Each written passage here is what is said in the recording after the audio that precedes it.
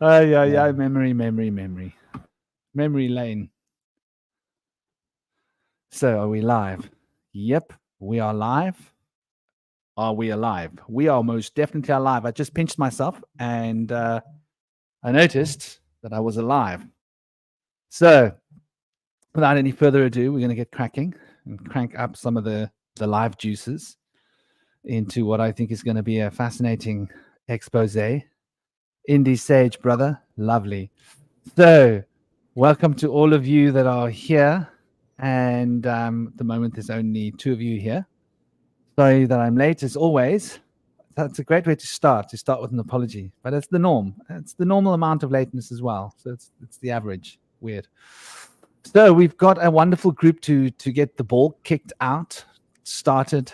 Hello, Mexico. Lovely, beautiful Mexico. And we've got the awesome foursome to kick the ball out. And we've got a couple people going to join us as well. It's going to be exciting, actually. Hopefully, Kalai will be here. He said he's got a lot on. He's been busy with his work, which is good. And we're going to have Stein Forks here as well, the pagan gentleman. So it's going to be a lot of fun. So yeah, we're going to be talking about memory, as memory relates to timelines and soul age, and exactly what memory is. We're going to kick the ball of memory around the field of what has been and what can be and what will be. We're going to look at memory through various different sets of eyes, get a little bit of a rounded shape of what we understand memory as. Everybody thinks that they know what memory is. People tend to take for granted, oh, memory, that's a simple one. I know what memory is. Sort of like when people talk about God, yeah? We all know what God is, right? We can all have a conversation about God and know exactly what we're talking about. I always find it funny when people have long conversations about God. I'm like, what is God exactly? What are we talking about? To me, it's one of those almost undefinable concepts, and memory seems to almost fall into that field. Welcome, J-Ma. I hope you're good. Hope you're having an absolutely fantastic day. Ursus, lovely. I hope I said that right. Much love to you all. So, without further ado, let me introduce who's in the room, who's on the table, who's on the panel for now. We're going to have more people arriving as well. I'll go clockwise. I think that's the way people arrived. It seems this platform seems to be quite logical. So we've got the Cosmic Prankster. The Cosmic Prankster is intuitive. He's somebody with intuition, and he's been connecting with the kingdom of the Fae, with the Fae beings for years now. He's been channeling an entire system, an ontological system, if you will, or a cosmological look at how the universe is and an expression of the consciousness field and how we are all connected in this universe and what the dimensions are. Also, it's an occult system. It's a magical system. It's a system of understanding. I suppose you could look at it as what can one day become a religion, as scary as that is. This is how religions are formed. They form with occult systems. I certainly hope not. Beautiful you never know. The wrong people get hold of it, and there it goes. I mean, it is inevitable at some point, but when you have any kind of belief system out there, there's always going to be somebody that's going to want to turn it into a religion. That's often how these things work. But he's a lovely brother. He's got a really fresh, new outlook at things and the world, and he's going to be sharing some authentic thinking. We've also got dear brother Aaron. Aaron is a wonderful brother as well. He's working with he's been working with the Imagination series for a long time, and now he's working with the memory. It was actually the conversation that Aaron and myself were having recently that sparked up this idea of memory. In fact, it was yesterday. We were having a conversation that ended up becoming quite a deep look at things, and memory came up as a discussion because he's been getting into the memory field of things, and it's been something that's been on the cards for a long time, because memory is as fundamental to occultism as imagination, as devotion. These 3 things really fit into the pod, 3 Ps in a pod, as it were.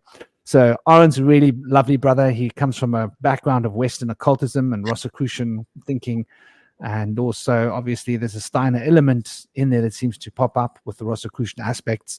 He's also schooled in other schools of occult thinking, Eastern and Western, And yeah, he's a wonderful brother. Also got his own head and feet on the ground nicely. We've also got dear brother Indy Sager. Indy Sage is another wonderful character. He's been through a lot in life. He's working with his shadow. He's helping people to work with their shadows. That's what he does. People come to him when they are looking to engage with their shadow and absorb these aspects into themselves and find a sense of wholeness and peace. And so shadow work is his main baby, but he's also very much into all the occult therapeutics and philosophies.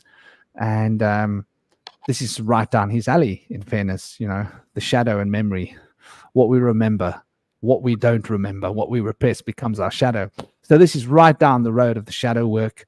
That's his main heart's forte, though he's also very much into, ancient history and all sorts of related topics. So here we've got the four of us. I'm the Bush Whisperer. I'm just a local shaman here in Cape Town.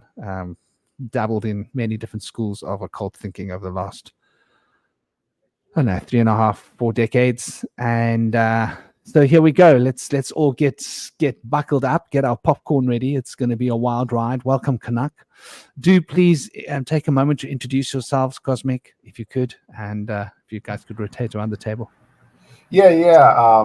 This is Cosmic here, and like Bush Whisperer suggested, I'm channeling the Fae and learning my own occult magical system. So for those not familiar with what I'm kind of working with, so basically the way this system works is it's like a kind of an extra dimensional mapping system where coordinates are kind of like between sort of like different ideas and concepts are sort of like represented by these spheres known as Zerfaxes. So with that in mind, I'm going to have a lot to say in regards to memory, and that my sort of theory is that memory is sort of tied to the location in which the events occurred. So I'm going to have a lot to say on this topic.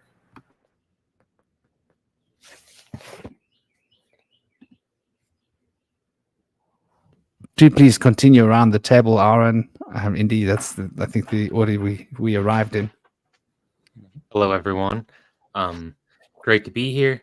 I'm working, I have been working for most of the year with imagination, and it was just something that I thought was really missing as I communicated and connected with a lot of different people and groups, and we're trying to grow and expand our perspectives. I realized that few people seem to have the imagination required to grasp a lot of the concepts that we were discussing, and I thought it was a need in order to kind of expand our imagination, like we build and strengthen our muscles. And so I see a lot of these different aspects of us as being like organs of perception that we've got to strengthen and practice and grow. And after working with that, another part of my practice is just focusing on memory in order to remember the various perspectives that I used to have as I transition and grow and develop and merge into different identities or connect with different groups, in order to ensure that, I'm not just fleeing from something and trying to morph something else to fill the various voids that I have, and trying to compare and contrast some similarities between the patterns that I'm going through in life. And I think a lot of that probably does have something to do with the integration of the shadow. So I'll let pass it on to Indy, since that's his specialty. And great to be here today on time, and I'll be here for a few hours. So good to see everyone. All right. Thanks for the introductions, guys. And thanks you for the wonderful pre-introduction, Franklin. You always do such a great job with opening the show. Grateful for that. And I have a lot of things going on with memory in my life. Of course, it's been said that I work with the shadow, and I'm a great proponent of shadow work and the power that it can do for the soul and for the spirit and for the individual to become whole and complete and find that inner peace to replace the inner turmoil that we tend to carry with us until we tend to make that flip and we take our power back. So there's a lot of memory that gets lost in our shadow of our authentic self that we can retrieve through shadow work. That came into my life after a near-death experience in which I had brain surgery and experienced some damage in my hippocampus. The hippocampus which means seahorse, because it's shaped as such, is the language memory center of the brain, and that's where I had damage. So I learned that through meditation, I can transfer gray matter from the amygdala, which is the primitive fear-based reptilian brain, to the hippocampus, which is a higher consciousness aspect of brain, from language memory, where we learn to live by principles and such. So I've been able to heal some of the damaged area in my brain from meditation, and in doing so, gain greater capacity for language memory. And I've studied a lot of things regarding memory in the past. Particularly, one of the things that interested me was that water holds memory. In the studies of Dr. Emoto, we see that the fluid aspect of water can obtain energy from us, and then when frozen, it can display in crystal form how that energy has affected the water. So that's a really interesting thing. I'd like to touch on that later on in the show as well. And we can talk about fluid memory. I'd like to get into that as well. Give you guys a chance to open the show before we dive in deep. That I like that. Fluid memory, fluidity, and the lucidity of fluidity when it's bringing us into a state of congruity. Wow, fluidity makes us flow with everything. And I think this is a very interesting place to start with, the fluidity. The way memories run into each other, the way they flow like a river, the way the memories seem to flow from one to another. And when one dwells upon the memory, it's as if one is resting in a lake. And a lake, oh my gosh, okay, so who laked it? Lake is when you're looking. You're looking. Who laked it? But a lake is also a word for a flesh puppet that's been left by the side of the road, no longer being used by a soul. I'm learning to be wise with my words. I got kicked in the jewels in TikTok. I got ticked by the TikTokerish when I said the word D word, DEA, instead of like left my flesh puppet by the side of the road.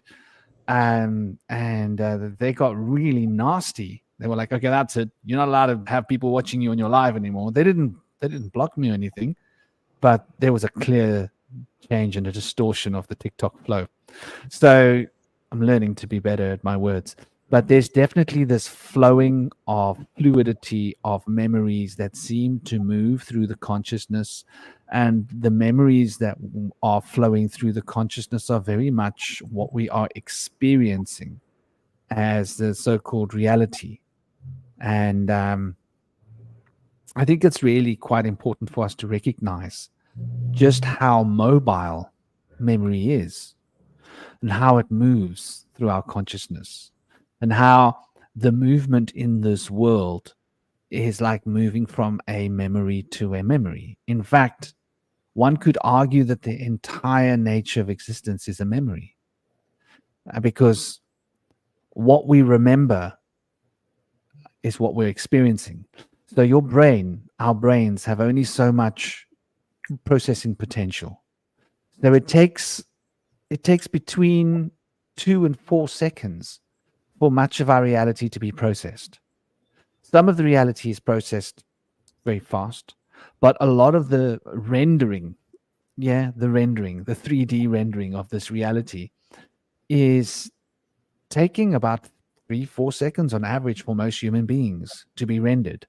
So much of what we are experiencing on the day-to-day are memories. We're living in the present, in the past. And so our present exists as a memory in the brain.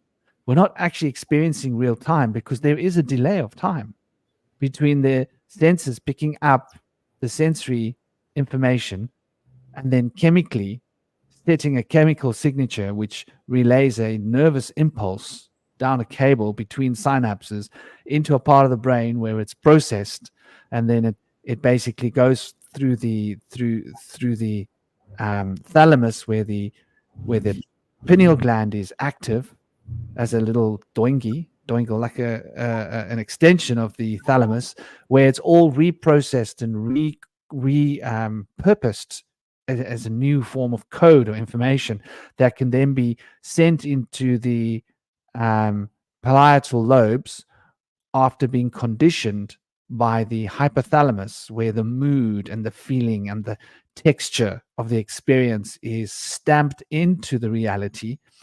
And this is then taken up by the parietal lobes, where a shamanic dream time, is focused and produced.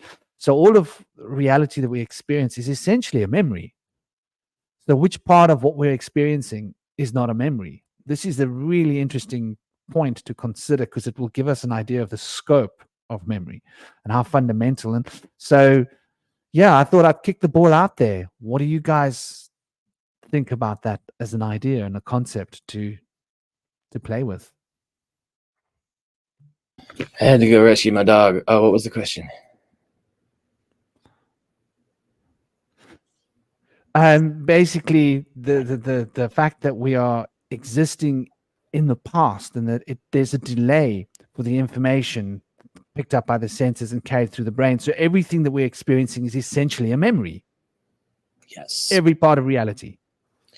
Yeah, this is very prominent in Taoism. They speak about how when we see things, if we're trying to remember the name and what we've been told about it, we're not seeing anything.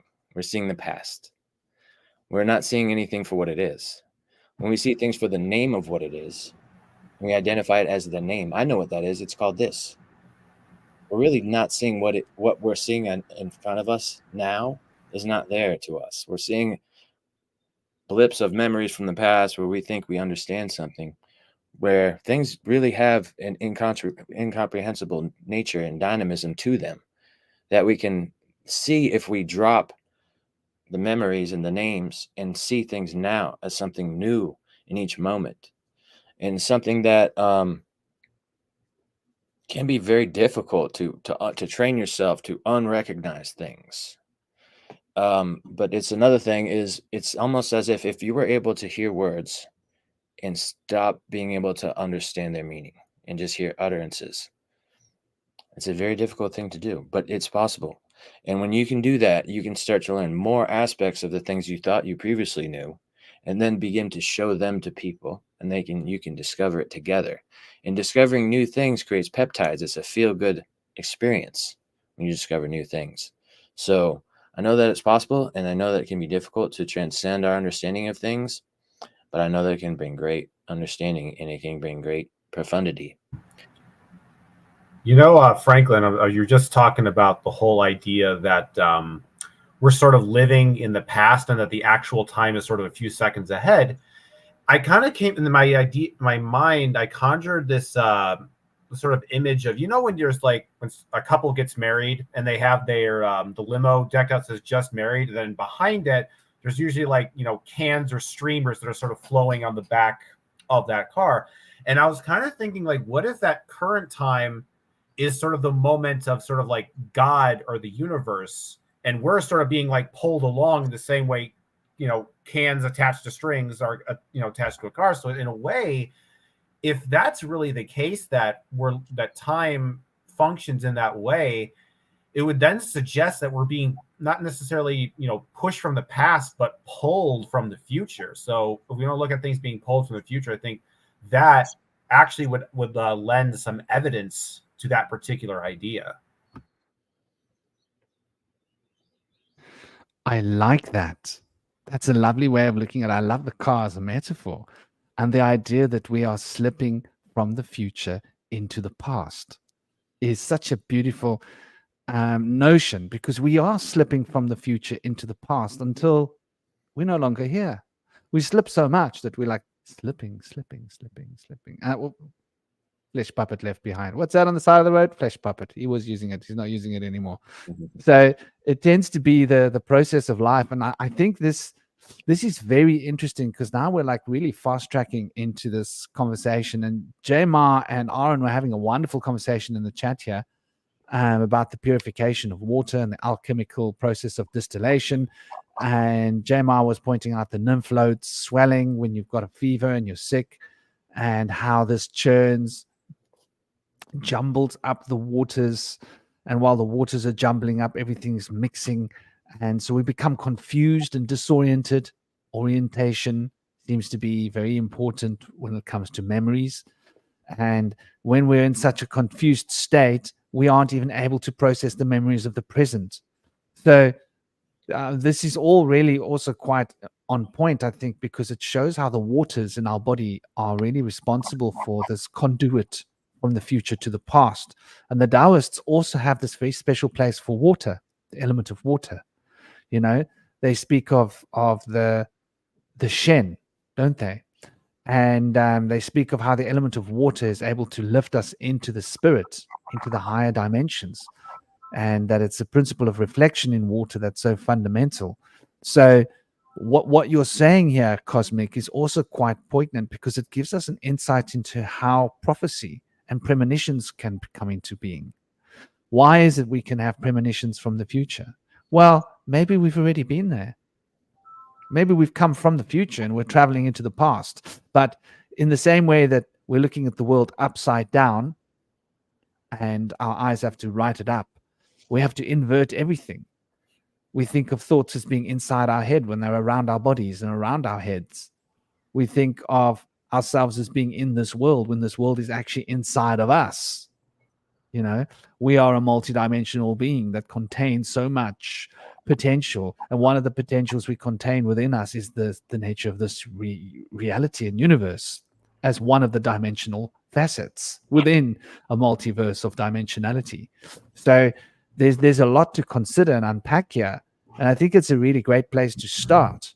What do you guys think about the notion of we coming from the past, moving into the, we're coming from the future, moving into the past? But you know, like when you're on a train and you're going forwards, sometimes, have you seen how when you're moving forwards on a train or in a car, normally on a train, because when you're in a car, you're too busy watching the road, unless you're a passenger, it's like the shadows are moving forwards. Have you noticed that?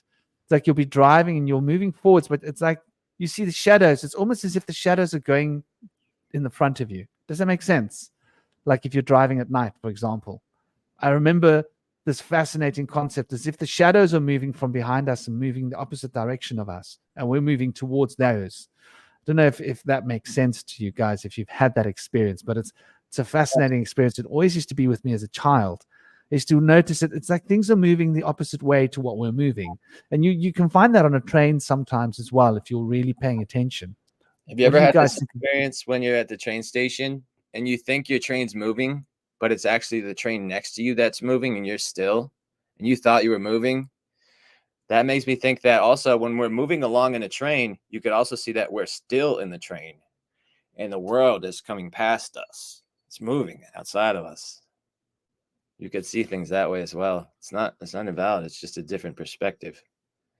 That's funny because this weekend I just visited the Tennessee Train and Railway Museum, and we're talking about trains. But I think for me, it's like I'm always in an active participation or construction of memory, and I'm able to kind of travel back to old memories, and I call it visiting old places with new perspectives. And it allows me to shift old perspectives and how I viewed old memories in order to change the future and change my energy and how I view things in my life and the entire narrative. So it seems like I'm kind of continuing to revisit, that cycle of the past, present, and future in order to maybe clean up the memories or align them better with my intent and focus, which kind of goes back to the distillation and cleaning process. Because one of my big concepts is I have like an image of a beaker, and I show like how the different states between solid, fluid, gas, and then eventually the gas will evaporate and then distill back down, just like how we see the water and rain cycle go. And I think that is the the way that our spiritual type essence goes through that same process, or even like our memories. And so that's something that it's kind of been a reoccurring theme for me for a number of years.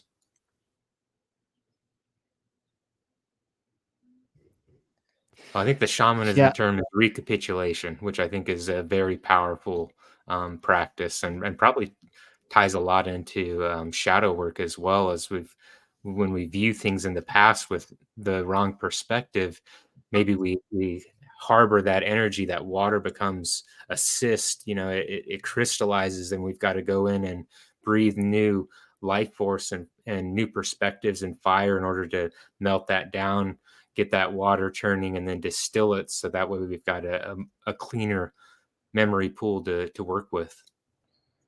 Absolutely. Yeah, your entire core values shift through shadow work.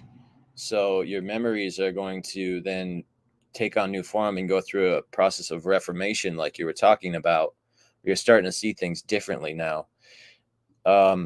Proust, an author named, I think it was Edward Proust, uh, wrote a novel about seeing through new eyes.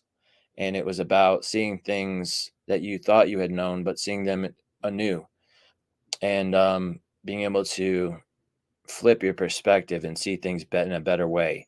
He lived in fear in his youth, and then he trained himself to see things in a better way, with trust and with love and compassion. So I think we can all go through a process like that if you are willing to engage in self mastery and go within and shine that light within. Now, I feel like Carl Jung calls it shadow work, but I feel like really it'd be more appropriately named as the inner light work, because you're really bringing inner light into the shadow there. And that's really where the work is done. The shadow can just be there and unacknowledged your whole life. But when you shine the light there, that's when the work is being done. And so through that, there's a definite transformation of your perspective of the world. And a lot of times when you previously blamed people for the problems in the world outside of yourself, you'll now look past that and think, I can only really influence my transformation in the world. I can't really change other people. And so you might see those people, you might have disdained them and thought, oh, I hate those kind of people. They cause so much problems. You might see them instead now with compassion, like, oh, I really wish those people could find a better way. Something like that could happen in shadow work very commonly.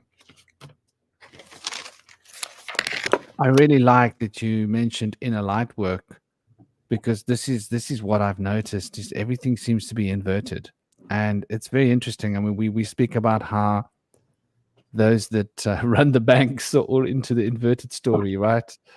To bring a bit of tongue in cheek into this conversation, so we don't take ourselves too seriously, but it's a serious topic. But those that run the banks are very much into an inverted worldview, and they like to see things back to front, upside down, inside out, upside down, and all around us, And it's very interesting how on point that actually is when we look at reality. Reality is really upside down, and we really are inside out. We really think that we're looking out into the world, and the idea of the shadow is really the brightest part of ourselves, if we think about it. But we call it a shadow because it's behind us, right? I think that's why we call it the shadow, because it's what's behind us. But if we are of spirit and coming from spirit, from the plane of spirit, from where we've come is where all the light is. So we're coming from the light, manifesting into this universe as a concept. What is behind us must be the brightest part. So we even have that upside down. Very often we think that, like, from a natural perspective, we think that everything in the world is good, right? And then, of course, the men in black dresses come along wielding their cross weapons, and they say that everything in the world is bad. So we've got these crazy polarities being shifted around us. I don't know why men wear dresses. I mean, men can wear dresses if they want, but why black dresses? There's no color in black. I'd feel a lot more comfortable with a man if he's wearing a colorful dress. At least you know he's gay. And by gay, I mean happy. So, but yeah, there's definitely something to be looked at, I think, with this whole notion of we call the shadow our darkness when actually it's our greatest light. It's normally our insecurities that are the parts of us that are the most beautiful parts that we're scared to show to the world because we're afraid the world won't accept the beautiful parts of ourselves. So we pretend and we become less pretty, sort of like a really beautiful woman putting on loads of makeup, and you find yourself feeling sorry for her, like shame. I don't mind clowns, but I'm sure you would be much prettier without all of that like face mask on. And a lot of women feel so insecure about the way they look that they can't face the world without their mask. And this is like conditioning. So there's definitely a lot of conditioning in our memories. I think this is interesting because now we've reached the Pink Floyd's The Wall territory. Hey, teacher, leave those kids alone. And it's the memory that conditions us. We remember who we are. Because we remember who we are, we remember who we ought to be. So we remember how we meant to behave. And so we remember what we want ourselves to become. And so we are set on this path in memory that predestines, that gives us a destiny. So is destiny a reflection of memory? Well, we're going right onto the deep end of the pool. We haven't even started with the brass tacks of memory, but I like the deep end of the pool. Is destiny another word for memory? I think so. I've always had the perspective that time is backwards, that we're really not going into the future. We're coming from it. We're going into the past. And I always like that because instead of diverging from a common source and then just spiraling out into who knows what in entropy, when we see things in reverse, we all come back into one. We all merge and come into one and integrate into one. And I love that. To me, that seems like a great progression in the right direction. And I feel like also the place where we've come from is behind us now in the future. Why go back there? We have premonitions of the future to come, which is our memories of the past. I think it's more fun and exciting to see things that way. What do you guys think? I have a lot of things to say about time. There is, you could look at it, the conventional way of coming from the past to the future, or the future, into the past. But I just kind of think of it more like maybe it's more omnidirectional, and that we're kind of time travelers, and that we can kind of pick the direction of time. We can pick the time flow direction as we choose.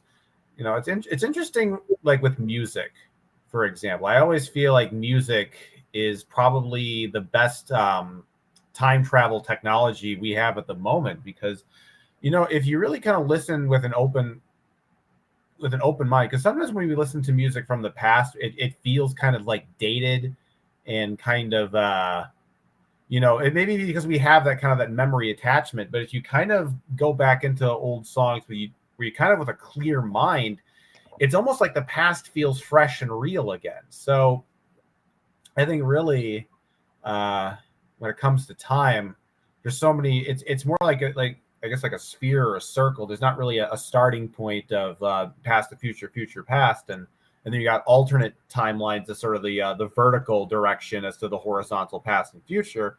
So really, it's kind of like time is kind of like an open world video game in my point of view, or at least it can be if you know how to navigate. You can kind of get out of like the time current, because really, if you think about linear time, or as sort of mainstream culture sort of like propagates it, it's a lot like a river. When you're swimming through a river, like a really like rapids, like if you've ever been or whitewater rafting, where it's like if you try to swim against the current, you're not going to be able to swim against that current. You're going to be pulled by that. In the same way, society kind of pulls us along that sort of linear time current. So I think when it comes to really stepping out of time, the first thing you have to do is slow down time.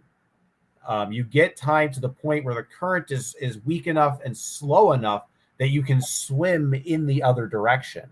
And that's kind of what I noticed, that when in certain altered states of consciousness, when there is that, sense where time is dilated and time is slowed down, it's almost like you're not caught up in that linear momentum anymore. It's like, oh, I can travel in any direction I want now, mentally speaking. So that's the way I look at it. I've always kind of had the image of consciousness reflecting the ocean a lot, and I like the term mariner because I've always felt that way. Like I'm exploring consciousness and this spiritual aspect, and it's reflective of this massive ocean with these extreme depths and darkness that you can go to. And I feel like whenever I've been in the ocean, especially like deep sea fishing or something, the ocean is just absolutely massive and so vast. And so you mentioned music being kind of like a portal, and I've always thought of like power objects because it can be very difficult for me to like actually return back to old memories, especially as they accumulate as I've lived longer and had a lot of more experiences. So I kind of need music or a power object to be almost like a vessel. It's like I'm getting on that boat and then I've got to travel across the ocean to find the island that memory resides in.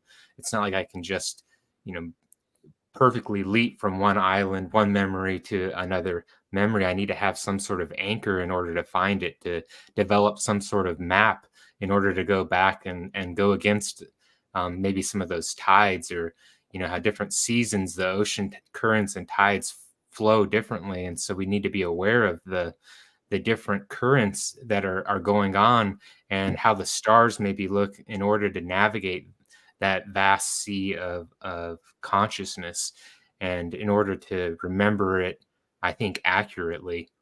And so maybe like an anchor. So the power objects are things that were significant to me while I experience that memory. So if I think of it like an island, maybe it's a coconut that I found on that island. It only grows there. And if I bring that coconut with me, maybe I'm on another island and I access and eat that coconut, then I'm immediately transported back to when I first tasted that coconut on that one island. And then I can remember my perspective, what it was like to first visit that island, and then compare and contrast that to the new island I'm on, and start to notice these larger cycles and patterns of memory.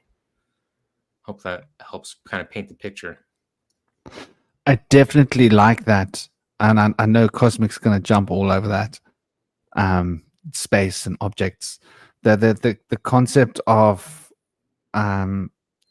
associating objects with time and space in our memory, I believe, is the beginning of ritual and magic. And so it's essentially how we started learning to manipulate the flow of memory. So, okay, let's look at the word memory for a moment, because we haven't jumped into this. And I think this is like really, we've mentioned it before in roundtables, so we'll try and summarize it fast. So mem, you've got the 3 mother letters in Kabbalistic law, which is a really great way. And literally the word mem ori comes from there. So mem is water, mem, and it relates to the tarot card of self-sacrifice, the tarot trump of the hanged man that is hanging with his knee crossed in the shape of an upside down 4. Upside down 4. Here we go with the inversion thing again. And so this represents the mem, and the mem represents water. Now there's 2 states of the letter mem. It's got both its fluid state and it's got its fixed state. And so we can consider it as moving water or water at rest. And so this is one of the double letters, mem, in as much as it's got 2 forms.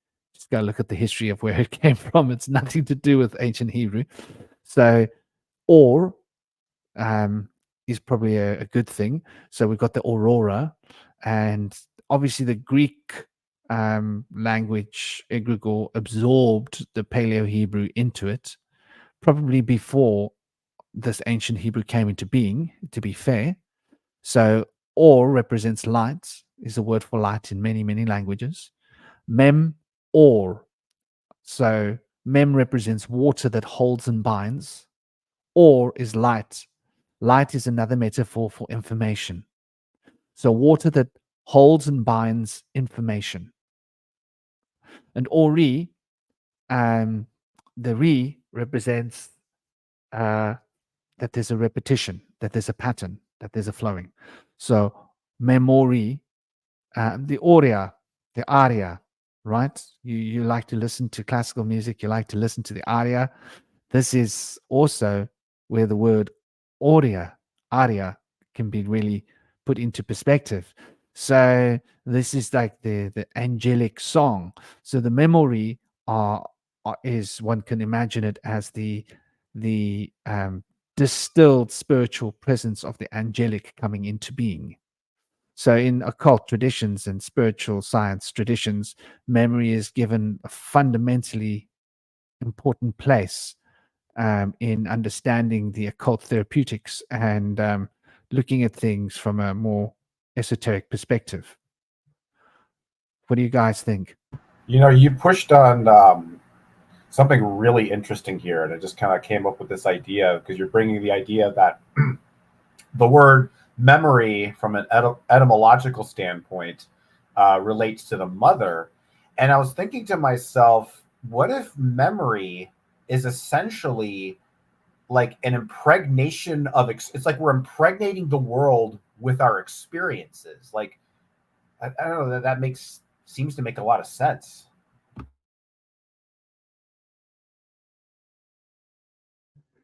Yeah, and the divine feminine is what everything comes from, and everything is bound within. So, you know, we're talking about emotion here when we talk about the divine feminine as well, the motion of energy. And so mem is representing how this energy is flowing like water, and how our memories flow like water, and how consciousness is.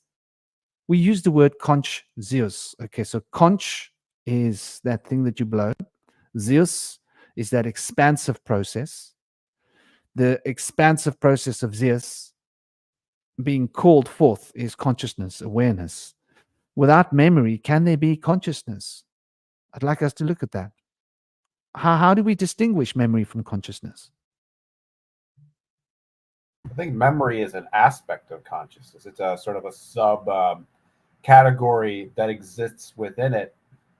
Perhaps maybe what memory is essentially, like, if you think about what a memory actually is. So we have experiences, and then we have memory of an experience. So maybe what a memory is, from a metaphysical standpoint, is like we can go through experiences multiple times, but it's like it's an experience that's already been experienced once by its participants. So you can experience it again, but when it's, when something is new, it's not a memory. But once something has kind of reached that point and it's experienced itself, it then becomes memorialized, so to speak. So maybe that's what it is. I'd like to add to that with just the notion of this. How can we experience something if it doesn't already exist? And if it already exists, isn't it a memory? Can we ever experience something that doesn't exist? Or, sorry, brother, you're quiet. I feel like it would be a combination of our memories into a new form. We can do that. When you try to come up with a novel image or a thought, it's going to be hard to have it not be composed of things that you're already familiar with. The best thing I've ever come up with was like a purple flying penguin on a orange camel that flies on a magic flying carpet. that's a new color we never seen. It's just a bunch of things. You just try to mix them together. It's going to be hard to find a new thing, but things can be discovered, like from an experience, out of body experiences and things like the Zarfax, and like things you have to give a new name to.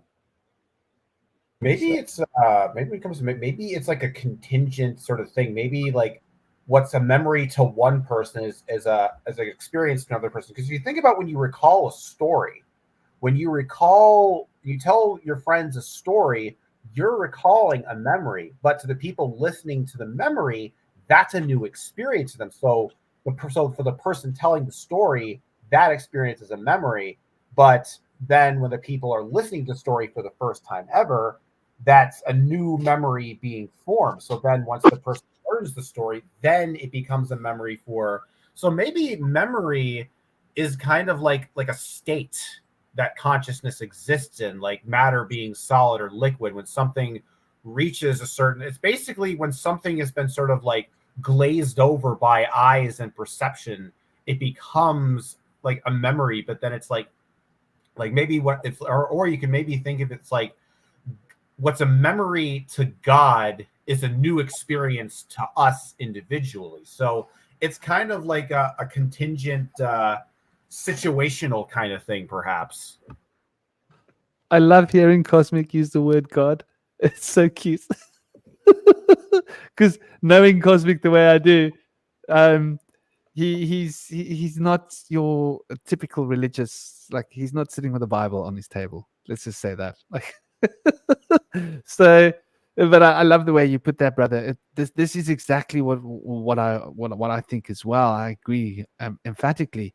I think that like everything exists in the Akashic records. The records, put that record word out. In the Akash. In the Akash, everything exists. Every potential, every possibility. Throughout all of these Zerfaxes, they are contained within something that is the biggest Zerfax that contains everything. Or maybe it's not a Zerfax, it's got a different name. But the big container that's got all the other smaller Russian dolls in them, right? Containers within containers. I think of that as being the substance of what is being. And I think that we're experiencing the substance of being, and we're experiencing the substance of being retrospectively because we're playing catch up with God and creation. And so we're playing catch up with God and creation, following the trail of memory. So this is like a very interesting concept. It's why we can remember anything. We can remember who we are. What a concept to remember who you are. Did you ever forget who you are? I've done it before. I had amnesia before from I tried to play a long jump on the beach by the river in Utah, and this is hard-packed sand beach. It's not like at the ocean. I tried to reach my feet a little bit further than I could get just so I could beat the person I was trying to contest against. And I slipped back and bumped my head, and when I woke up on the ground, people were calling my name, and I kept saying, "Who is that? Why do you keep calling me that? Stop." And they said, "What is your name?" And I thought to myself, I don't know. I don't know what my name is. I know I'm not from here. I was in the desert, and I didn't have any memories of ever having been in the desert, and I was very confused as how I got there. I've forgotten who I thought I was too. On ridiculous quantities of psychedelics. Yeah. You know, literally forgotten like who I am. And you know, forgotten everything. And just sort of, well, what do? You just, okay. Yeah, all right. It's all good. It's like, it doesn't really matter. I'm here. I'm still here. I'm still alive. So if I'm still alive, I can relate to the idea of literally like trying to figure out who I was and what my name was and just thinking, you know what? It seems like a big headache. Forget it. Doesn't matter. Just be someone who I am. But I think we're all suffering from amnesia. And this is what the shadow terminology is really about. I think I think, like, to meet a human being that isn't suffering from amnesia is a bit of a novelty that probably none of us have experienced, because we've all got some element of amnesia. Otherwise, there would be nothing to discover, nothing to remember, no one to embrace as the self, no need for the spiritual path, no requirement for meditation or training or contemplation or philosophy or any form of devotion, bhakti or yoga or understanding would be irrelevant. Books would be a waste of time. You know what I mean? Like, because I do fully realize that we do already remember everything. Like, I've had memories from the past, from my past lives, that are evidential, like they're evidenced by evidence. And, you know, if you have knowledge of doing something or knowledge of being able to do something that you've never been taught because you remember it from a past life. And in my situation, it was martial arts. And according to a sensei, they were like, "You've been trained by some classical master." And I was like, "No, I haven't." And they were like calling me a liar.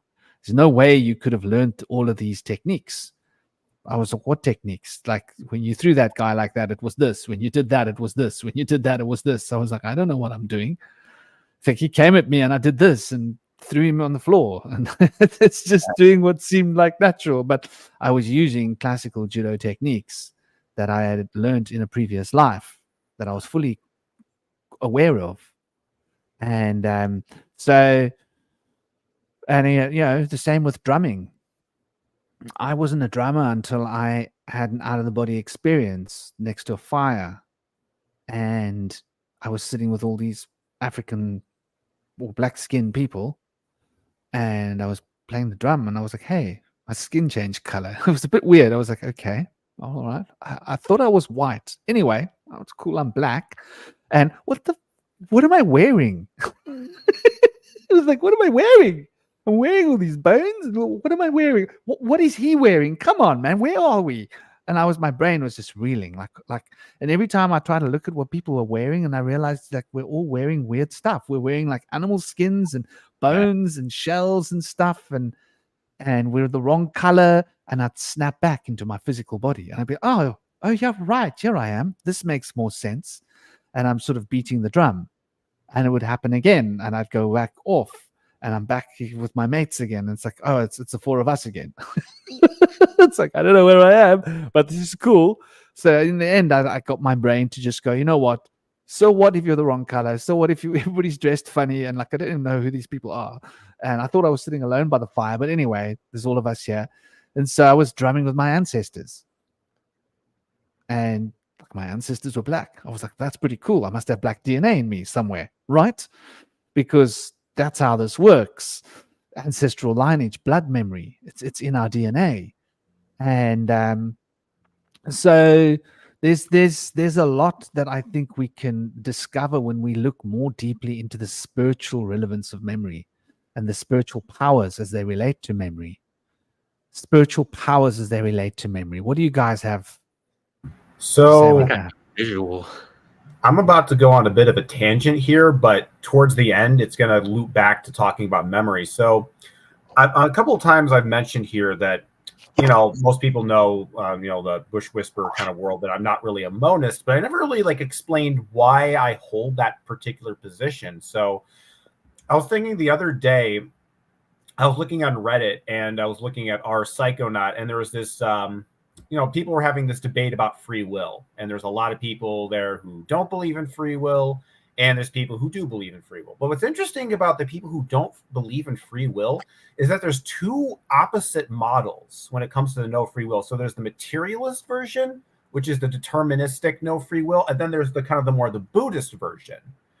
And what I was thinking about what kind of that, but what's interesting is that they're both kind of monistic philosophies, but materialism and idealism. So I'm thinking about the two kind of like sort of like states of mind that are kind of like almost direct opposites of each other, which would be, and I'll unpack this after I explain this. The idea of dreamless sleep versus psychedelic ego death. Now, let me kind of back up. So when you're in a state of dreamless sleep, you obviously lack awareness, but you have a sense of being because there's still blood pumping through you. You're still breathing air. You're still digesting food. And you still have delta waves going through your brain. So when you're in dreamless sleep, you're in a state of pure being devoid of awareness. Now, let's contrast that with psychedelic ego death. When you're in a state of psychedelic ego death, you're basically kind of presented with all these different sort of parameters of consciousness that exist around you, to the extent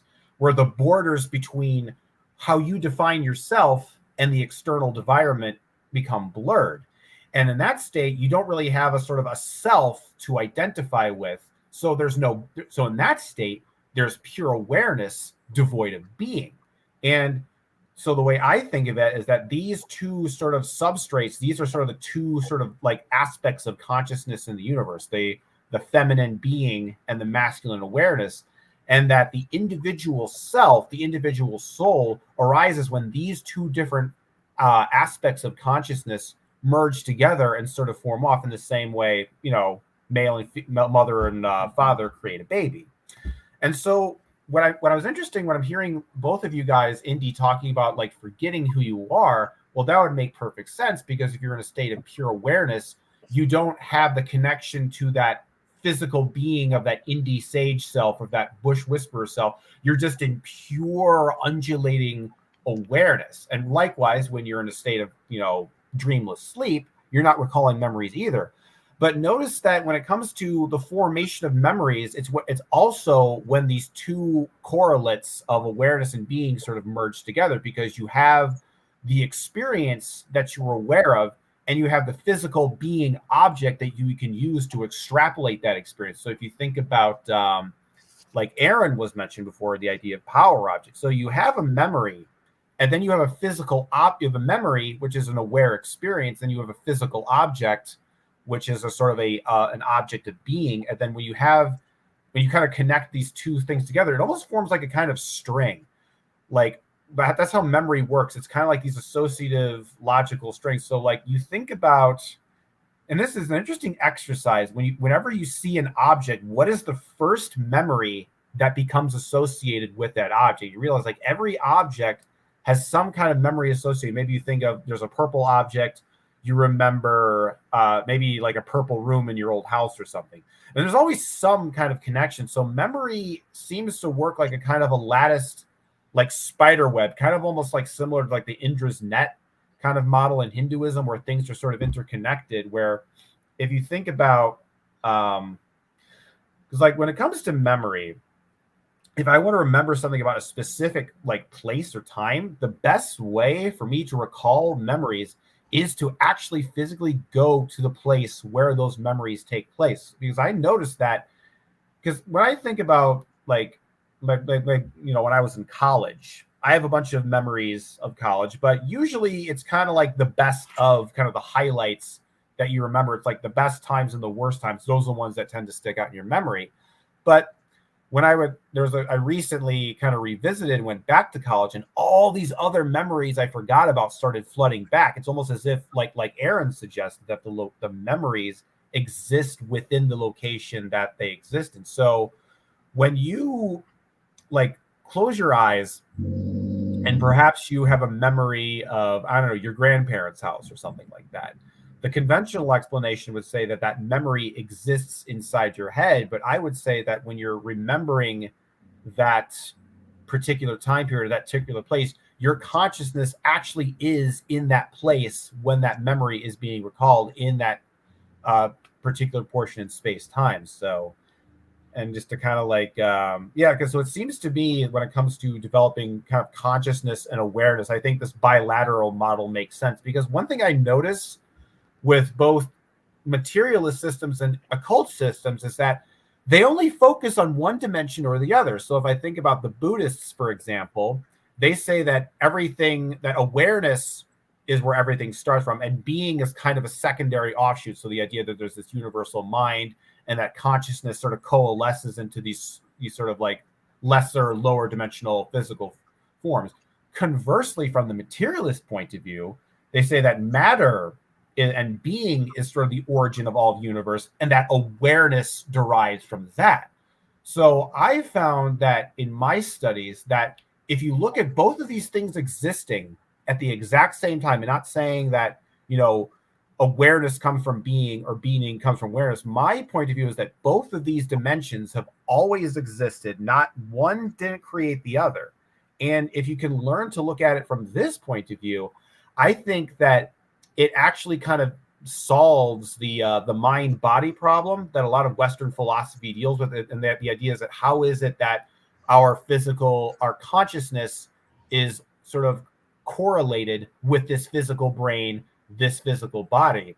And if you look at it, instead of being this idea that you have this purely aware soul that's entering this mattered form that's totally devoid of consciousness, it becomes very difficult to kind of figure out how these two things sort of interlink and become correlated. Whereas the materialists also have the same problem. They have this, this material universe that's totally devoid of consciousness. So how does consciousness enter the picture? How does consciousness embed itself into something totally devoid of consciousness?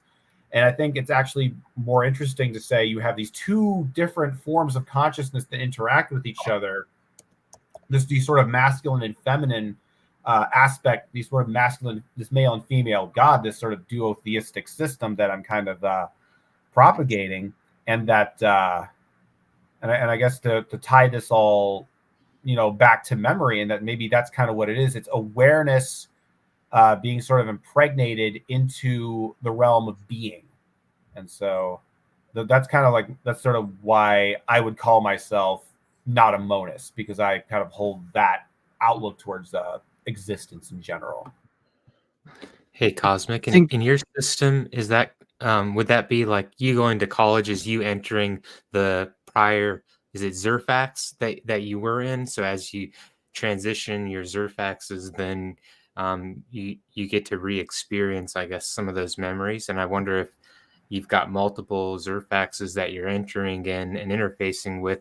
Does that help you develop the view of the larger, maybe Zerfax that houses all of those sub ones? Yeah, I think what helps with the whole Zerfax and Zarfax epistemology is that it's a way to sort of quantify conscious experience. It's a way to actually sort of take ideas and understand the actual space between concepts and ideas. So, like I said, the simplest way to understand Zerfaxes is like with numbers, or with numbers, I would say. If you think about, because every number can kind of be subdivided into an infinite number of numbers, but from an experiential sort of point of view, there's like each number is kind of its own universe. It's its own kind of quality. Because if you think of, and there's numerology, they have their kind of own qualitative, like 1 and 2, they have kind of different sort of qualitative aspects. They say different things. They sort of represent different things in an occult context. And so you understand that 1 and 2 conceptually are sort of one Zerfax apart, and that and sort of ideas like that.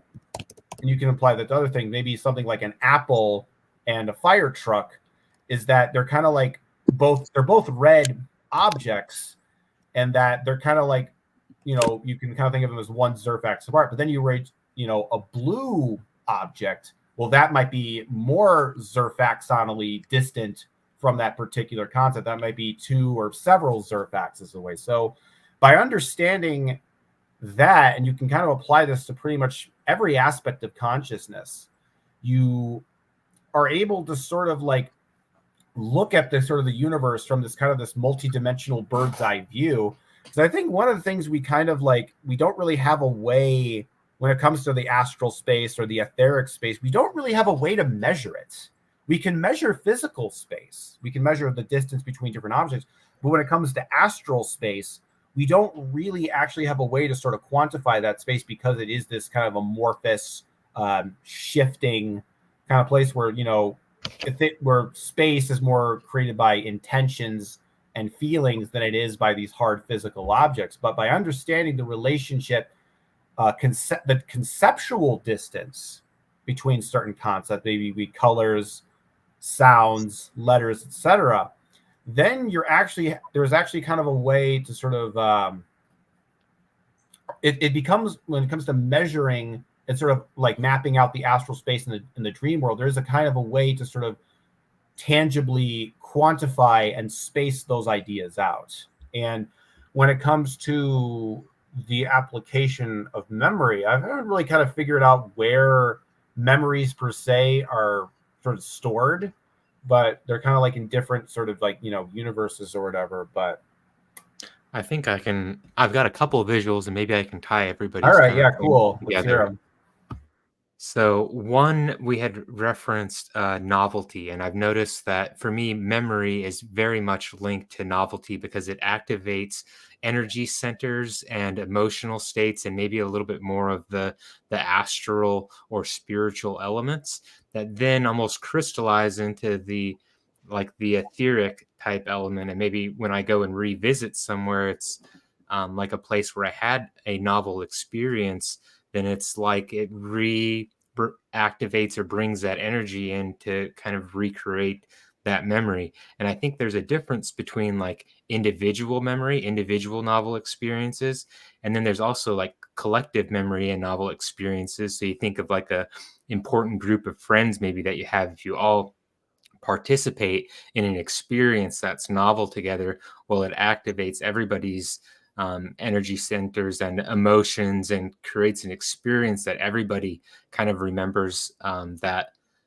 reality. And then we were also talking about I think of more of like a cosmic or a God type memory. It would be kind of beyond that, because I've always had the idea that whenever either individuals or groups of people have a novel experience that is new in comparison to the general population, it is almost like the cosmic consciousness or divine focuses its awareness and memory to that point in time. And I've witnessed a lot of I'd say magical or spiritual type activations, energies that I didn't see in individual or the group memories in those kind of, I'd say, cosmic consciousness type memories.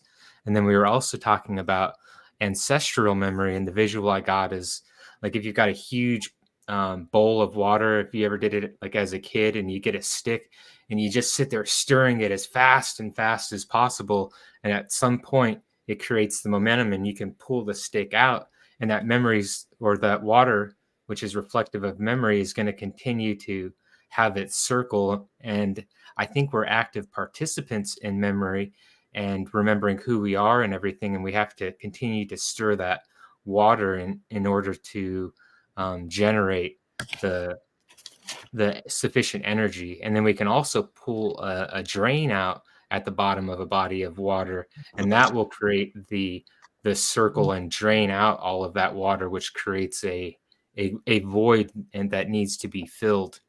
And then I think the third part we were talking about was free will. And I feel like a lot of people have maybe an obsession towards, hey, I have to have the free will, because I think there's a large amount of suppression and control by other people. And so people will not feel any personal power. But once that's kind of transcended and there's sufficient novel experience, then I started to realize that it's impossible for me to actually experience everything. And so I don't want to have the pure free will of just myself to try to choose all of these novel experiences. So I transitioned to asking for guidance in filtering my limited novel experiences that I can embark on with a certain intention, and asking for God, the divine, my higher power, to help offer some guidance as I navigate the vast waters of memory and which islands I choose to visit. You touched I on think something really important here, Aaron, when it comes to the whole novelty concept when it comes to memory. Because if you think about it, the things we do remember most in our lives are these novel experiences. But what I also kind of wanted to jump on is how our perception of time shifts when we are entering a novel experience. Because if you think about the times we don't remember, your typical work days, your very typical kind of scheduled days, you don't remember those days because you're kind of moving along that linear path of time, like we were talking about before.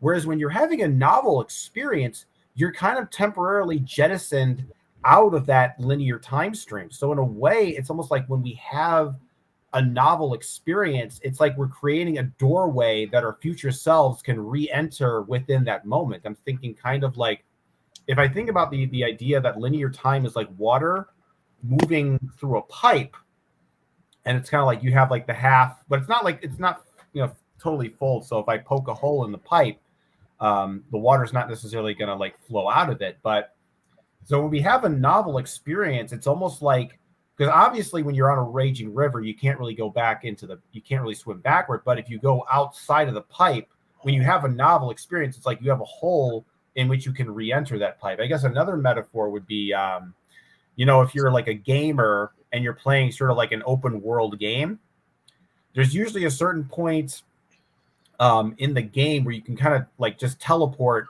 back to certain spots. So maybe you're just sort of exploring the world, but then you don't want to back travel a lot. So it's like, oh, I can just warp to the fire world, or I can warp to the ice world to kind of like, reclaim, so I go back and do something in that area. And I think that novel memories in relationship to time work in the same way. It's almost like when you have a novel memory, it's almost like you have a warp point to a particular point in your past experience when you have that novel moment. So it's almost like, because you transcend time in that novel moment, that then becomes a time portal which you can access from the future. I really want to comment on something that you brought up, and it's slipping into the past.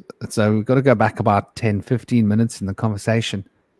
And it was sort of the focus of what you said. And I like what you guys are on about, the way that the memory is so sort of, well, it's relative, isn't it?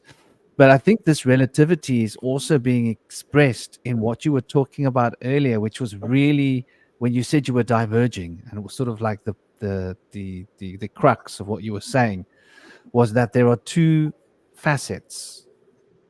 That there is the what I consider to be the Ahrimanic or the Luciferian way of looking at things. This would be from a Steiner perspective or from a Rosicrucian perspective. But there's the materialist ideology, which says, it's focusing from the world and that everything comes from the world and stems backwards. And then there's the spiritual or overtly spiritual context that says it springs from the spiritual and moves towards the world. But possibly it's more like the caduceus, two serpents wrapped around each other, moving like an oral brick form, where the tail is being swallowed. So what becomes the body is the tail, but it's swallowed by the head. You see the conundrum of where it starts and ends. And I think that this is really fundamental when we're looking at the word memory. Once again, this is why I put the meme on the screen for us to look at this. Now, one of the oldest goddess forms, and I, for the life of me, couldn't remember. I ended up having to revert to what we consider to be ancient Egyptian iconography. And okay, I want you to focus on, let me get that image up. I want you to focus on the way in which this, if you see my mouse, is basically, it's a crescent. What I called the breast. It's a crescent.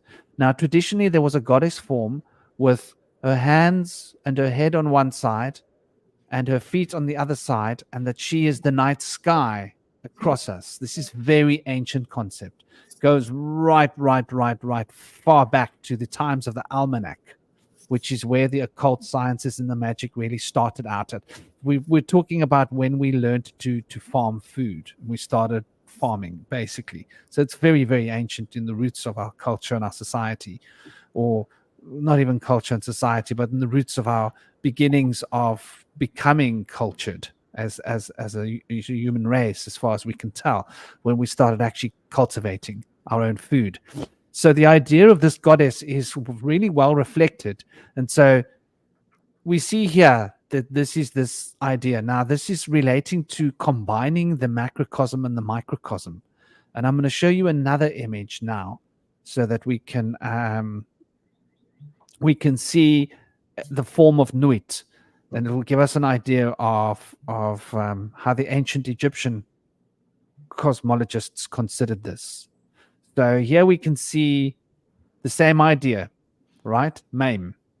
So you see there, the hands on the ground. So this is where the letter Mame comes from, which is relating to the firmament. Nuit represents the firmament. Now, the firmament is the waters above and the waters below. So this is that dualistic idea of what you were talking about, cosmic, where there is the worldly and the personal, the impersonal, the intrapersonal, which is the macrocosm, the universe, and our inner, which is our personal. And so there is such a concept as the memory of the world. The world has its own memory. The universe has its own memory.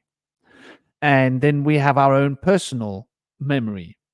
And so to use that God word in a very abstract way without really defining what it means, I'll define it as everything that is, can be, will be, has been in terms of possibility and reality. So everything in that is the proverbial memory of the universe. And the universe is remembering a particular sequential series of memories from its memory bank.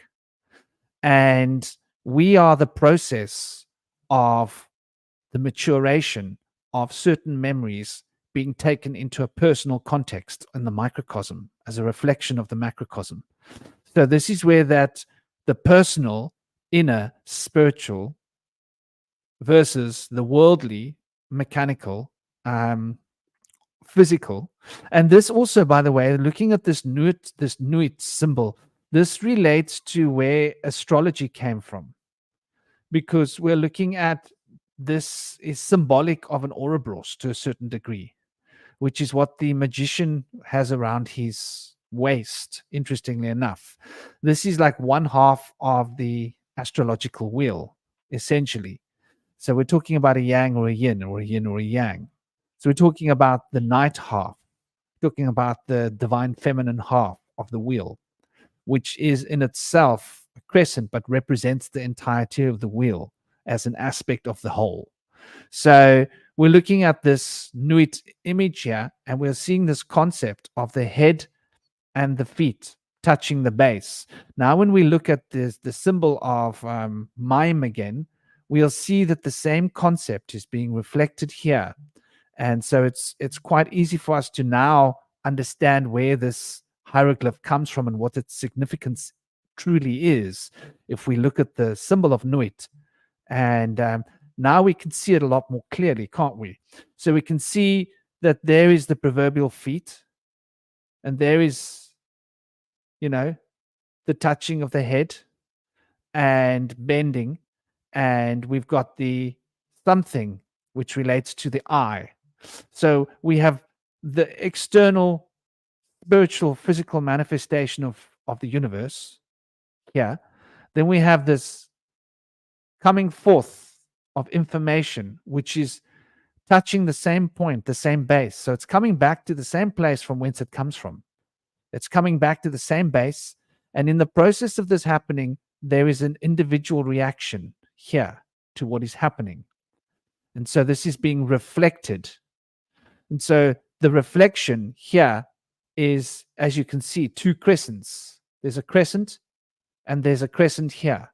So this is the part of the crescent that is a part of the whole. You can see this idea reflected in the Aum as well if you really study it carefully and look at those three crescents and what they represent, not just to do with the phi ratios, which are supposed to govern them, and the three fundamental colors of yellow, red, and blue, which are the primary colors that represent the three mother letters of the Kabbalah, which is Shin, Aleph, and Mem.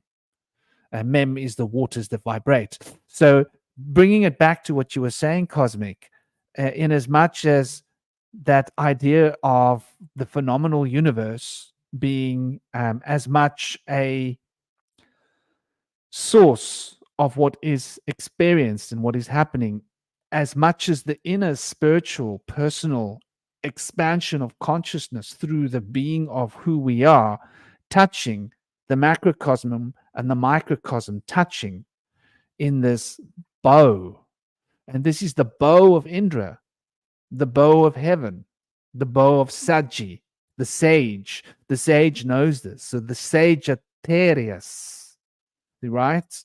Terra meaning earth.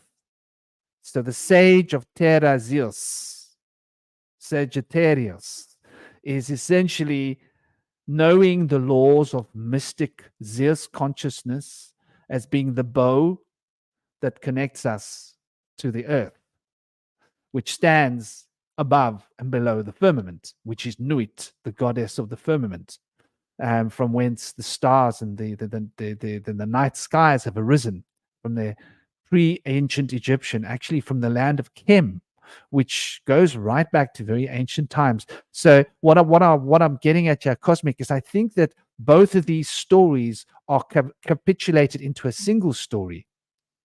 I hope that makes sense, of the materialistic ideology and the Buddhist ideology, as you term them, being seemingly oppositional, but actually they're telling the same story. And together they form the bow. What do you Yeah. think about that? No, that sounds about right. It seems accurate.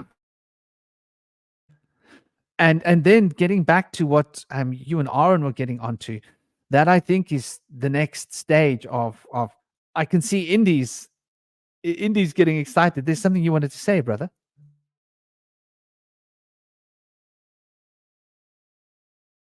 You're muted. I was working on trying to figure out the hieroglyph for memory, and I found that M is an owl, not water, and N is the water. But there is a symbol called Ket, which represents memory, intelligence, thought, wisdom, sadness, bravery, and love. It's represented by the brazier. I don't know what a brazier is. It kind of looks like a whip. The brazier is what you put coals in. Okay. It's a container. It's like a cauldron. Yeah. So that kind of ties back to what I was trying to get to about the idea that memory is liquid, but it also refers to the light, the aura. So it's like the light on the liquid, or the light on the water, which makes me think of like the sun dancing on the water. And so it really comes to the energy within the water. And so I wanted to touch back to the fluid memory. I wanted to touch back on the definition of fluid memory. It's considered to be the working memory capacity, but it represents the flexible nature of the memory. And it's noted by change, mutability, adaptive responsiveness, and distribution into optical, auditory, olfactory, tactile, affective, cognitive areas of processing, and sense memory in the brain. So the ability to tap into all of those sense memories in each moment, be able to fluidly pull up what's most relevant to the present moment that's being conjured up. That's the fluidity that is represented by fluid memory. And I feel like it's the light from the world outside of us that brings us into the fluid that resonates with that light. And so that is within us. Also, I wanted to mention that with past lives, we were talking about novel experiences. 2 experiences that I had with past life memories were a novel experience for humankind, in which it was like the 100th monkey principle, where I was doing something that was the first time a person had done. And the first time I was able to create metal from lava with wooden, a very long wooden spoon, and I had wooden armor that I had created for myself. We don't have any knowledge or memory of this in our history. It was prehistoric experience. And I was wearing strange things, like Franklin had mentioned. My hair was all braided, very intricately, something I had never seen before, in small braids, so that I could swim in the water with what would be dolphins, I suppose, but they're much bigger. The second memory that I had, I was the first to have ridden on a bull. We were caught in a stampede and had to climb up a tree. It was my brother and I, where we were just wearing animal hides, and I was very daring, and I chose to jump onto one of the bull's back and grab him by the horns, and he thought I would be dead, and he was so scared. And I rode that thing until they stopped and they started to graze, and I just had jumped off and just walked back. And it was the first time in both experiences we had been able to do that, and I kind of saw how going forward this would lead to more people having access to that kind of behavior that's now there. It's now available to the collective. So there's like a collective memory that's available in those experiences that's created. That's really, really interesting, the way the collective memory operates. I think that's really, really on point. And there was something else that you were saying there about fluid. I just want to add, Aaron, before you jump on, the word fluid comes from the word fluid. Now, P and F are interchangeable in the old Paleo-Hebrew origins. And when we talk about Paleo-Hebrew, we're talking about an alphabet that goes right back to pre-Phoenicia, essentially. They talk about it as Phoenicia, but actually it goes through Chaldea. And I believe it goes back further. The concepts, the pictograms from whence they are drawn.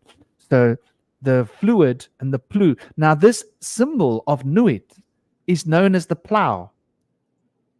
And in yoga, you do a posture called the plow, where you literally put your feet over your shoulders. Right? Yeah. You bend your body into a bow. Wow.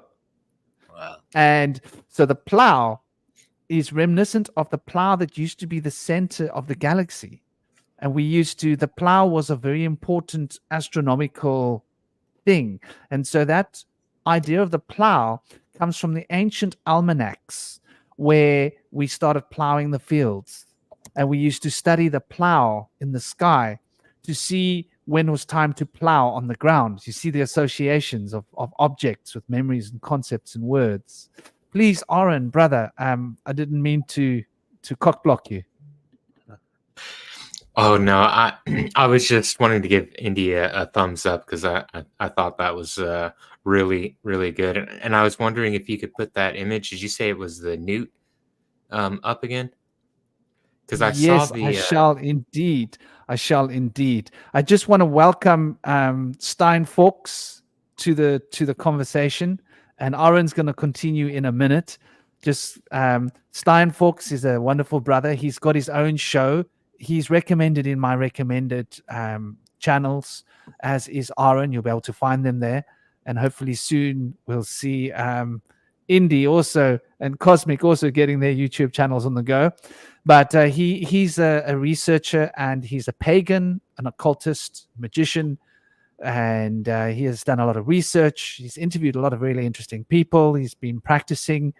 He's very much involved. He was a part of the round table right in the early days, and he's been very busy. He's had a lot on work, life. He's a father.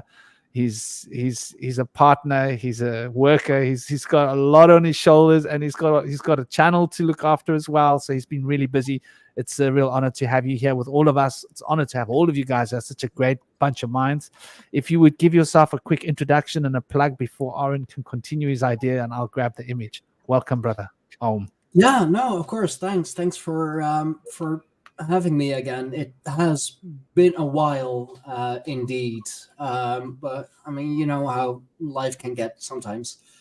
Yeah, I go by Stein Fox pretty much everywhere. I am the head of the tribe of the Greyhorn Pagans. Germanic. I'm a Germanic pagan, a father of three.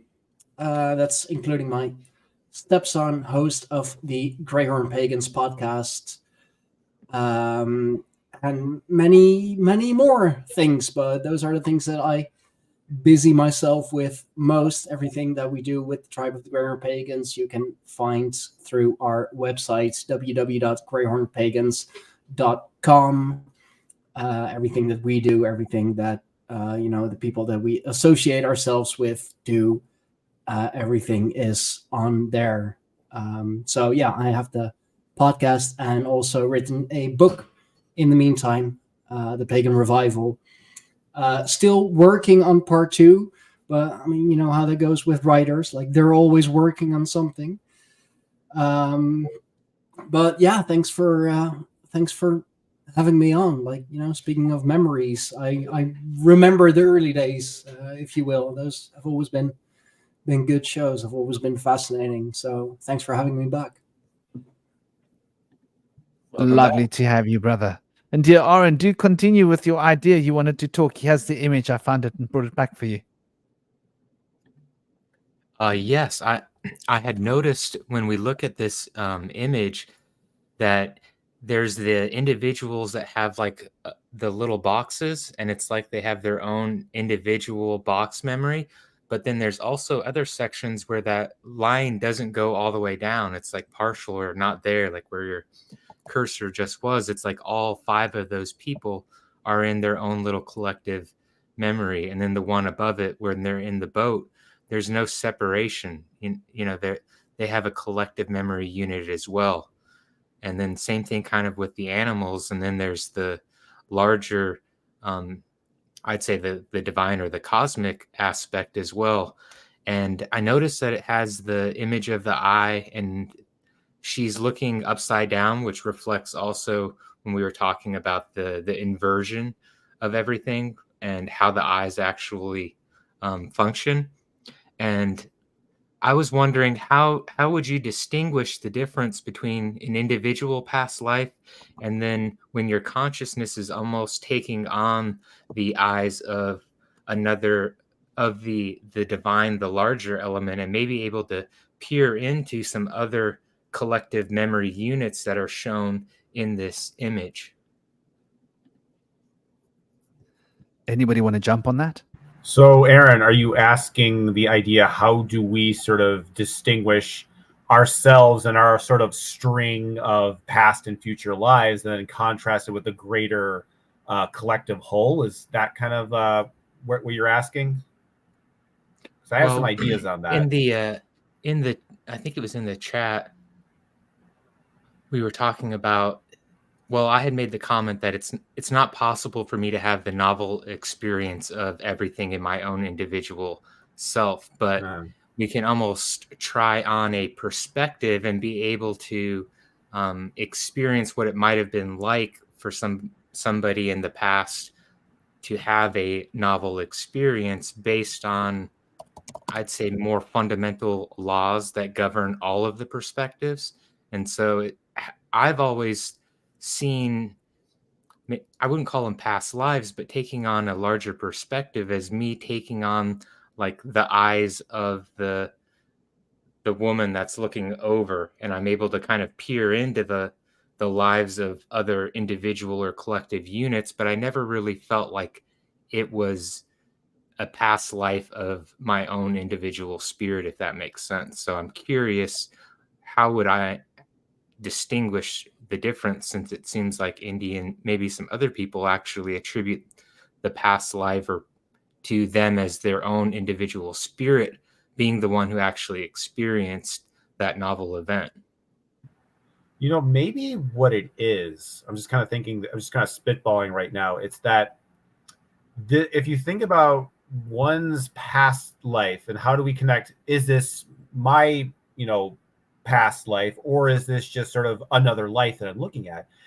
And the thought that occurred to me is it's maybe that particular past life has some kind of narrative connection to my current life, and that somehow that other life that I experienced perhaps has some kind of narrative through similarity or theme to, it's like it's connected, like maybe what it is like they're 2 lives that are essentially telling the same story of a larger sort of meta life, where it's kind of like, so when I think about the idea of kind of our multidimensional self, I think that it's almost like, I think of it like a mandala, and that there's you at the center, and then the farther you go out into the sort of the circles of the mandala, the less sort of like connected you are to those lives. It's almost kind of like a ripple or a wave, and it's like you kind of have like a drop in the pond, And as the ripples move out further away, the more distant they are from your current self, and then you get into other selves and the larger collective. So like I kind of like with me with this sort of fae thing that I've been going out and exploring that kind of as sort of an aspect of my identity, is that there's a kind of a connection to who I am in this current life, having sort of fae-like characteristics, which connects the other sort of life of being in these sort of outer Zarfexes sort of. So I think that there has to be a kind of a narrative thread of experience that connects these lives together. So perhaps you see someone else's life and you don't really have any real connection to that experientially. You don't relate to it. You don't understand it. And maybe from that point of view, that is a separate life. Whereas if you look at a life where you do have a connection, where like, ooh, I do relate to this. Ooh, this experience is sort of similar to what I've been going through. Then perhaps there is a connection, and then you sort of form a thread, like narrative-wise, maybe even not even a linear thread that connects them together. And so maybe that's the way to sort of organize and understand our connection to different lives and different experiences. Just a thought I had. And then maybe just to bring it back to the visual. So I was describing how, like if we've got a big, huge, maybe like a cauldron of water, and if you're sitting there and you're stirring it, you're generating the momentum. And we were talking about water being reflective of the memory. And so I'm going to use like maybe the pagans as an example. So you've got thousands of years of people that are stirring a similar rituals and patterns together. And that's going to create a centrifugal momentum. And so if I choose to participate and enter into that cauldron, I'm entering into something that already has momentum. And then I'm going to follow and commune with the cycle of ancestral memory, which is going to offer me a much different perspective.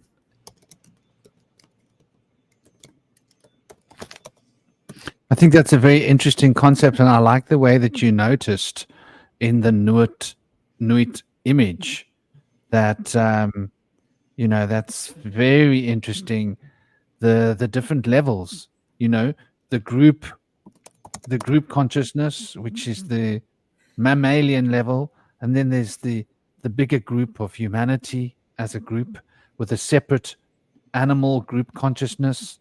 And so there's a level of separation here between the group mind of the human and the group mind egregoric consciousness. And here we have people that have an association together, that form group minds together, which is rather interesting. And here we show the two boats moving, which I find also interesting. It's almost like the boat of the world and the boat of the inner, as we're all like part of this boat. And there's like each one's inside its a little box with the others around it, carrying them on this boat through life. And I think this image is saying so much. And I couldn't help notice, and once again, Freud is going to have a good giggle at me. What are the eyes looking at? Let's see. Oh, right. They're looking directly at the genitalia. I don't know if that's an accident. And Freud, this is what Freud was talking about, that we're obsessed with our sexuality, and that it's interesting how this image seems to exasperate that very idea. And once again, that has got to do with generation, and that has got to do with the blood memory of the genetics that we carry as a genetic field.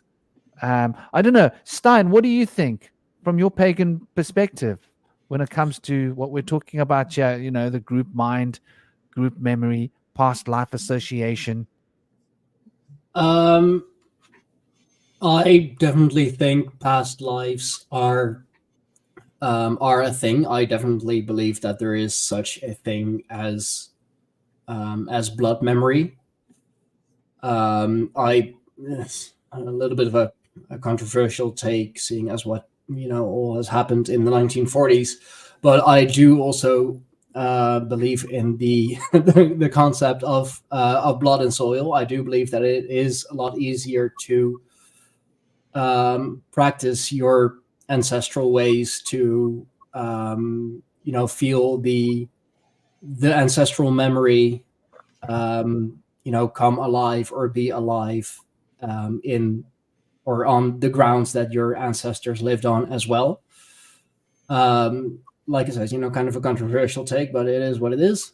And it's funny, like you just mentioned the eye and what she's looking at. Well, like if you think about it, it is kind of the same shape. Like very broadly speaking, it is the same shape, and like one brings you into this world, and with the other one you perceive the world, and you can see a whole new world. Maybe, I don't know. It's there is something there. There's something, but yeah, ancestral memory, blood memory. It's definitely a thing. Group think. That's not the right terminology. Like the different groups, I do believe, different groups can definitely have different, like have shared memories together. That sounds like morphic resonance a lot. Have you heard of that? No, can't say I have. As a Rupert Sheldrake concept, he suggests that there's different groupings of memory, and amongst the species there'll be a grouping, and then amongst that species there'll be different groups that share memory together because they engage in similar behaviors. I mean, yeah, that wouldn't surprise me. Like, no group of people is the same. I mean, yeah, we're all humans, but we all have different experiences. It has been, I see like we're an hour and 46 minutes in, so I don't know what all has been said already, but I know that, for example, traumas can be passed down through the generations. Generational trauma is very much a thing. If you're like your great grandfather or great grandmother has some sort of a deep trauma, like many generations down the line, that can still manifest itself. So even those things stay in the blood, if you will. Like even that can be part of your blood memory, which is absolutely messed up. Like, what does it have to do with me? I mean, yeah, I'm a descendant down the line, but yeah, I definitely believe different groups can have different memories, and maybe even going all the way back to Stone Age, Bronze Age, maybe when so many invaders came and replaced the people. I've just been just yesterday been watching a video from Uber Boyo about the true inhabitants of Ireland, and that whole population like got replaced at least 2 or 3 times. And maybe because that's happened so much in history that we're still scared of it happening, because it does seem that that part is repeating itself as well. So that's also a part of genetic memory that is really starting to flare up again. Okay. So, I like that perspective of looking past the idea of past lives being that individual having that life, and seeing it more so as the individual having access to the memories of that life. I think I take that approach too, with considering it to be more of a morphic resonance experience, where I might have access to memories of what I consider a past life, not necessarily a life that I had, and it's not exclusive to me, but other people who are engaging in a certain archetype all will have access to that certain memories of the past of that similar resonant archetype. So that's kind of how I see it. Yeah, like your soul tribe, if you will, the people who vibrate on the same level as you do, that you have access to their memory, if you will, as well. And have you also, ever considered the they're pretty expansive. So I do have some Persian in my blood and some African Bushman. So there's a chance that like I do have Asian blood memory You know what I mean? Possibly an African blood memory. But I also think that I have a strong resonance with with a past life in Asia, which I may really not have ancestral memory from. And I feel like you can kind of tell where your past lives were, or whatever we're considering that access to that resonant memories were, can be like if you're really familiar with a foreign culture that you've never really had an experience with. It just seems natural to you. It just seems familiar and comfortable to you, and appealing. That usually is a sign that you have some kind of a connection there. Yeah, Here's so- another way to look at it, because I know, so Stein, I know you mentioned the idea of there's sort of like different group sort of collective sort of group sort of like identity. Do you ever think of these groups as almost being like sort of like meta organisms, in the sense that you have your kind of your Germanic sort of like, pagan universe, and you think of that as like one kind of larger multidimensional organism, and you individually make up a cell within that larger organism? I've been thinking about belief systems lately as almost being like entities themselves that, they eat, sleep, cook, mate, gain territory, and so on and so forth. So I think that maybe in a sense, it's like because you're connected to that organism, so to speak, that meta organism, you're also connected to the memories and all of the collective experiences within that organism's memory, in the same way you have your own individual memories, but you're also part of this larger organism, which also has its own memories and its own kind of body, so to speak. I wonder if you've considered that as well.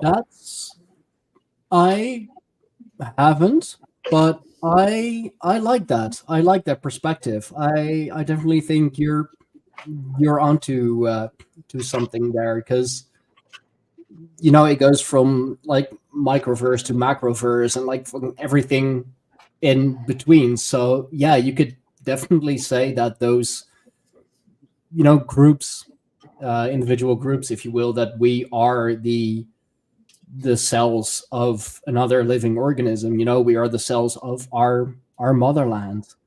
Our motherland has birthed us. We are her children, but we also we maintain her. And if we if we don't do things the right way, then we're making her sick, just as our cells, if they divide in a divide like half, or like however cancer cells, for example, come into being, they're making us sick. So yeah, I do believe you can definitely apply that thought to it. Something I have to think about, actually. I like that. I like that thought. You're muted, Mr. Bush, Mr. Whisperer. Or is it just me? Oh, sorry, I'm muted. Ding dong. Getting back to the crux of Aaron's question, which I found really, it's one of those questions that's always sat in the back of my mind, because of when I drowned when I was little. I've definitely had this experience before in other lives. Definitely, and I know that we'll do this again. So the idea of the ancestral consciousness and the idea, I don't think they necessarily are mutually exclusive. And once again, I'm going to do what I did with Cosmic's question. To me, they both seem to be true from a different perspective. I think that there is, from the causal perspective, we are living multiple lives. I think we are an oversoul of group of souls. And so the identity of who I think I am is me. But the identity, if I go deeper, is a group soul. And if I go deeper, it becomes a bigger part of the group. And if I go really, really, really deep into myself, I'm like every single human being on earth. If I go really deep inside myself, I'm every living being that's ever been or will be. And the totality of all of these beings is truly what I am. And so I think as we experience these deeper aspects of the group consciousness, we start to recognize that this I, who I think I am, is a fabrication of Maya and an illusion that we've created in order to manifest space and time here. And so I would say that it's both that an ancestral line. So that the second principle of Hermes holds true, that there is a correspondence between all things, and there is a subtle law of correspondence. So the correspondence between this life and that life and this life and that life, that law of correspondence stands because it's the same oversoul experiencing all of these lives.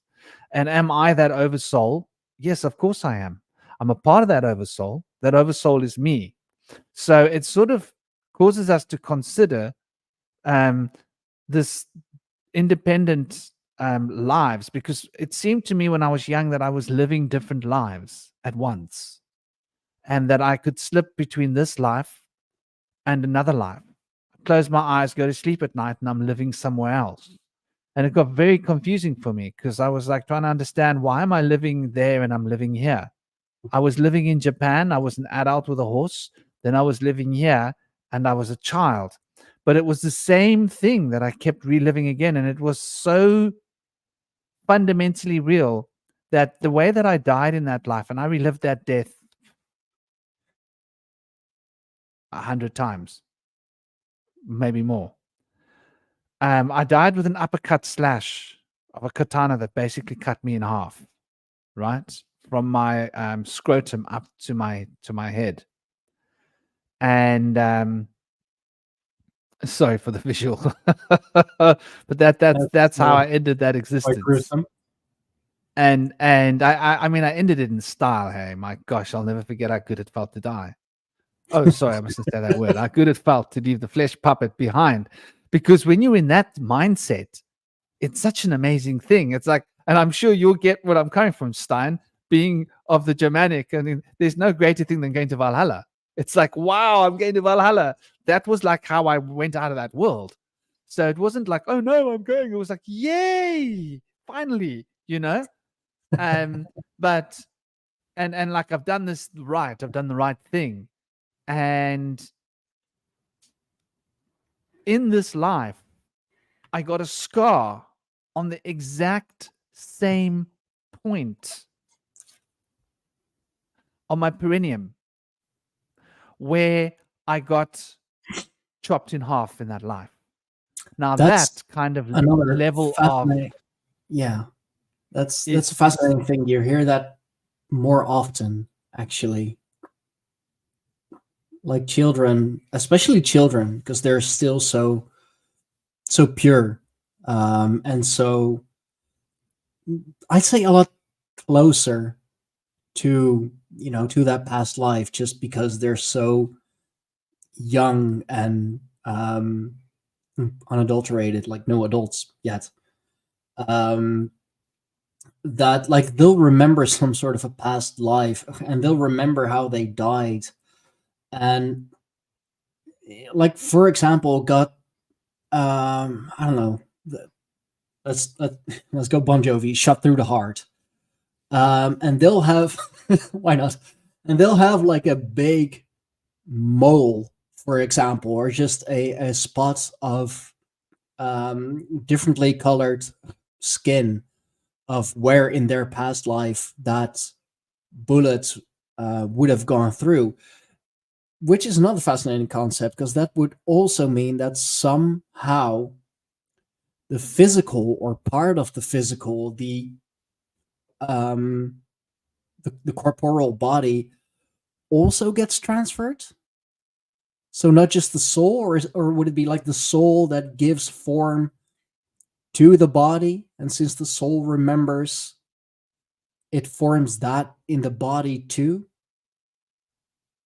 I kind of have a theory that what I would call sort of harmonic correspondence, in the sense that when it comes to sort of the bodies that we inhabit, we can only inhabit bodies that are sort of orthogonal or correlated to the type of consciousness that we have. So like maybe for example, like, I'm a male, obviously. So it's like, because I have that masculine consciousness, that my theory is essentially that you kind of can only incarnate into masculine bodies, because that's a consciousness that's sort of interconnected with the consciousness of my soul. So I think of it like what your mind is sort of like, basically you have this soul, and that the body is sort of trying to replicate and copy what that soul. So I think it's like, you know what it's like? It's like when you're making a sculpture, you have an idea of what the sculpture is supposed to look like in your mind, and by using whatever medium, whether it be stone, clay, marble, etc.,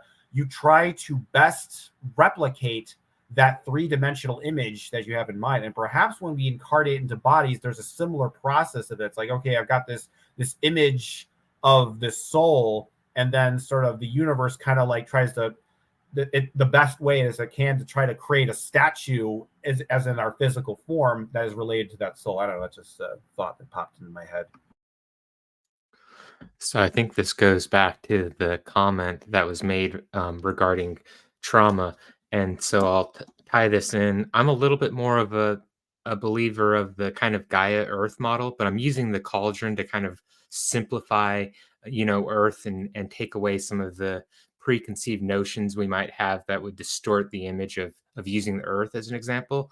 So if we go back to the cauldron that's being stirred, a trauma event is like a crack that has developed in that cauldron. So you think of a crack, it's going to leak that water out, and it's also going to prevent the surface from being smooth. So now that water is not going to just glide around the surface, it's going to create a bump.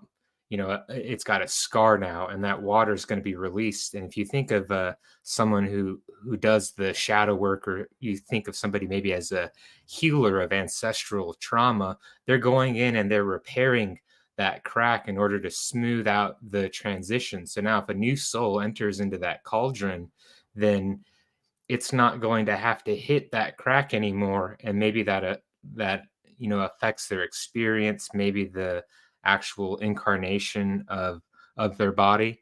And the second part I wanted to add, again, thinking from a Gaia Earth standpoint, and going back to our model of blood being a harnesser of memory, water being a harnesser of memory, I wonder, and take a conspiracy type angle, since we do get a little out there sometimes on this podcast.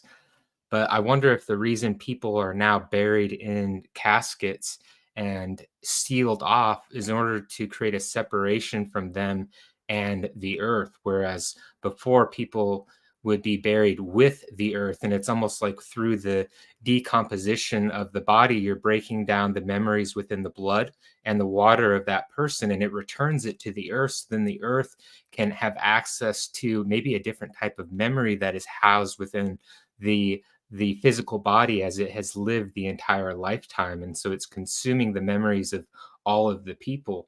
Where if I was somebody, I think of, more of a dark magi, type element, I would trick all of the people, maybe from a tribe, to say, hey, you need to seal yourself off in this coffin, or burn yourself or something. And I'm going to only allow the people of my tribe to be returned to the memory of going back to our cosmic consciousness model. So that way, the memories that are feeding the larger astral thing that's creating the physical manifestations is steered in the direction that I want, in order to control the cycle of past, present, and future. This is an I awesome think the casket thing is an interesting point, but It is. I because wood is absorbing psychic energy. If you've lived in the forests or spent a lot of time in the woods, you'll notice that telepathy is different. Like, you can connect with people far away, but when you're in a woods, it's like you're all alone. Like your thoughts, you're all alone with your thoughts for the first time. And wood seems to shield. It's like a buffer. It buffers psychic force. So I think there were a bunch of really naughty, bad people out there in the world in the past, and they used to go digging up dead bodies. And we used to bury people with belongings. Think about it. So people used to be buried with their belongings and their wealth and their riches and their jewels and their sword and everything. People didn't want other people to be able to sense, using necromancy, to sense where the bodies were and dig them up to get the wealth. I don't know. Or even to use for even more dark purposes, to create golems, for example. I don't know. Somebody was going to I say something. I actually covered this on my I believe it was my last show I did on the podcast with Thane Josh. Actually, my last show was supposed to be yesterday, but the energy was too high, so the electronics couldn't handle it. Never had that happen. That was interesting. But the especially in the North Germanic culture, burying your dead wasn't a thing. We had funeral pyres because burying your dead, I mean, yeah, you could say, you know, becoming one with the earth again, but it would be literally, and we pulled up a video of Jackson Crawford telling about that. You would be literally sending people to hell by putting them underground. And you know, with the whole underground burial stuff, I unfortunately not last March of last year, I prematurely lost my my brother to his own demons. He couldn't take it anymore. At 27 years old. But my parents actually chose for a wall burial, if you will. So still a burial, but not in the ground, but like put him in a wall, because they couldn't stand the thoughts of you know, their middle child like lowering him into the ground, because that is, for all intents and purposes, doesn't matter who it is, seeing someone lowered like 6 feet underground, that's a heavy sight to see. You know, whether that be, you know, your grandmother, your brother, uncle, whoever. My mother is absolutely not religious, you know, as my father likes to say, she doesn't have a religious bone in her body. My dad isn't religious either, but does still have a deeper connection with the divine. You know, he does go to when things get too heavy, he does take a retreat to the monastery to, you know, gather his thoughts and talk to whoever is out there. But still, they felt that, you know, lowering him underground was too much, and I can totally see that. And Franklin, I think you would know this, but isn't it the custom or the belief in the East that you have to burn the body in order to set free the soul? Yeah, cremation is a big part. I mean, gosh, in some parts of the Himalayas, the bodies are hung up in the sun on spikes and spires up in the Himalayas as an offering to the crows, which I'm sure you'll be able to relate to. Crows being a sacred emanation of God form. But generally speaking, cremation is the done way, and I think there's a damn good reason for it. You know. Because like Nagaland has a history of, like, you know, people were scared like someone would eat their relatives in some parts of the world, you know, even to bring that into reality, not just because of hunger, but because of, you know, in Africa, for example, to eat the heart of your enemy, right? Oh, that's to powerful. take their power. That's powerful. Yeah, to kill an animal. Sorry, to hunt an animal and eat its heart is supposed to give the warrior the power of that animal. It's an ancient tradition. So, you know, I think there's a lot of reasons for cremation, but it's definitely one of them is to do with purifying, because the body is seen to hold you here, and the bones in the body are supposedly to hold you here, keep you physically plane bound. So the release of that, the cremation of that, means there's nothing here to hold you. You're free. That's I think the idea in the East. It was Druidic and a Norse way of doing things in which they would cremate the bodies and then have a family tree at which they would put those ashes at the base of. And then that tree would embody the spirits of their family, I think. Yeah, I mean that's still something that that you can do today. Even it's the bio urn concept. I believe that your ashes are put in a bio urn with something like a tree seed, I believe, so that you can so that out of your ashes may grow new life. I mean, trees like especially oak trees, the Donar tree, they were very sacred to the North Germanic people and to the Druids as well. But yeah, like we looked it up why funeral pyres are not a thing anymore, are not allowed anymore, and supposedly it's because it wouldn't burn hot enough for the whole body to be cremated.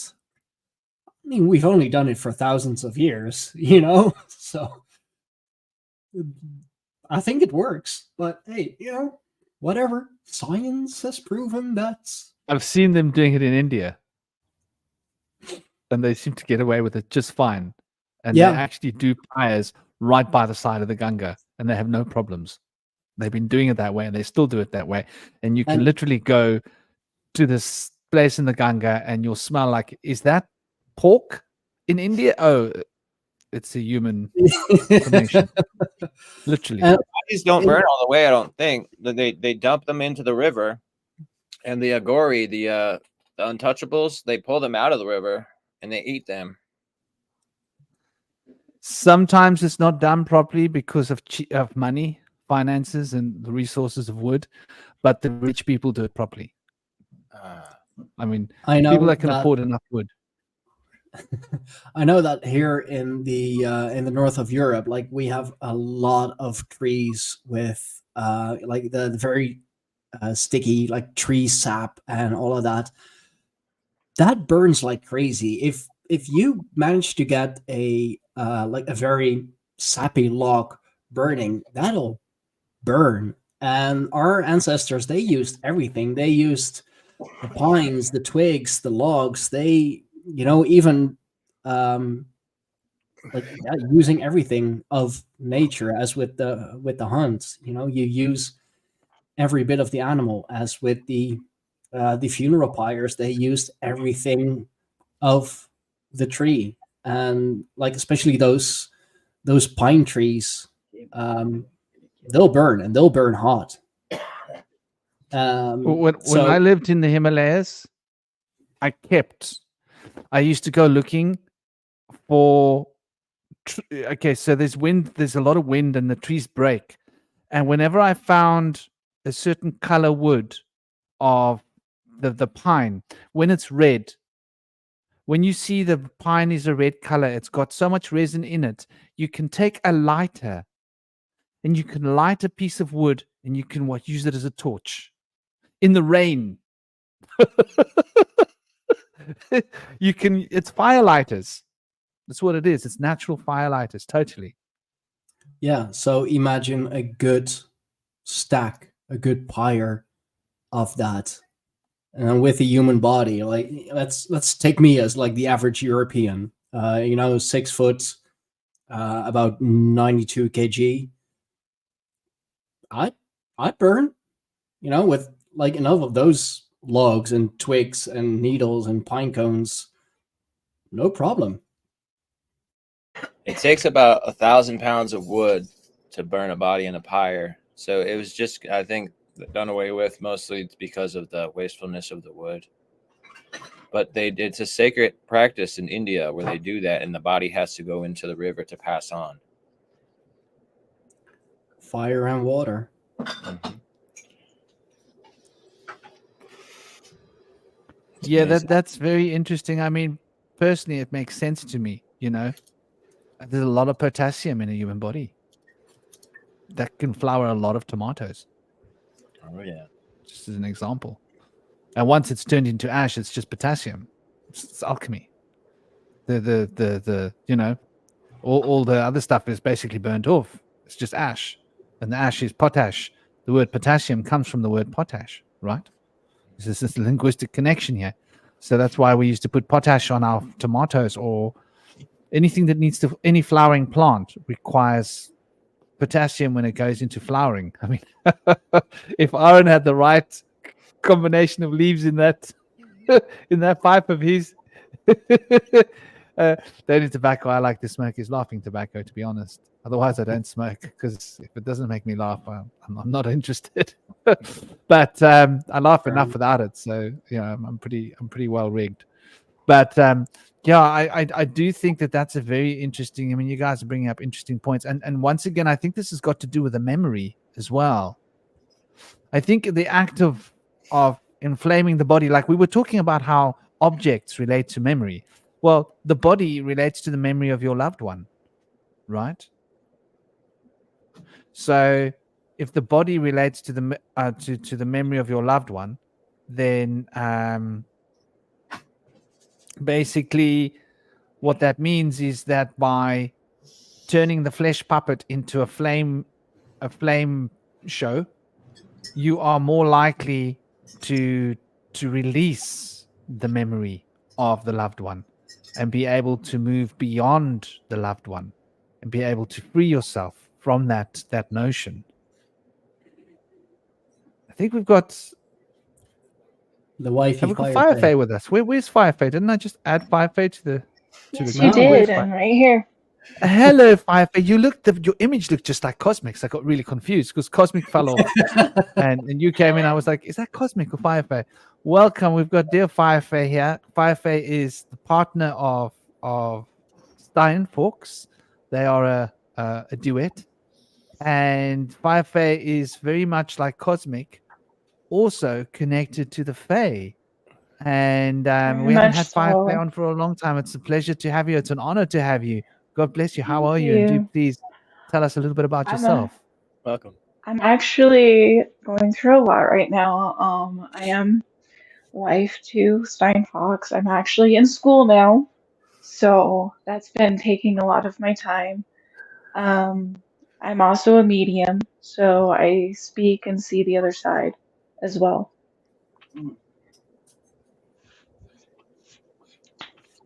Thank you and welcome.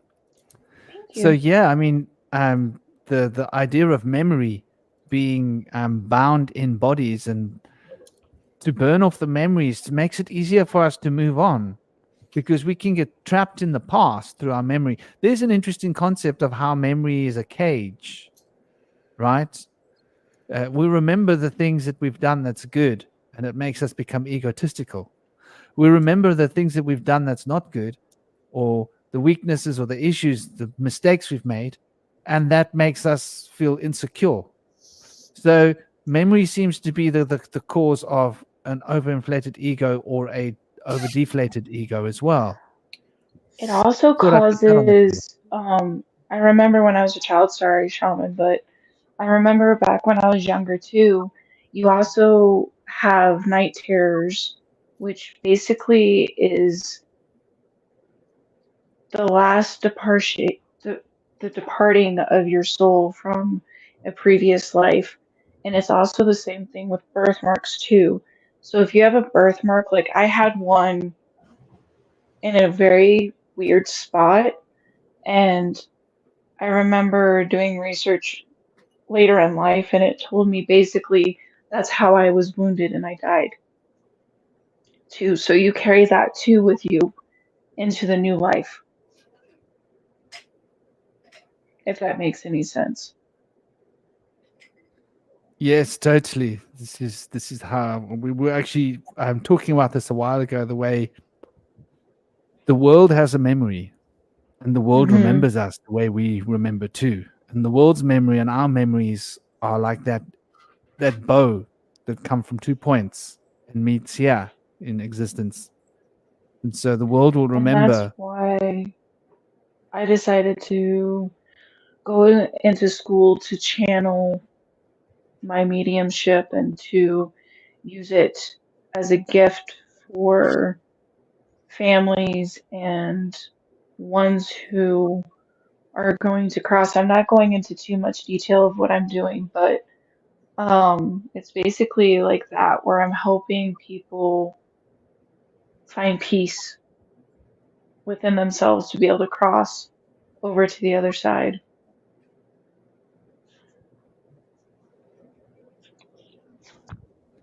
Yeah, So it's it's interesting. it's an interesting line of work. I can tell you that right now. But it's so beautiful and so bittersweet because it's like I'm helping those souls who are ready to pass to pass. So you're actually studying to be a what do they call it? Midwife. A death doula. A death doula, you guys are right. Yeah. I'm actually in school for that right now, and based off of the conversations that I've had with my classmates thus far, it is the most beautiful, most sacred line of work that you could do for a soul. And I didn't want to give it away, but you guys guessed it. But I absolutely love what I'm doing right now. I'm absolutely loving it. I must definitely connect you to Petra. Petra is Georget's wife. She's also involved in, and I think she's studying the same thing. And she comes from a background of nursing as well. So you guys will Well, I probably hit it was right off and have like so much in common. I was a caregiver for years. I'm not going to give into too much because we all know I'm a private person, but I was a caregiver for many, many, many moons. And it helped me find my path. And Fox can tell you how I got here was actually through a resident that I had at a independent living facility here where I live. And he was unapproachable and no one liked him. He was a bit of a jerk from what he told everybody, but him and I bonded, and it was not in a romantic way. It was more of like I bonded with him in the fact that I sat with him and I gave him a friend, a person to talk to lean on in those times. And when I left that place, I got a call and they told me he actually left a note before he died peacefully in his sleep saying, "Thank you for everything you've done. Now I can pass peacefully in my sleep.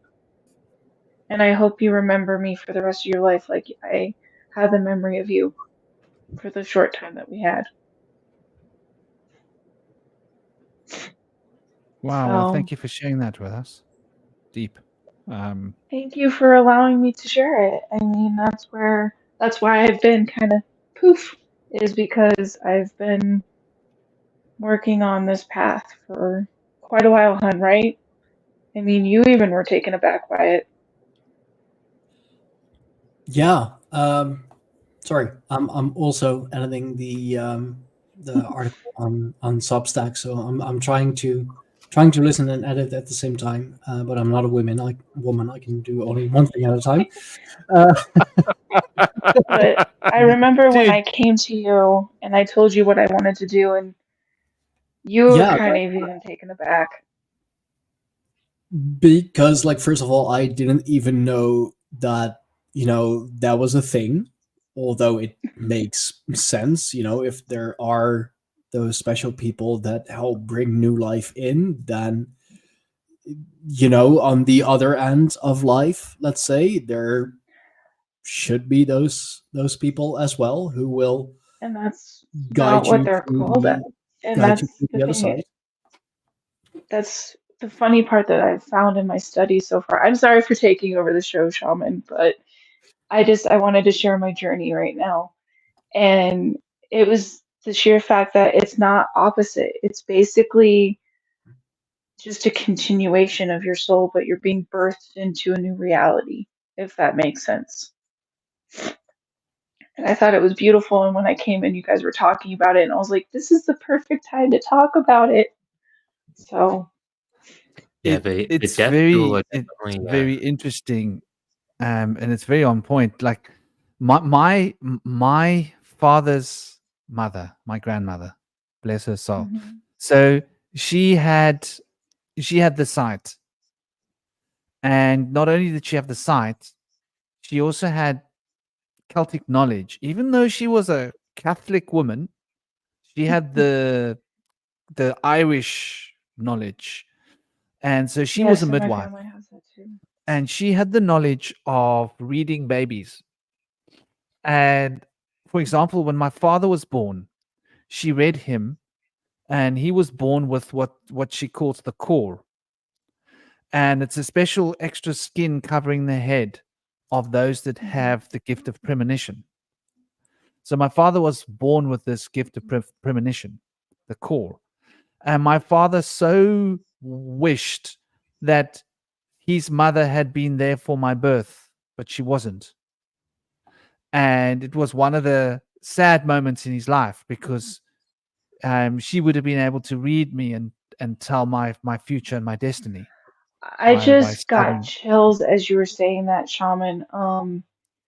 I just had a feeling like I needed to tell you she was there, just not in the form that your father wanted. She was there.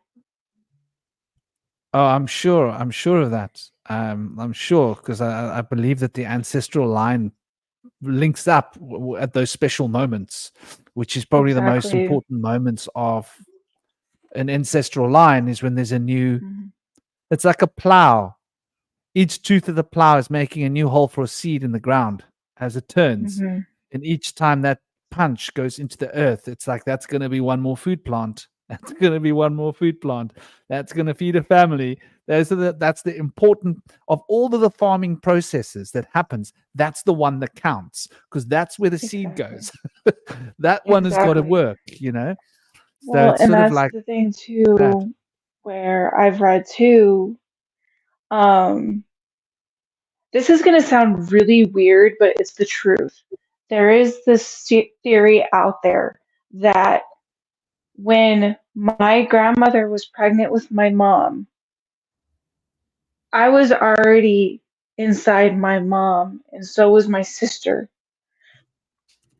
And that's where it's so beautiful to think of, is that you were already there. You were already planted inside the womb of your grandmother. And that's where, you know, I take that so seriously, because it's like, with the gifts that I have of seeing and hearing the other side, it's like you wouldn't believe the chatter that I get with, even with the Fae, even with, the loved ones that have crossed. And to give you guys an idea, we lost Fox's brother last year. It was Yeah. the hardest, most excruciating pain I've ever felt.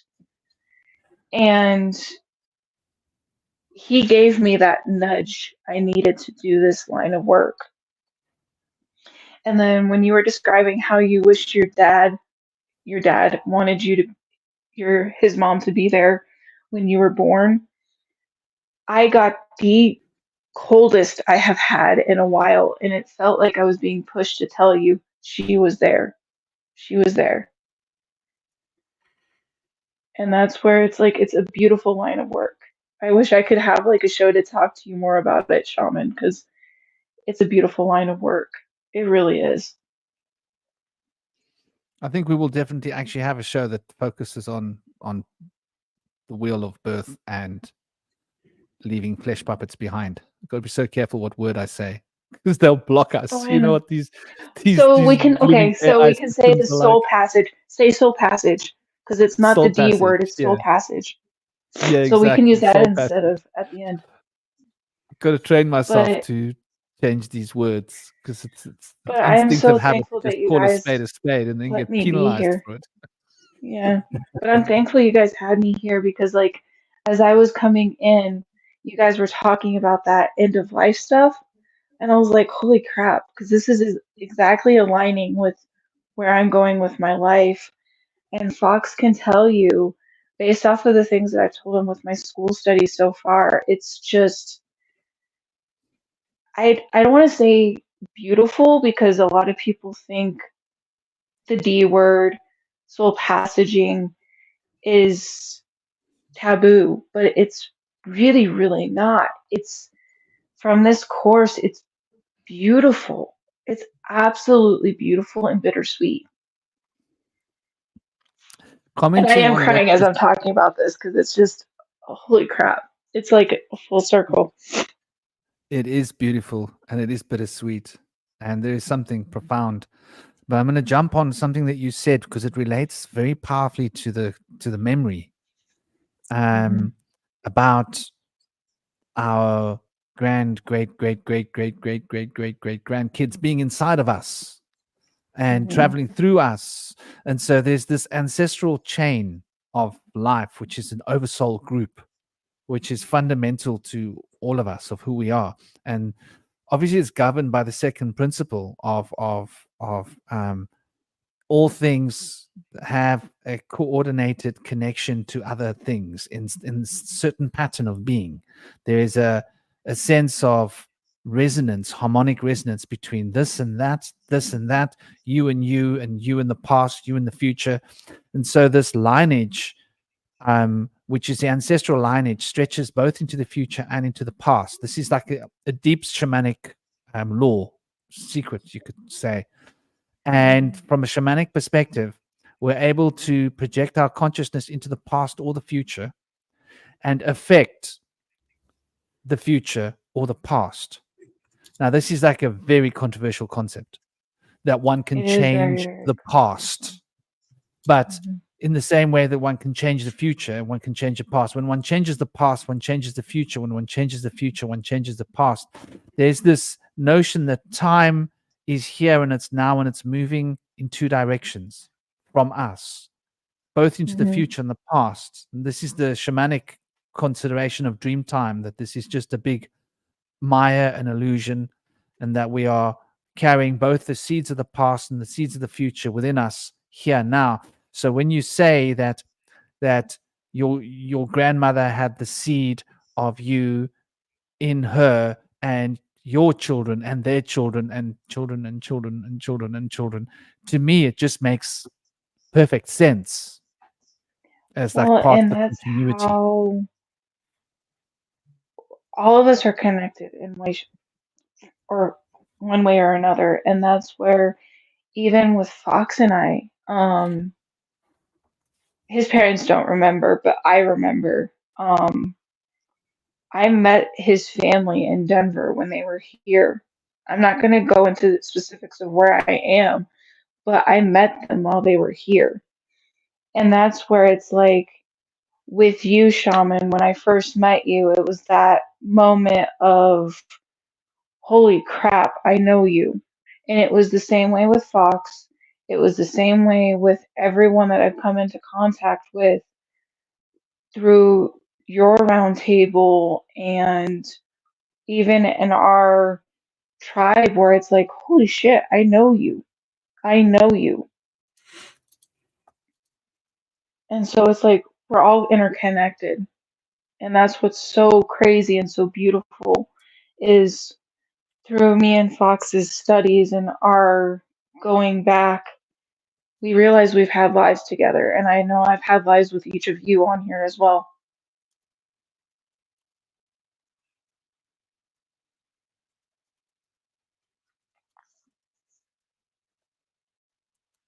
Sorry, I'm trying not to make it obvious that I'm crying, guys. I apologize. Crying is good. That's all right. There's nothing wrong with crying, and be careful with your editing, dear Mr. Fox, because you'll end up making a crazy video, you know. You'll edit the no, it's wrong just parts into the video and be like, "What did I just do? Oh, I posted it. Darn! Go be careful." Oh, I There's an was image luckily here just that- editing a blog, not a video, so very little that can go okay. wrong that I can edit out. That's good. but It's not that's even- where I want you guys to know that No matter where I go in my life, I will always be thankful for each and every one of you on this round table, and then the past round tables, and then future ones, because we're all still interconnected. And likewise, and it's lovely to have both of you back here. I'm happy. It's a positive. Well, now It's a you know positive. why I've been absent is because I've been doing a lot of soul searching lately. And I want you to know that if anyone wants to talk about this stuff, I'm willing, because this is where I am, and I'm at a point in my life where I'm strong enough to stand on my own 2 feet, and I'm willing to talk about anything that I've discovered in the last few months. Well, thank you, and I'm sure we're gonna go into the birthing thing. I think that's a topic that really That would be wants a to be. beautiful one. That would be a beautiful one, Shaman. Hopefully, we can get both you and Petra on there. Not so easy to Because then we can find. have, well, that would be like the opposites, where it's like she's doing birth and I'm doing the end. That would be so pretty. Well, different kind of birth. Maybe I can convince Mexico to be on that one. It'll take a lot of convincing, but she's got a lot of experience being a mother, and she's also got a lot of otherworldly sensitivity as well. So but yeah, that's definitely going to be on the cards. I was putting on this image for you, dear brother. You brought it up Yes. earlier, and You I had just keep. mentioned the Nuit yoga pose. Was it called something otherwise, or was it the Nuit pose? Yes, it's called the plow. The plow. Yeah. Yeah, and I thought of the ecliptic corpus. Sometimes the ecliptic is represented by a body, and instead of being a circle like this, it can be represented as the feet going up to the hips, and then Yeah. it creates a sine wave going up, and the body and the back comes up and arches, and the head comes back down to the equator, and then touches at the equator, going forward. I tried to find an image of that, but I couldn't find it. But that is kind of makes an S curve, a sideways S curve, going along where the sun goes on our horizon. And it's similar to the image of Nuit, where she stands over us as the Milky Way, also known as the cosmic serpent by the Native Americans sometimes. But this image here has the platonic solids involved. Can I point out something? Yeah. Look where Cancer is. Where's Am I right? Sagittarius on there? Where Right. is Cancer on this wheel? At the lungs and heart. So I'm Which trying is to look Cancer? at it and I don't have my No. glasses on. Oh wait, Cancer. Yeah. Is Cancer the one by her belly? They have the 12 essential salts, electrolytes. No, Cancer Cancer is by the chest. it's just above Taurus and Silver, so around the lungs and the diaphragm. You guys are gonna have to send this to me in a private message because I cannot see anything.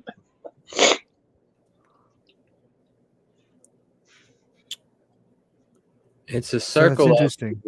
the horoscopes. Oh wait, no, I can zoom in on it. Never mind, I got it. I can zoom in. Sorry, we're good now. You're good. Now they also have. Do you know what these names are in the middle, Franklin?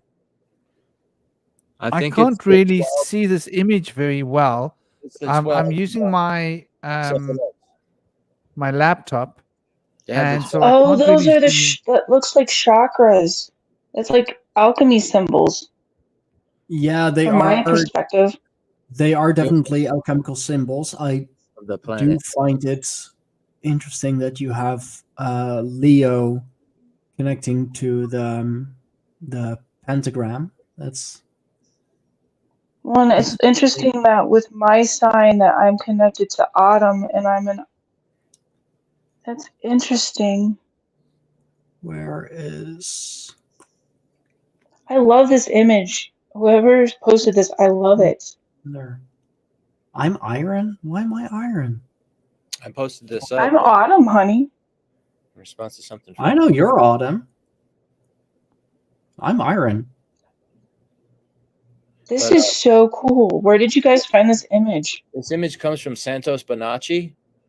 I don't know if you guys. Oh, This is beautiful. yeah, I love that guy. I've done Fell I've off done the I'm a follower of one of his bigger students, Micah Dank. Yeah. And it looks like the image in the middle is a yoga pose, like you guys said, in duality. And then it's like the chakras too, Yeah. It's from what I'm seeing. Bonacci is a student of Jordan Peterson as well. Virgo is I where the love this womb is. image. It's so pretty. There's so many different things in this. there is a lot in just this one. It's It the also zodiac, has the snake with chakras. Kundan. I can't say that yoga, but it's the shit! Now I see the Ouroboros. snake. The Ouroboros. Yeah, that is the world snake. Yeah. That's This is very beautiful. That's a very interesting one. Indy, There's can you do us a so favor? much to be seen. Color choices are Could interesting. you share this image in the group, Yeah, I can do that. I saved it to my. or a link to the image, or something in the in the in the social the Telegram group? Yes. I can because even it's- use this with my studies too. Holy crap. That'd be helpful. It's a really beautiful image. I wish I could see those little things. I can't seem to make it get larger without.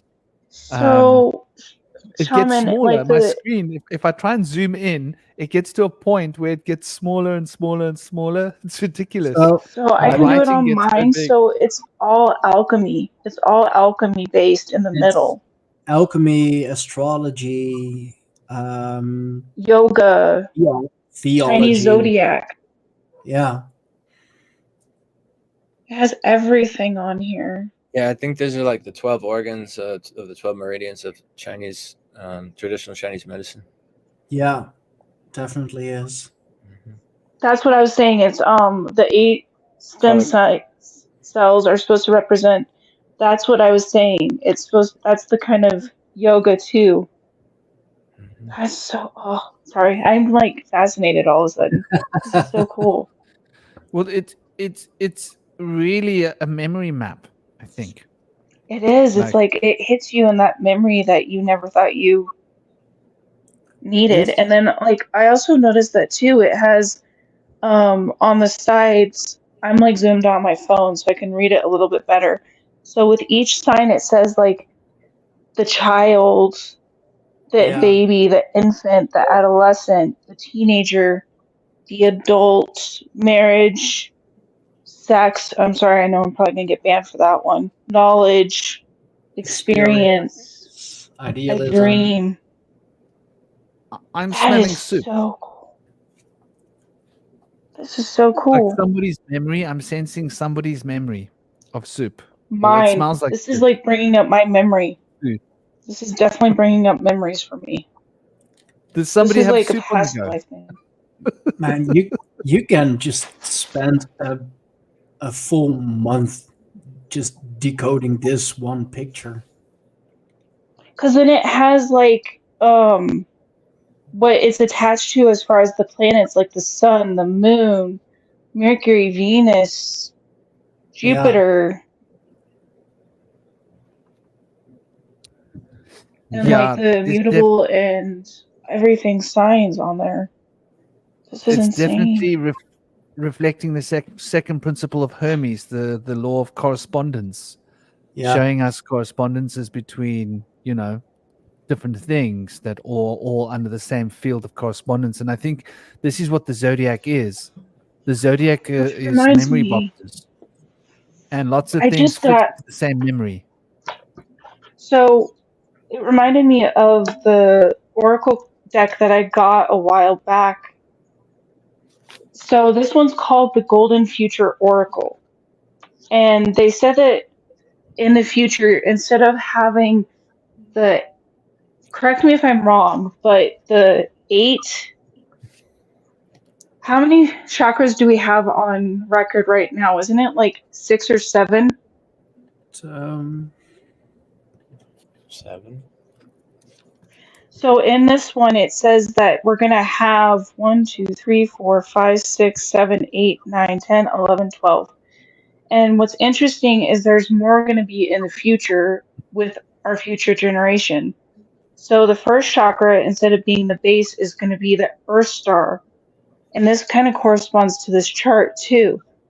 And then there's the base, the sacral, the navel, the solar plexus, the heart, the throat, the third eye, the crown, the casual, the soul star, and the stellar gateway. And it's going to show that it's going to be 12 fifth dimensional chakras fully operational and active.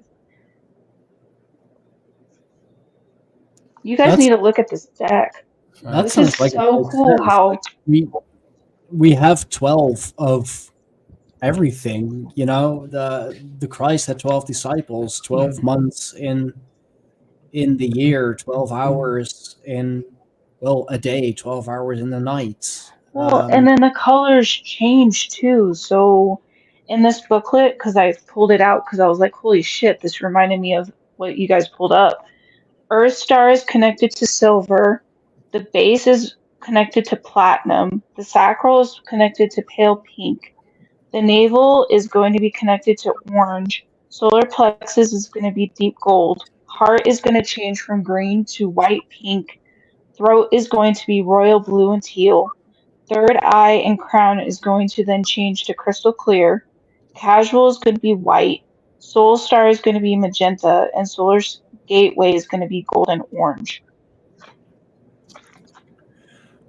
Yes, it's a beautiful Cool. image. It's got so much, and it relates to so many different aspects. The macrocosm is And I'll being send reflected the here. card deck in the group So- too, Shaman. I'll send the Golden- pictures of the deck. Gold and orange on the syncretism wheel. What this is, people keep screaming it in the comments, so I'll just bring it up. That's Cancer. We see Cancer a lot involved now with arches and archways and portals. So if it's the stellar gate and it is like a yellow orangey and it's Cancer, that would absolutely sync up. That would absolutely make sense. You know, a star gate, star portal. So, Shaman, do you That mind was if why I I asked read from about. one of the cards? Do you mind if I read from one of the cards of what they mean? I sort of, we've got 4 hours on the recording time. I'll try and keep it to around about 4.5 hours. And I've been wanting to respond to something my cherry said here. And Cancer is the doorway in to this Mhm. comment. It's interesting how.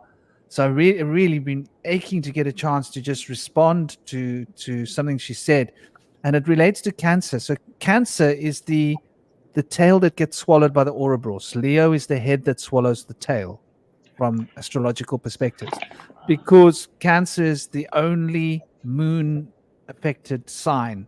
Leo is the only solar affected sign, which is totally under the power of the sun. All the other planets have a different exaltation and a different rulership. But Leo So, and Cancer both only have one planet that has both the exaltation and the rulership. So the sun is exalted and is in a state of rulership in Leo, and the moon is holding all the cards in Cancer. Now, Cancer represents also the abundance of the womb because it's cardinal element of water, water being the substance of the womb. And so this also relates to Shivambu, which is really, really interesting. mhm. Now, my cherry mentioned here that she's been getting into Shivambu. Shivambu is the ancient Vedic name for urine therapy. Shiva obviously is the divine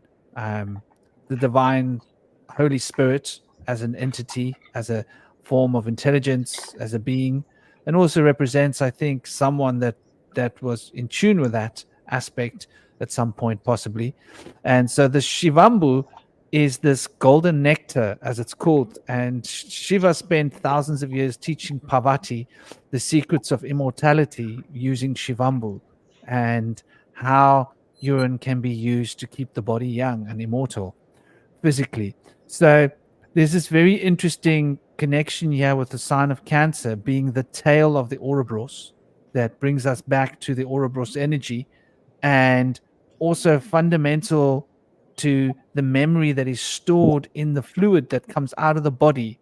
So the reason why this is like this one of the most powerful elixirs of homeopathy, because the poisons of your body are present in the urine in small doses, and all the necessary good stuff that you need, lysosomes, nutrients, energy, chi, prana, it's all abundantly potent in its most potent form in your urine. In fact, it's the second most abundant form of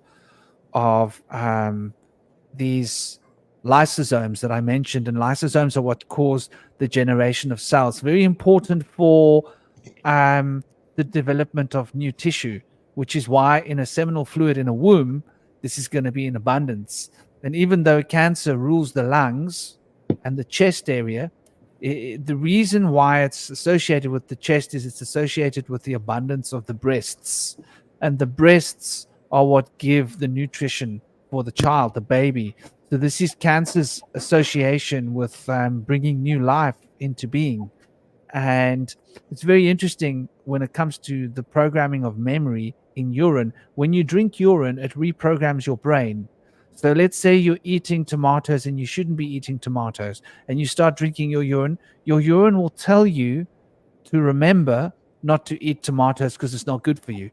And your urine will train you what to eat and what not to eat. I mean, I've used urine therapy for decades, and it saved my life on occasions when I was in the Himalayas, and I was coughing up blood in the Himalayas because I'd gotten wet in high altitudes and cold, and I was literally coughing blood, and I had so much fluid on my lungs. What do they call it when you got the bad flu with fluid in your lungs? They call it Pneumonia? kills you. Okay, Pneumonia? pneumonia. Yeah, I had pneumonia up in the Himalayas, high, and I was in a tent, and it was monsoon. It wasn't that high, but it was about 2,500, 3,000 meters high, which is pretty darn high for monsoon time. And the urine will save my life, literally. I didn't get any medicine. I didn't go to any doctor. I wasn't in a condition to travel because I would have gotten more sick, and I couldn't breathe properly. So the only way I was able to breathe was by drinking a pint of urine every, or maybe not a pint, but say 300 mils, as much urine as I could manage every 45 minutes. So I was running urine through my body about 3 liters of urine through my body every day. 3 liters plus of urine through my body. And I was adding water to that flow, and I was recycling the urine through my body, because what you don't know is that urine's a natural decongestant. So if you've got fluid in your lungs and you can't breathe and you drink urine, you've got about 45 minutes of breathing time where you can breathe normally. It actually takes the fluids out of your lungs, decongests you, and then that wears off. You got to drink more urine. And so I drank urine exclusively, and I came back from coughing blood and having so much fluid in my lungs that I was struggling to breathe, to being completely healthy within about 4 or 5 days. How's that for a story? Urine therapy. So powerful medicine in Europe. And it's all about reprogramming the memory of the cells directly. So I think there's something to be said about this as being one of the fundamental extensions of homeopathy. Homeopathy is when you take a poison, and the poison stimulates the memory in your body. So like the body is a memory map. We haven't really gone into that, but this image here is really talking about the body as a memory map, isn't it? Yeah. I wanted to mention that urine can also be used to predict the sex of the child. In ancient Egypt, they would have the woman urinate on barley and wheat seeds, and they could predict the sex of the child. So it carries information. Also, spittle can be used if you spit on a seed before you plant it. It can tell that seed what kind of nutrient deficiency you have, and then what needs to become in that fruit or vegetable, supposedly. It's amazing. So the body fluids really carry information and can transmit that information to the plants. Did you say putting spit on a seed? Yes. Is that good? Yes. Do you know how much? Do you know how much I pay for good genetics? It's $10 a seed, dude. So if that's genuine, I'm going to try it out. Yeah, I don't know, it can be damaging to the seed, but it does transfer the information. Sometimes what you might need to do is wash it off with hydrogen peroxide afterwards, after the intake. like that meme that's so hot right now. Just give it that good hot twig, and it'll be good. I was actually thinking of putting some seeds into the ground. I've got some very, very top grade Durban poison seeds, and I've got some seeds from Amsterdam, and I've got some seeds from Californian breeders. And I thought to myself, you know what? I haven't grown anything fun in a while. And I dose up my dog. That sounds bad, doesn't it? She's got just a little. she's addicted, man. She needs it. No, she's got epilepsy. Oh, and it works. I'm telling you, it's the thing that works, and it's the least offensive. It's like if you put an animal on epilepsy medicine, they reckon you're going to shorten their life by a couple of few years, right? The pills, the pharmaceutical pills that they give, have all sorts of side effects. But the side effects of natural oil, if you do a natural oil extraction, which is what I do, and I'll make tar, I'll make oil, and then I'll take that oil, and I've even got a CBD seed as well. I've got CBD oil for her as well that I give her.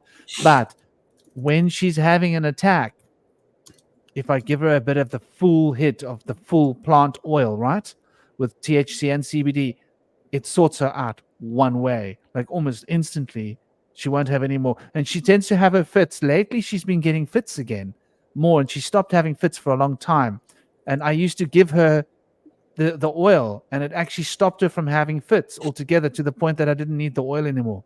But I need some, and I need like organic, higher grade, top grade, and I've got a grow room, and I've got genetics, so electricity's back on in South Africa, and if I'm going to grow for her, I'm going to grow some Durban poison for myself for those rainy nights, because I'm really fussy about what I use. If I ever have any, I'd love to have something to have like on celebration. Like there was a solstice, and I didn't even have any, because it's not what I've grown. If I didn't grow it, I don't want it. I'm really fussy like that. It must be sung over it with mantra, and I use my own CO2 from my breath to raise the CO2. Sorry, I'm getting sidetracked here. But memory, and the fact that we can stimulate the seeds with spittle, and that the memory in your spittle will stimulate that seed, is incredible. I'd never really considered that. I sing to my plants. And water. We haven't mentioned the immortal experiments yet, have we? No. Oh, everybody knows it. Shaman, Firefay got kicked off the stream for some reason, and it says that the link that she's trying to use is broken. So I'm not sure what's going on there, but it's the same link that we all use. I know, but for some reason it's not working for her. I don't know. Check. Ask her to close her Google down and reopen. Log out of Google and log into Google. Is she on a phone or computer? I noticed she was here and then she wasn't here, but it's the exact same link. We all use. It's only what you use this platform too, don't you? Stein. Do you use StreamYard? Yeah, I do. Yeah, it's the same link for everybody, so she should be able to come in. But I know that Google gets funny. If she's on Firefox, that's the problem. She must be logged into Chrome. If she's on her phone, then maybe she needs to restart her phone and clean her phone cache. We'll see. She's trying again. We'll see. But it's often it's the Google problem. Tell her to log out of Google and log into Google on her phone, and that should fix the problem, because that's that's been an issue. I've heard that from some of my guests as well. Yeah. It's a weird thing, but it must have been the connection must have dropped, because she was there, and then I didn't really notice her drop out, and then I saw, hold on, there's one less on the screen, because I was busy looking at the comments on the side here while I was talking.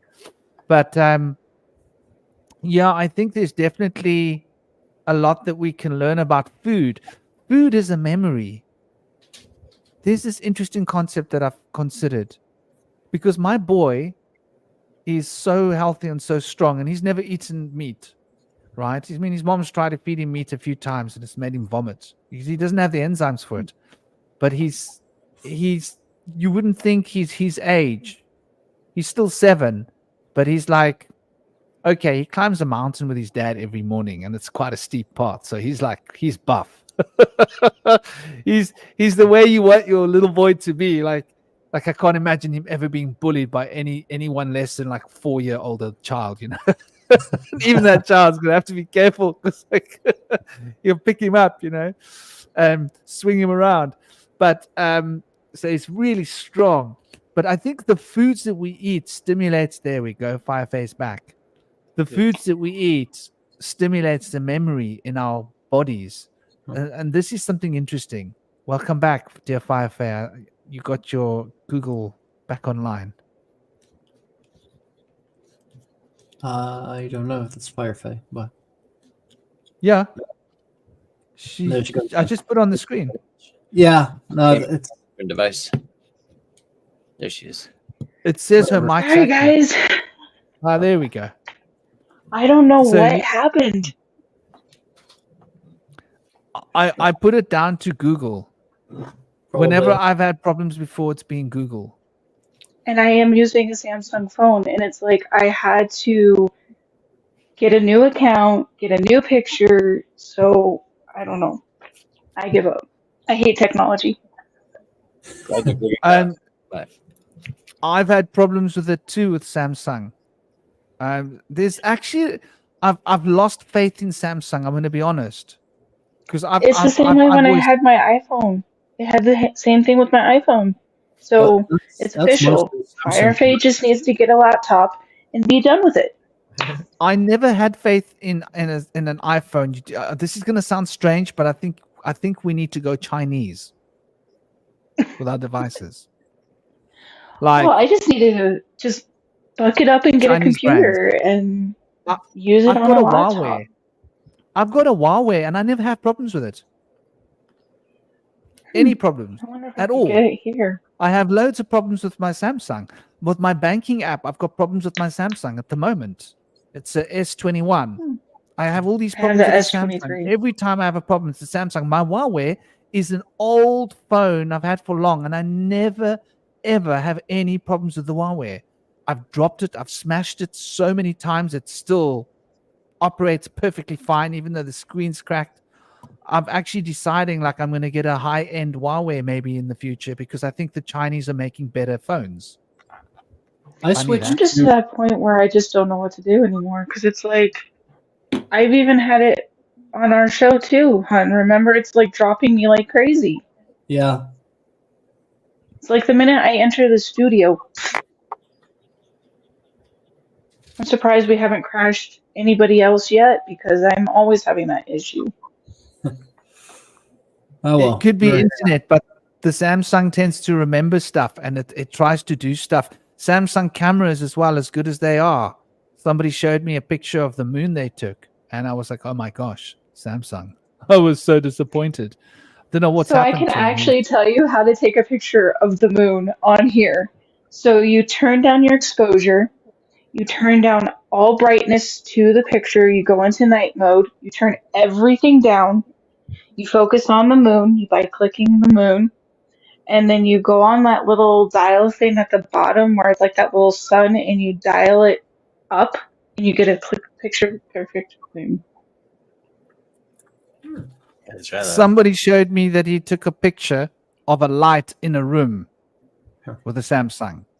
And when we zoomed in, it was the moon. I was like, what is AI doing?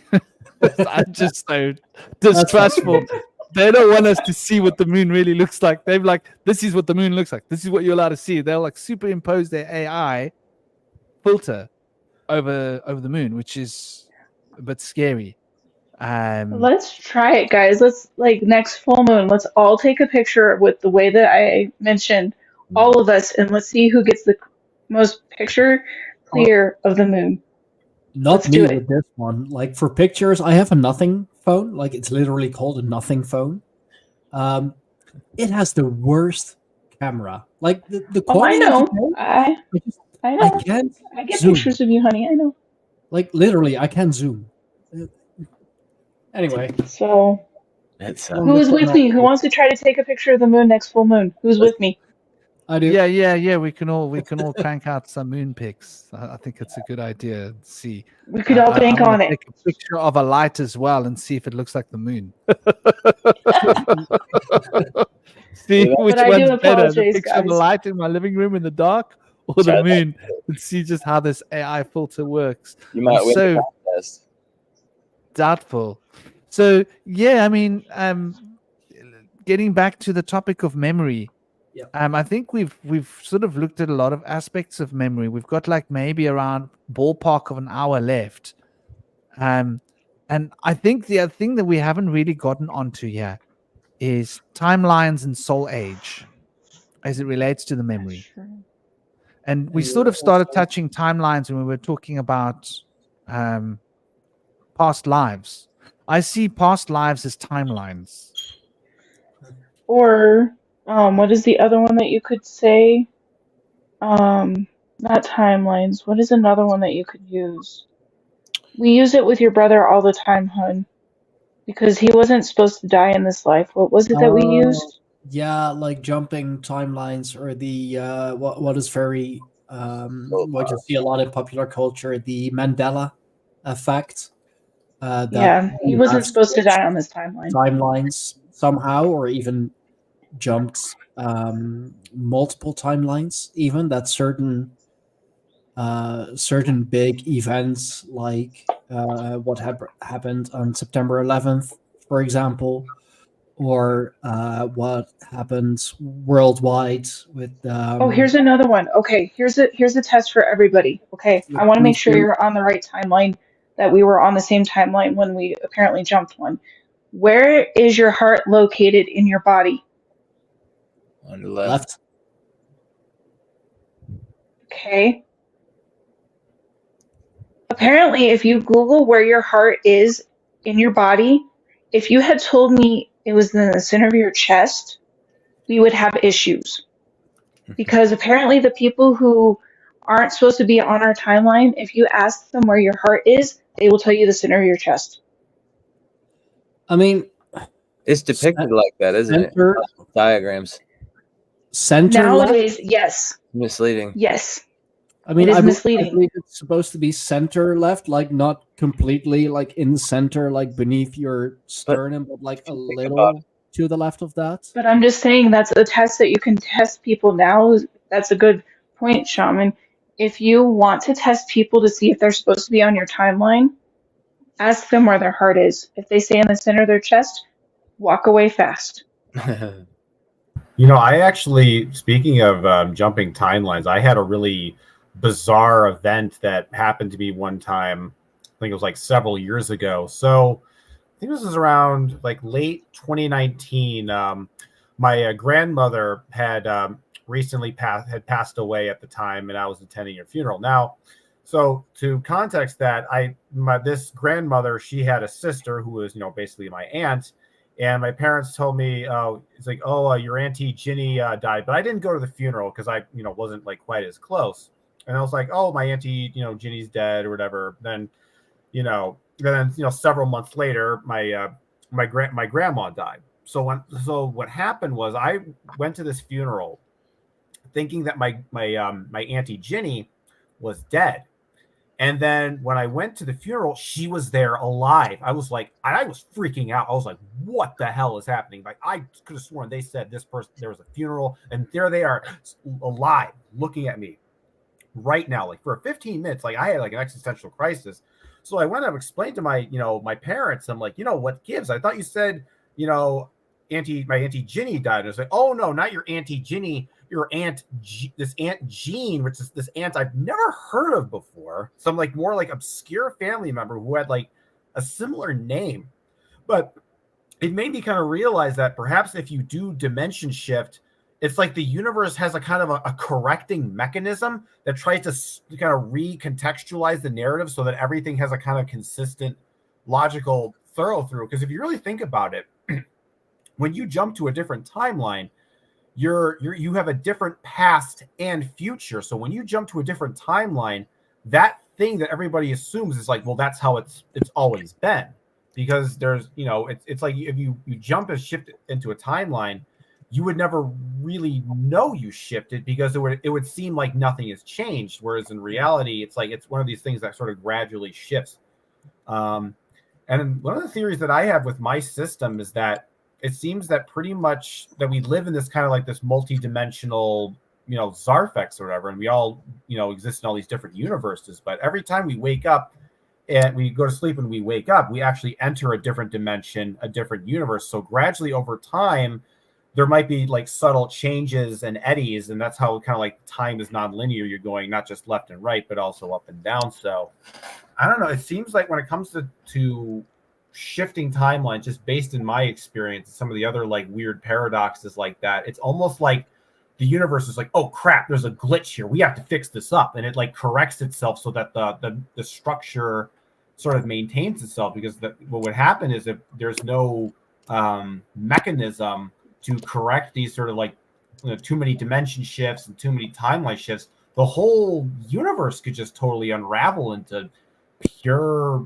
chaos and insanity. So there's a lot of, it seems to me that there's safety protocols in place to make sure that reality doesn't get too crazy. Because it's something I've been thinking about for a while. As cool as the idea of like, really being like, I want to just totally be able to control matter and control time and, manipulate the universe in every way I want. But it's kind of like, it's like the reason that reality is difficult to, manipulate through magic. Like I've been thinking lately, maybe that's for our own good, because it's like, it's almost like you don't want to break the universe, and because if that happens and you sort of like that, I don't even want to know what we would be dealing with them. Just pure Lovecraftian madness, probably. Oh, for sure. But if the universe, let's say, or the great architect or whatever, if they, let's say, fix the timeline, wouldn't that create a different timeline? Probably. I'm not sure, but it's possible. But yeah, the past would be different. The future or the present, is a ever now, but it would have to correct from the present onward, thereby creating a sort of a split timeline. Well, I guess it's like you got to like think like I never saw Interstellar where Matthew McConaughey's like time A wormhole. like circle, A wormhole. Mhm. It has to create a wormhole. Where you have like so I think in a lot of ways we're already kind of doing that. We're already jumping a lot of different timelines. That's kind of like if you think of the dimensions of time, you think of the past being the left and the future being the right. And then alternate timelines is your up and down dimensions. So we're kind of always sort of like shifting very gradually, like in the timelines, they're like almost virtually identical with very, very tiny changes that are so subtle that we can't even notice them. It's only through certain shifts that are more dramatic and novel that we begin to notice this phenomenon actually happening. That's what I've been looking into in my particular studies. I've also looked in my studies too, where the Earth is actually changing axes. You know how north is supposed to be the North Pole and the South Pole is supposed to be the South Pole? Yeah, There's a theory that is going around that the North is becoming the South and the South is becoming the North. well, that's the magnetic pole shift. Like the Mhm. magnetic north is no longer on the North Pole. It has shifted, as has the magnetic south. That is no longer on the South Pole. That has shifted. But it's changing people in the way that they're thinking too. There's like, Yeah. remember that TikTok that I sent you, honey? And you thought it was a load of crock because you're just like, I'm not sure this is truth, but it makes sense. You've sent me a few of those, but I think I remember. I remember you sending me one like that. Don't remember particularly which one, but yeah. But I just think it's interesting that it could also be a wormhole. We're probably going through wormholes and we're not even realizing it, and we're jumping through different things. I mean, I could, mess your head up even further. With everything you do or everything you don't, you create a different timeline. Mm-hmm. Like there are timelines in which all of this doesn't happen, in which what I just said, I did not. Or in a different way, or in a different language, or on a different freaking chair with a different background, whatever. Like, Or you literally even being a everything female.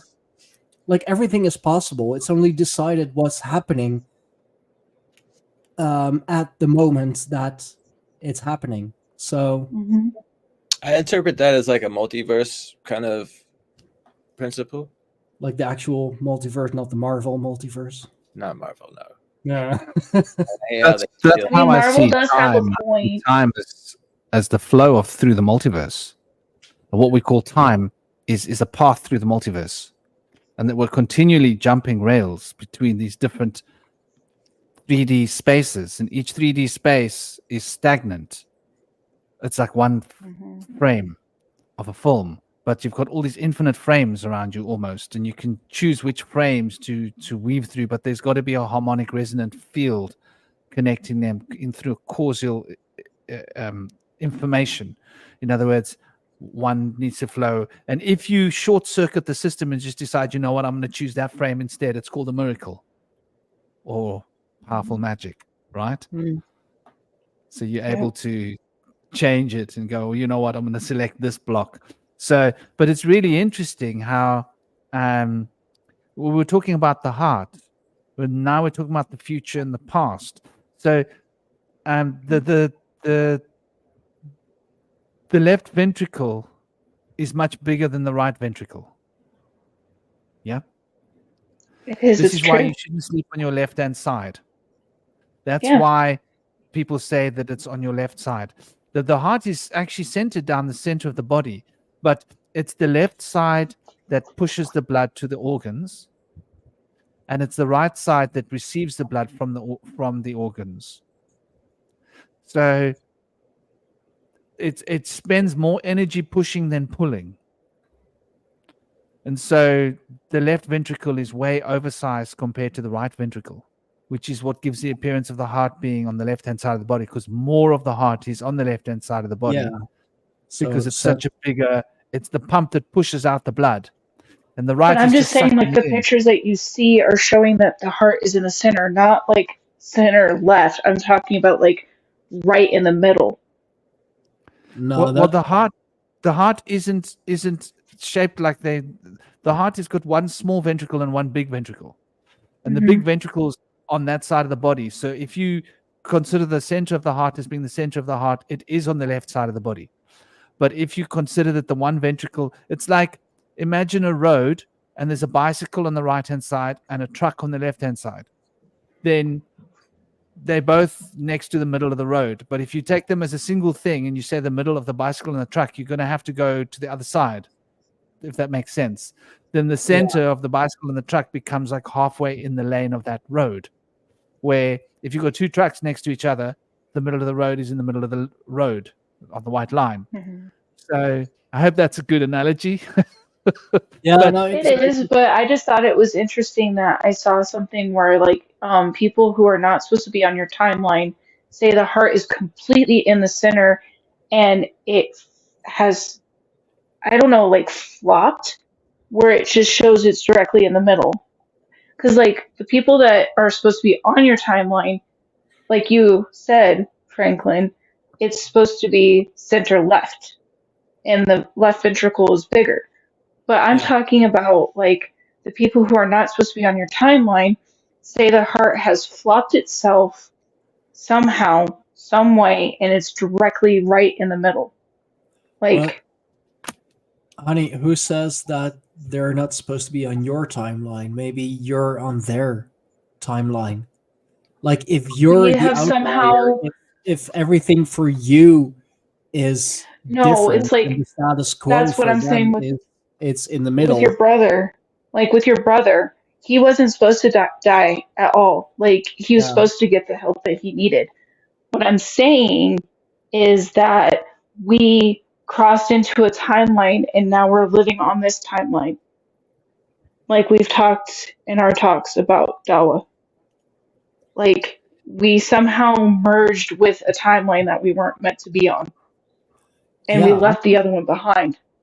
I think that's also a fascinating thing, like the merging of timelines, not just the shifting of timelines, but the merging of timelines. Because sometimes it does feel like that, or often it feels like that. That so many people are like on the same planet, like in the same city, living in the same house, but living in two separate worlds, if you will. I don't know about you guys, but I feel like kind of like black sheep are more of our old souls and don't really resonate with other what would be white sheep or sheeple as much. I feel like there's a common theme there. But I feel like we're all supposed to be in this timeline together, but I feel like we come from different times. Different soul pods come from different times in the past where they shared together in a culture, And in a time. and this is the I like merging. that one too. I like that one too. the junction. Yeah, We could call this world the junction.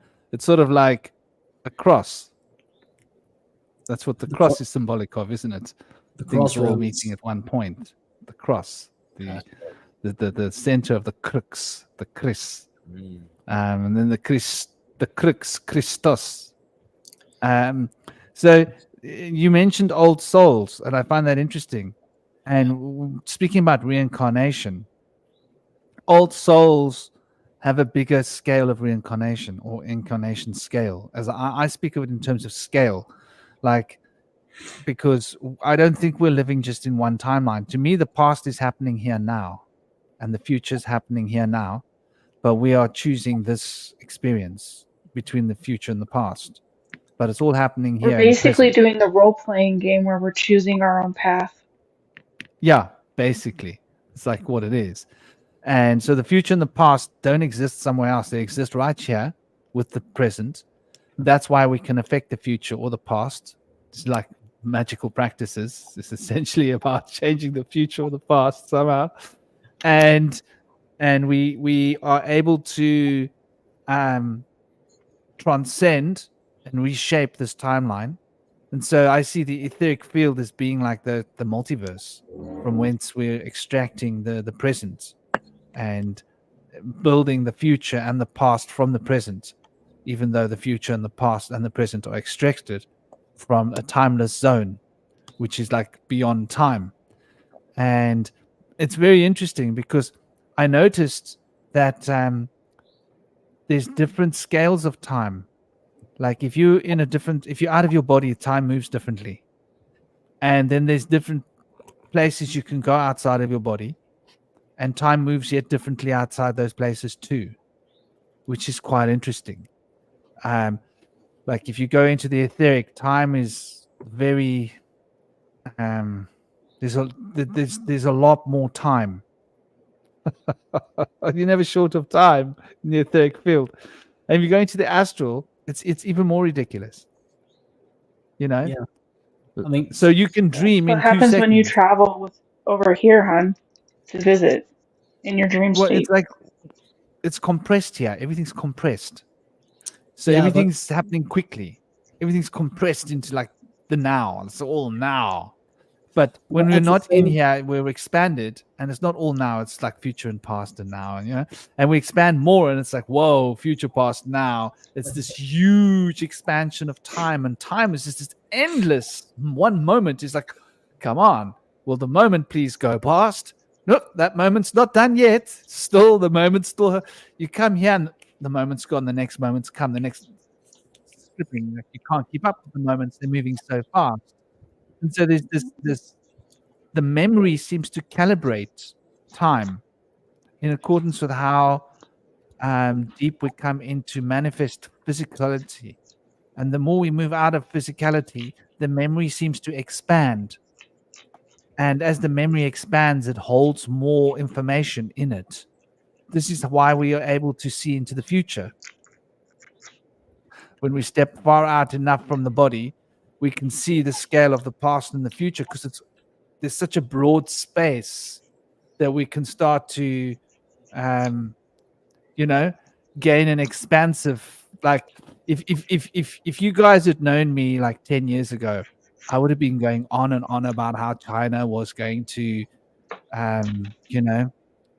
this was going to be this bug bomb that was going to come out of there, was going to be like a flu. It was going to be manufactured by England and America. They were going to pay for it. It was going to be released from China. It was going to cause like the whole world to be shut down. When we moved into this house in 2018, I said to my son's mother, I didn't want to live here.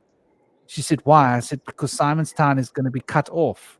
And I said, when the martial law or the state of emergency, she said, what state of emergency? I said, the whole world's going to go into state of emergency after the China. I've been sitting waiting for COVID to happen for years. And then when I saw it coming, I knew it was coming because I said, I saw that I knew it was going to happen in China. So my point is like we can gain from deep meditation. We can step further and further out of our body and get like a real idea of what's going to happen and what has happened further back. And it's strange you say that because I had a dream back like that a while back and I pushed it out of my head and I kept having a dream that I was going to meet the person I was supposed to be with and he's right there in that corner. I had a dream about it before it even happened and I've never had that before. Oh, so I'm literally your dream man. Oh. I dream walked like and I found you. We can remember the future or we can remember the past. And it's all in the memory. But And even the memory is an expansive thing that expands like Jupiter. So it can expand and expand and expand. And if we allow our consciousness to move further from the body, it expands. In the body, it gets compressed by Saturn. So we get into the body and it's compressed by Saturn. Saturn like compresses it. We get out of the body and it expands like Jupiter. And when it expands like Jupiter, or what we call Zeus, or now we're looking at what Zeus represents. Hold on. Are we talking about Odin again? Do you see where I'm going with this? That's very Suddenly true. that expansiveness, you can see the future and the past. Yeah. And then Zeus came to Earth and said, your eye must be single, And so when we look at that, it's the same idea being presented. And it doesn't matter which cultural narrative you take, it's the same idea being presented, that outside of the body there's this expansiveness. And so this istrigal, this tree that we're hanging on, when we expand our consciousness, we're able to see the roots of the tree. And the roots of the tree are like in a different time. That sounds very much like Odin hanging from the windswept tree. Yeah, exactly. And so this the roots of the tree is, and even the word root right?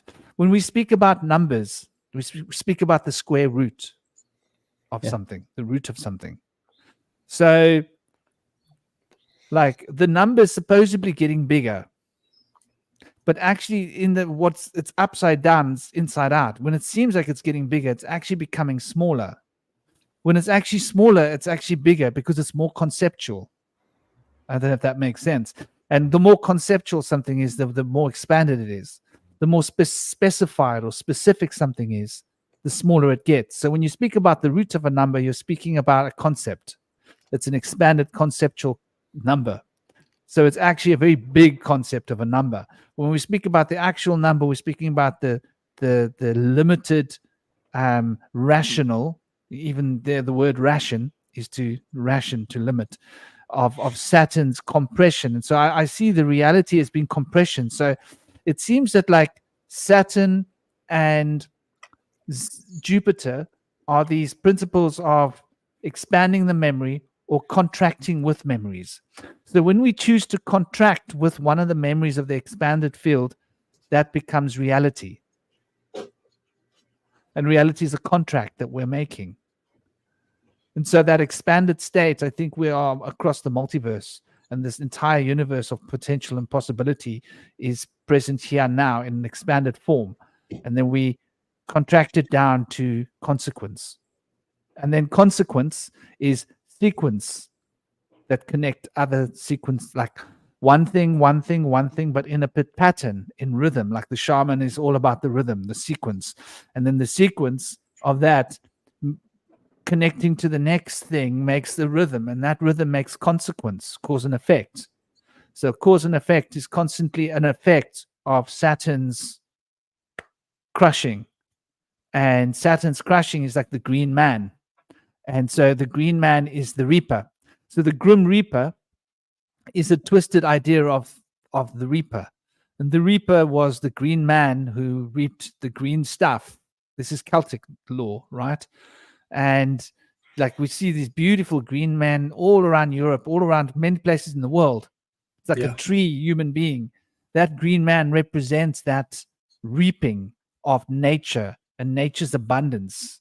And so the old symbols of the green man is of Saturn is with a scythe, which is why when you look at the symbol for Saturn, it's a cross with a scythe on it. Like if you look at the image, it's literally got the scythe on it, which is a crescent. And the reason why the crescent is the reaper is because the moon symbolizes living and not living. The blood of the moon. I feel the Reaper, the Grim Reaper, gets a bad rep, gets a bad reputation, because he is not the one actually. Let's put it in social media terms, unaliving you. He's more like the oh god, what's his name? Is that Chevron, the boatsman from on the River Styx? He's your guide.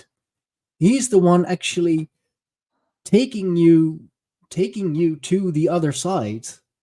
But we've given him this incredibly scary image with the big scythe and the black cloak and all of that, but he's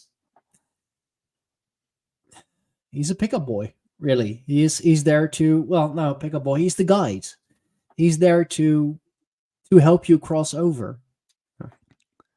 Yeah, I look at it like an Ouroboros, and when I look at it like an Ouroboros, I come up with the Taurus. Everywhere I look, I see the Taurus. And so the tauric field is a spiral that expands outwards but contracts at the same time. And so when a three-dimensional spiral is expanding and contracting, the expansion gets so big that it expands out of its smallest point. And when it's contracting so small, it contracts so small in that it warps, and it's basically contracting to the point that it's expanding from that contraction. So it's like the contract of Saturn is what fulfills the spiral so that it can be expanding again. So Saturn leads to the memory. This is where that's very interesting. So I think that Jupiter represents memory, but Saturn leads to the memory. And so in Kabbalistic terms, they relate Saturn to memory. But the way to develop memory is Saturnian training programs, like limiting your mind, like Kim's game. Have any of you guys ever played Kim's game? It's a memory game. It's a really powerful game. You need to have a series of objects, and you must almost randomly arrange them. The best way to do it is to take a tray and put a whole lot of objects in the tray and cover the tray up and don't look at it for like 6 months. And then, or a long time, a month or whatever, and then open the thing, look at the tray of objects for like 10 seconds and then close it and see how many of the objects you can remember, if that makes sense. And the more you do this, the more you train your memory. And the training of the memory activates otherworldly consciousness. It's an old Masonic training technique or Rosicrucian training technique or Western occult schools. It's like one of the first things I was like told, like, develop your memory. I was like, I can't remember names. I have a literal memory block for names, but my memory for time is expansive. It's like spy training, really. It's a game or exercise played by the scouts, the military, and other groups. So, yeah, that is a really good one. It's actually in the curriculum of the United States Marine Corps Scout Sniper Instructor School. That's a mouthful. So basically, to become a Scout Sniper in the US, it is part of the curriculum because you have to act fast, see fast, but see clear. And remember which pieces Yeah. are on the board and which pieces need to be removed. Yeah. So very, very high, very fast-paced chess, really. Yeah. It's chess masters play that game as well, obviously, Oh, that doesn't surprise me at all. Yeah. because you got a timer. So you got to look at the board quickly, know where all the pieces are, and make your decision quickly. You don't have time to try and remember where the pieces are on the board. Like, all I've ever played is what we call stoner chess, you know? Like, you stare at Yeah. the board for like 10 seconds. Like, real chess players, they just look at the board and click, move, click, move, click, move, click. Play a game of chess in like 5 minutes. Yeah. It's fascinating. It's really amazing how fast those people are. Like, they think, like, they can see multiple moves ahead, multiple sequences ahead. They can see the different sequences. You know, if I move my piece that way, you know, he's most likely going to do that, to which I'll react this way, which will cause him to react that way, and always with the end goal in mind. Of course, I think chess it's a beautiful game. It's really it's. I mean, not for me. I love playing it every now and then, but I'm really bad at it. Do you know that chess comes from ancient land of Kem, from pre-Egypt? And original game of chess, by the way, this is going to blow your mind. It takes 4 people to play an original game of chess. Really? And that's why you've got 4 things, and they play it in 4 directions. Oh, that actually And makes sense. I have I still need to play it, actually. I have a game of Viking chess. I'm not gonna try and pronounce the name from the top of my head. I'll butcher it. But that also goes into the four corners, the four directions, which are the points that you have to capture in order to win the game. So south to north, east to west. What have you got there, Indy? Ah, Senate. Oh, nice. You're still muted, Indy. There we go. This is Senet, the ancient Egyptian chess from long ago. And you kind of move along in a row here, I think. A little different, kind of more like backgammon. Backgammon's another military strategy, ancient game. I'm talking about actually the same chess that we've got with the same 64 squares. There's an ancient game called Dao that's very similar to chess. It's a smaller board, but it's the same principles. So basically, the way it's played is it's actually a ritual. It's a form of magic. We just got to wrap our heads around this. It's programming the world's memory with the four elements. And so you've got black, white, and they're moving in a different direction. In the same way, when you look at that cross, the spinning cross, yeah, the one that got associated with Hitler, but like actually had nothing to do with Hitler at all. Yeah. That cross Backwards. is showing the direction of the chess. So that it's four directions moving in a spiral spinning of energy.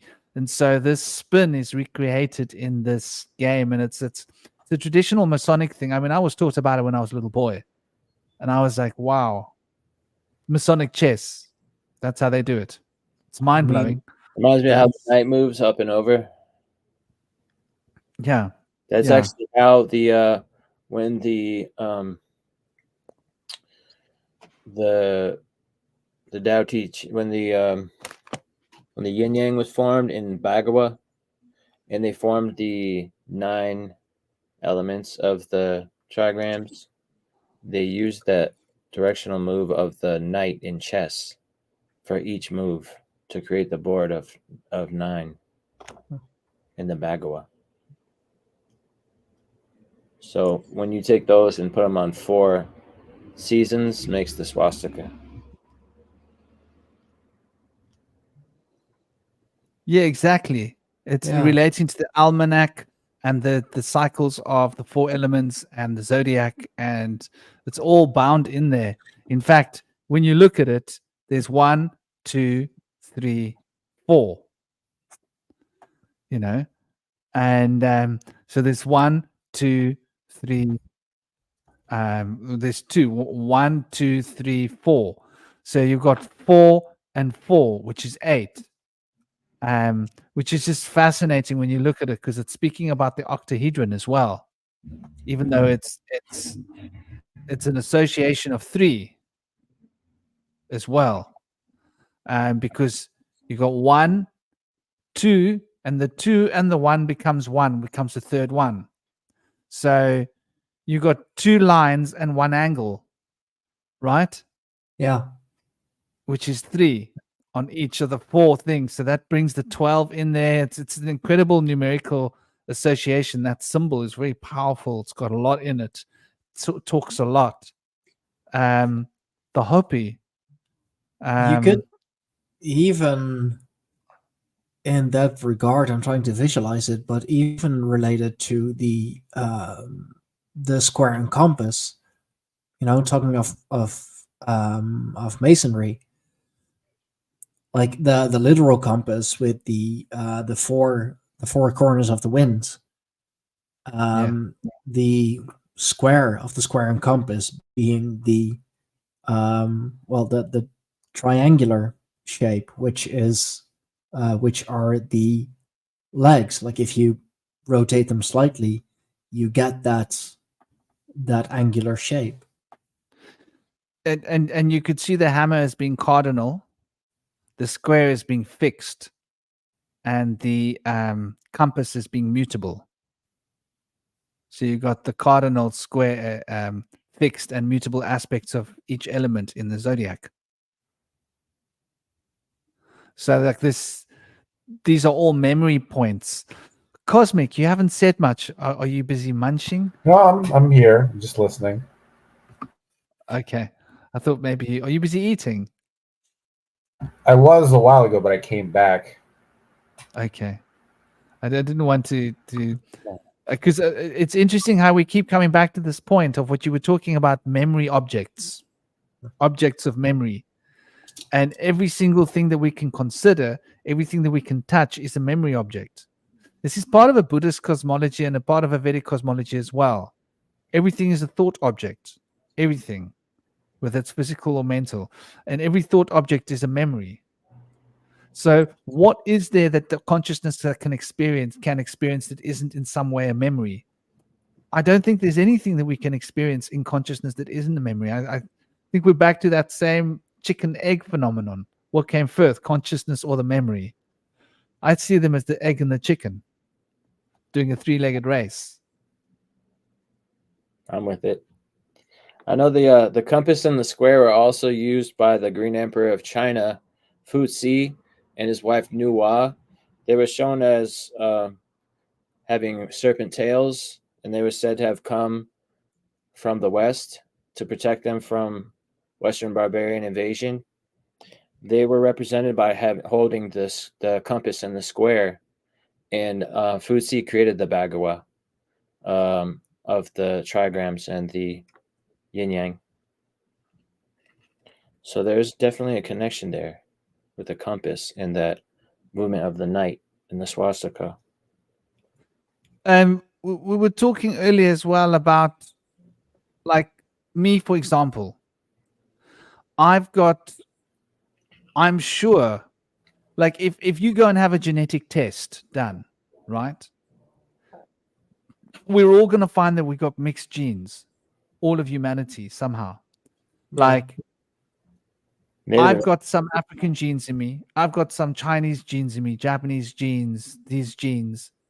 And so, like, they've lied to us about our history, not just the Second World War. I mean, they've been lying to us about it's a vicious, somebody got creative with our history. Yeah. I think there were mass migrations in the past, and we've all lived far more together than what we've realized, if that makes sense. And I think it's more in the modern era that we've been separated out into separate stations. Because how is it that we all have all these mixed genetics in our bloodlines? Think about it. Yeah. How did that come into being? How is it that if I go and have a genetic test, I'm going to find that I've got so much African DNA, so much Asian DNA, so much Indian DNA, so much Norse DNA. I've got Prussian DNA in me. I know that my Prussian is my grandfather. French, Huguenots, or whatever is my grandmother from my mother. Then I've got Irish from my other grandmother and Welsh from my other grandmother. Where does the black come from? But I know I've got African in me. I've always known it. And I know I've got Japanese. And people called me Hagawashi when I was a teenager. No? How do you get a nickname like Hagawashi? I didn't tell them that I had past memories as a samurai or that I had lived in ancient Japan. It wasn't something I ever told anyone. My schoolmates nicknamed me Hagawashi. And I was like, seriously? Like, I couldn't believe how the hell did they come up with this? Because, like, they don't know. Okay, I was a protege in South Africa for martial arts. So I was like, I wasn't old enough, but I would have been the one going to the Olympics or the World Championships. So I was like very driven in my martial arts. And so I used to spar full contact with like the biggest guy in the school who did Kung Fu. He was like 6'4", and he was 3 years older than me. And that was my sparring partner when I was 14, full contact, because I wanted to feel it, So I was like pretty harsh in my training. But how did they come up with a nickname like Haguwashi? And I'm pretty sure it relates to a bloodline of mine. Because when I heard that name, it was like there's a recognition, and it's very strange, So I think there's a lot to this history and to our genetic memory being able to decode and unfold and unpack. Welcome, take a little trip with me. Much love. Lovely to have you.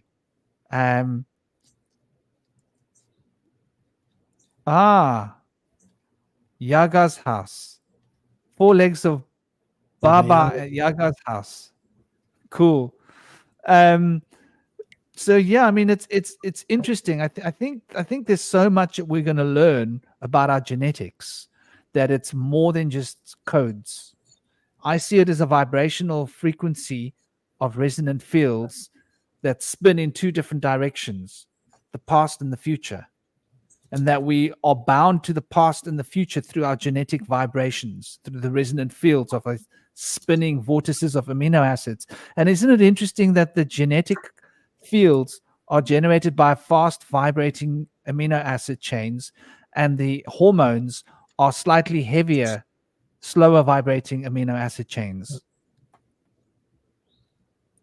And that's the emotions. So our hormones are what we experience our moods through.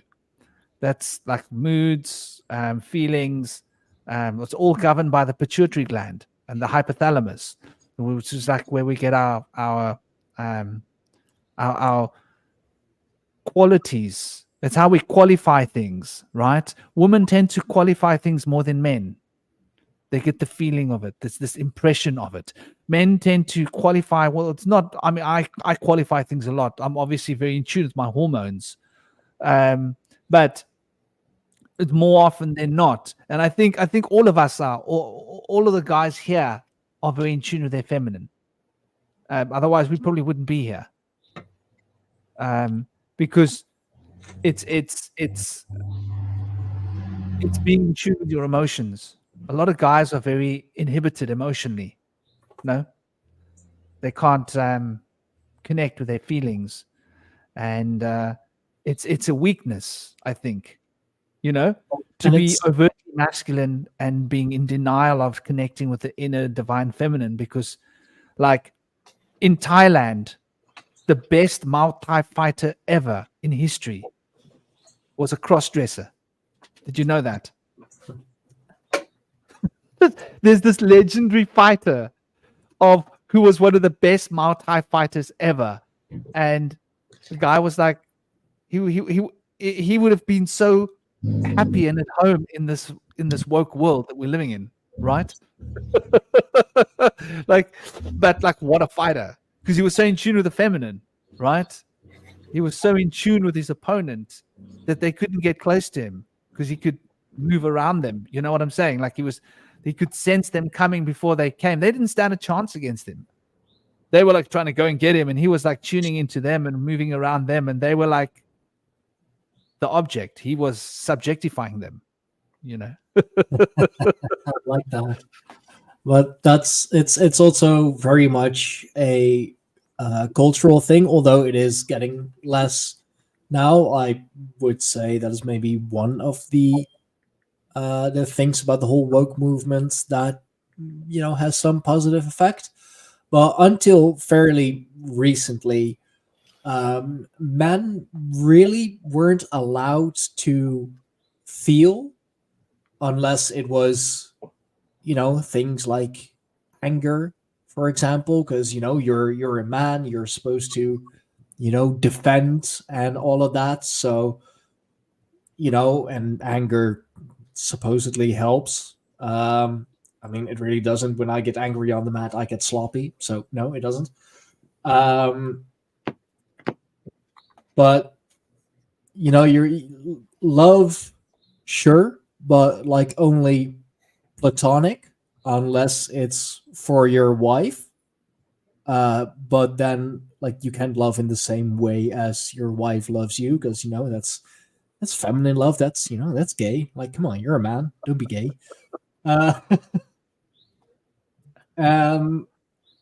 and other than that, whenever something goes wrong, you're just told to suck it up. Like, you're a man, you're supposed to be strong and stoic, and everything happens and it just glides right off you. That's the old school portrayal of masculinity, and what a lot of us, even from my generation, I'm in my early 30s, even my generation, that's the image that we have gotten, to be stoic and hard, and like only love in a very platonic way. Um, and I have been told time and time again by the wifey and many of the gods and goddesses that I worship and work with, that I should be more in tune, should become more in tune with the feminine side. So I am trying to work on it, and it is working so far. So Do you know what I used to do a lot? I used to wear my ex-wife's skirts. I used to love it. Once you've worn, okay, I used to wear dhotis, right, all the time in India, and I fell in love. I went to India and I was like, oh my god, I don't have to wear pants again. What was I thinking? Wearing pants? Oh, I hate pants. You just take a piece of material and you wrap it around your waist. You tie a knot. You just pop it in there. Make a little knot in the corner of the fabric. You wrap it around your waist. You pop the corner fabric in there, and it's fast. It's stuck. It's not going anywhere. And you just got to make sure that you keep track of it, because if it slips down, like, I don't like underwear. I'm not an underwear kind of guy. I like to feel the wind. I like to feel I'm in tune with my surroundings. And so it's embarrassing when that thing falls off, and the people are like, what the hell, you naked under there? Yeah, well, what do you think? I'm not gonna like wear more than I have to wear in a hot climate. But I came back and I had all my dhotis, and if I ran out of dhotis, I'd be like, can I borrow one of your skirts? She had these cool wraparound skirts that weren't like a skirt, but they were like a wraparound skirt. Then once you've gotten used to not wearing pants, you get so comfortable. You're hanging free. There's none of that sensation on your testicles of like, rubbing against this material. It's trying to hold it tight, and wearing pants is like, it's not healthy. And the moment you stop wearing it and you start wearing a wraparound, it's like a skirt, and or even just a piece of material, wrap it around and wear it like it's a skirt. I find it made me become in tune with my feminine more. I felt all feminine when I was wearing this thing. I felt like, started feeling like all feminine. I was like, actually, I like this. I like wearing this because I feel like in my skin. My skin's all like, I want to touch myself. I don't do it in public, I feel that. I got away from tight pants when I was 13. I started wearing Jankos and then rave pants, and now I just wear loose pants. But I feel like I always had an innate craving for like silk clothing, because I have kind of a strong connection to Bushido, samurai past life, Chinese past life in the Imperial Guard, and I've always felt it's strange to be a barbarian. But I passed off in certain ways. It's like I can wear these UFO parachute pants at the rave. I wear them all year round outside of the rave too. And people are like, you're only supposed to wear those when you're at a rave. And I think they're just so comfortable. I can't imagine wearing these tight jeans. It's crazy to me. I'm not a pioneer. I don't ride a motorcycle. I don't need it.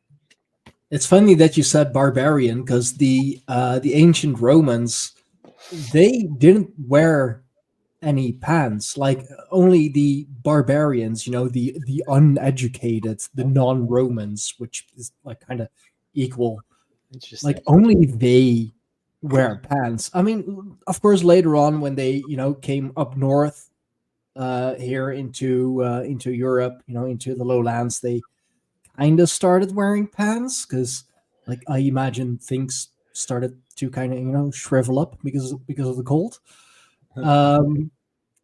But like they preferred not to, which I can totally imagine. If you have to live in the Mediterranean, like Italy, it gets hot there, and especially if you have to carry all that, your armor, your knapsack, everything, and wear pants.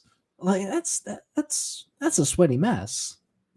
And honestly, it's funny because my boy, my son, I mean, he lives with his mother, but he very much prefers to run around the house pantsless. So like whenever I'm on a video call with them, I always like on I always see well, let's say a full moon running around. So yeah, like even for kids, it's a very natural state of being. Mexico asks how this relates to the memory, and I think it does. Yeah, even though it doesn't seem to. It's got to do with remembering our feminine side as men. Yes. Because we've been forced to repress our feminine side since childhood. Yeah. And as a child, we didn't know we were boys or girls. Remember, there was a time when we didn't know? And then we were like, no, you're a boy. You must wear blue. You must do this. You must act like this. You must do this. You're a boy. You're a girl. No. You're a girl. You can't climb trees. You must wear a skirt. You're a boy. You must climb trees. You can't wear a skirt. And so in a sense, like this stepping out of the narrative gives us an opportunity to remember parts of ourselves that were forgotten, and it makes me laugh. Can you imagine facing a Roman army and like imagine like modern soldiers, like they'd be falling over, like they're wearing dresses. Look, there's a bunch of men wearing dresses. They wouldn't be able to take them seriously because of the way we've been conditioned. But those men in dresses would be just as lethal in their dresses as they would, wearing pants. But there's definitely this narrative that I think we've been forced to repress so much of our natural memory. And I think it's one of the reasons why we are so shadowed, to bring it back, why we have so much shadows, repressed crap. We weren't allowed to do what we wanted. Like, what can I think of for me? I didn't even know about being a boy or a girl when I was a child. I don't know. It just seemed like we were children. If you think back, there wasn't I'm a boy or you're a girl, or it was just like. And if we had grown up like that, without any of that nonsense, I'm sure we would have been very healthy. Society would definitely be a lot more healthy. That's also what I meant with the the childlike innocence. Like we didn't know better, gender, skin color, sexuality.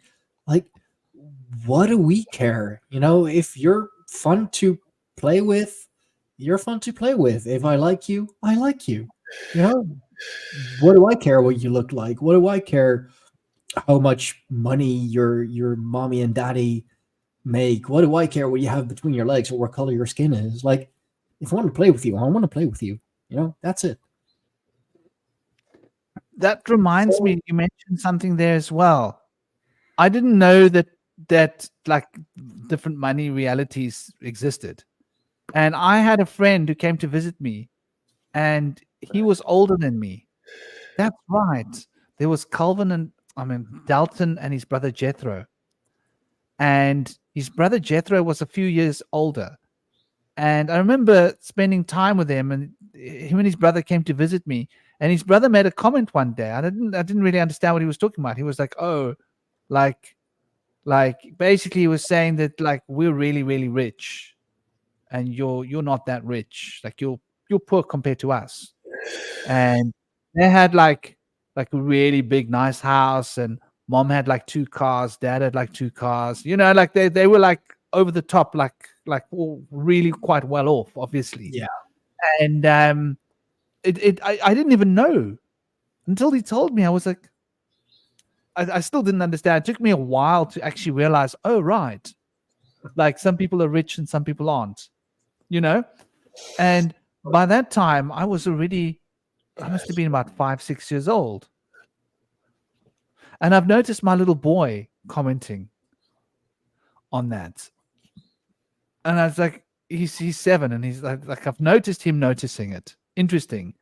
So he's been conditioned probably by YouTube, and by what he watches, children's programs or whatever, to allow him some.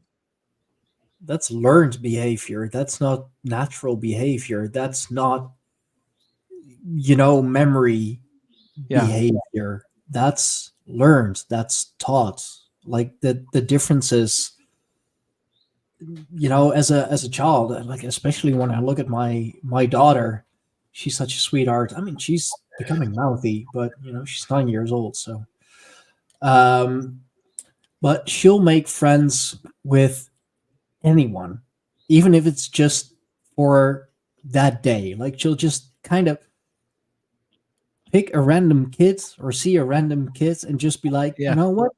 I want to be friends with you for today, for this day, whatever. Like I remember last summer we were at the zoo up north in Frisia.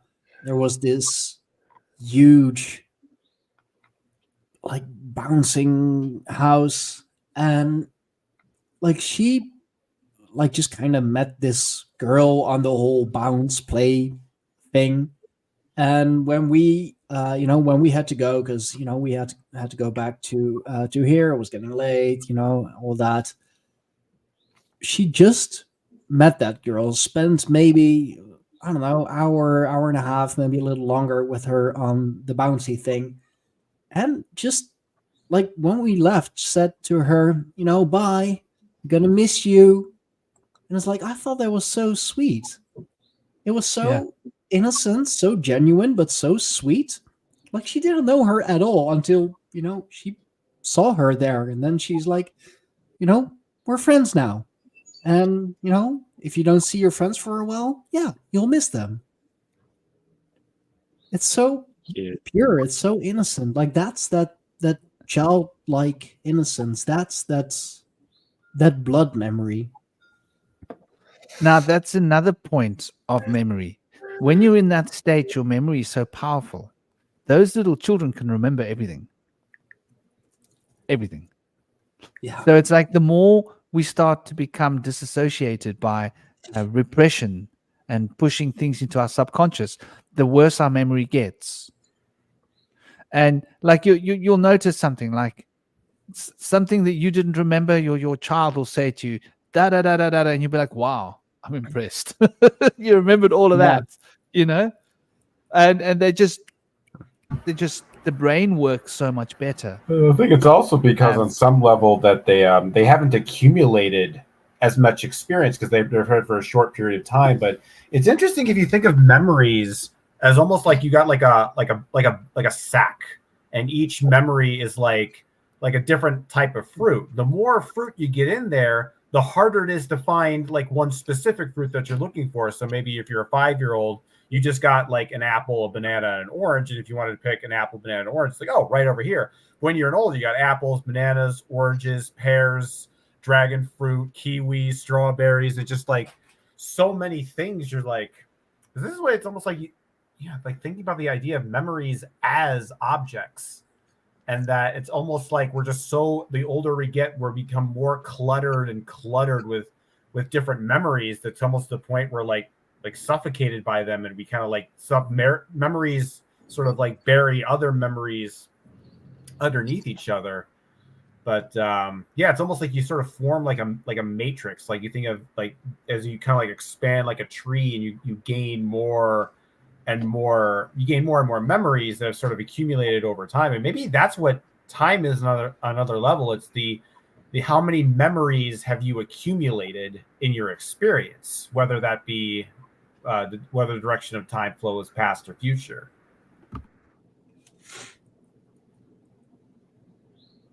Yeah, that's a beautiful analogy. Though I did notice when the more I practiced meditation, the better my memory became. Which is like it's like you emptying your sack. I know that sounds bad. Sounds wrong, but it's like emptying your sack when the more you practice meditation. It's true. And it becomes more refined. to the point where you can remember like random things. Like, where were you last year, April the 10th? Focus like 30 seconds to a minute. You can figure it out. You can find that what you were doing. It's in your memory. And I got really good at doing those kind of things, to know where I was. So I'd meet someone and I've seen this face. And they'd be like, do you look familiar? And I'd look at them and I'd be like, 7 years ago, March, that place, that time of day, that's where I saw you. We walked past each other in a crowd. Or we were sitting near each other and you knew that person and I knew this person and my person knew your person, kind of thing, like at a festival or something. And I noticed that like the more I practiced meditation, the more I became acutely able to do that kind of thing and to remember especially long-term memory, which is quite interesting. I think like meditation has a profound effect on your long-term memory. And I think that's what we're talking about, yeah. Like, because you've got long-term and short-term memory. And so that sack must represent the long-term memory. No? Yeah, it's kind of like you're giving more space in between the memories so that they're better organized when you look through them. Because if you think about going back to the analogy, if I have all those fruits in a sack and they're all mixed up, it's going to be hard to find stuff. But if I take each individual fruit, lay it on the floor, and organize it by like color or category, then it becomes a lot easier to find. I think that's what you're essentially doing with meditation. Yeah, that does seem to happen. You're building more gray matter in the language memory centers of the brain. I mean, there are whole, techniques to do that. Like the most popular one that you'll hear a lot of is the mind palace, for example. Like you create a palace or some kind of a building or structure in your mind, and every room has a specific memory or specific thing that you ought to remember. And that way, like, yeah, as you said, like you can categorize things. You can keep it very neat and structured so that if you have to, pull that thing up, you don't have to, dig into that sack, dig into your mind. God, Freud will love us, yeah. Thank you, Cosmic. You're welcome. You just enter your mind palace. You go to that specific room or location where that memory is stored, and you pull it from there. Interesting. I used to use sound in the same way. Gosh, man, when I was young, we didn't have cell phones. We didn't have the internet. So you had to know everybody. We had call boxes. Yeah? You want to speak to someone and you're traveling or you're somewhere else, like when I was a teenager, you use a call box or you call from home. And so every phone number, you had to remember it. Oh, yeah. Every friend. I was so good at numbers that I used to go out when I was like 15 years old and say to the girls, listen, don't bother telling me your name. I've got a mental block. Just give me your digits. Nice. And and they would tell me their numbers, thinking it's you'll never remember it. And then I call them like a week or 2 weeks later. I say, hey, I don't know your name, but you gave me your number, remember? They're like, you're kidding me. You remembered my number. You'd be shocked how many numbers I got.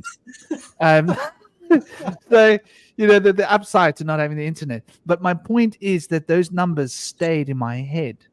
So we've become so accustomed to our phones remembering for us, Yeah. our internet, our email remembering us. You don't have to worry about what letter you sent to where or who or what you wrote. You just go double check. You click your phone, you look at your emails. When did I send that email or that date? What did I say? That, and we're so spoiled with technology that we've made our memory become decrepit to the point where we can't even remember. I don't even know all my phone numbers. I just have one phone number, and I've got 2 cell phones and 1 landline. I only know one of my numbers. I've had the same phone number ever since I was 18, so it's real easy for me. I know my cell phone number, my main one, but I've got a secondary one which I didn't bother memorizing because I don't give it out for my second SIM on my second phone. And then I've got a landline number that I don't ever give out to people. I don't. It's only for clients. So I don't remember that number because I don't want to going out, and so it's interesting. It's interesting, it's written down in an email that I'll send to people, for example. So that email's like really it's all there. So my point is, I don't have to think about it. Obviously, my own number I have to think about because it's because I actually have to use it, right? Like if I'm buying stuff online, I actually have to put that number in. Like, what's your phone number? Okay, because they're going to phone you about the delivery, right? So that's the only reason I know my cell phone number is because it's actually one I have to remember. But there's very little things that I actually have to remember. I don't have to remember my landline, so I don't. I've become so lazy. And so I only remember one of my numbers. And when I was young, I had about 50, 60 phone numbers in my head, maybe more, maybe 100. And, I was the guy that people would say if we were going somewhere and we were like, hey, should we see if they're home? There's a call box over there. And like people would say like, hey, Franklin, what's his number? I'd be like, da, da, da, da. I knew everybody's numbers. I was like a walking like number shop, And you were like Rain Man. Yeah, well, like I did it with sound. When I remembered a number, I remembered it with sounds like 5, 4, 3, 2, 1. Like it was like a musical tone. The sounds on the keypad. I had my own system in my head because remember, phones were like even when you hit the buttons on the button phones, it was you'd hear the numbers in your head, like in the phone. Yeah, like that was back in early 90s. 91, 92. Well, and a little later on as well, because I do remember that. Or when you dialed a number, you hear the tones of the digits, and then the the dial tone. My mom thought she was clever trying to lock the phone, right? Because she got annoyed with me using the phone too much. So I was like, oh, that's easy. Tap out Morse code on the dialing thing, and you could make a call if the phone was locked. Oh shit! So if you had good timing with your finger, you just had to hear that. So you had to tap it as many times as you hear it in your head. You had to tap it. That was a 5. Tap it. That's a 7. Tap it. That's a 6. Tap it. That's a 2. So as many times as you tap it, because when you hear it, it was going to. If you tapped it in that same sequence, you dial that number. Nice. And what I also find very fascinating, like speaking of sound, let's go another sense. Smell, the connection between smell and memory. I actually had that today. Like I smelled something, or there was some smell hanging in the air, and it brought me back to like my way early childhood, like when I was 4 years old, first going to school. Like I that memory will always be attached to that particular smell. That's interesting. Teaches us, go on. Yeah, continue. No, continue, brother. The thalamus is a filter in which a lot of our senses are filtered through, but the smell is not filtered through the thalamus. So a very poignant, direct experience that we have. Yeah, smell is powerful. Memorable. And so that it's like it's the earth element, interestingly enough, from Vedic science. And so the earth element is related to your root chakra. So it takes you straight into the underworld. Huh. Mhm. Straight into that lower frequency, which is the Kundalini arousal. So, yeah, I think we've really become all this perfume and all this deodorant.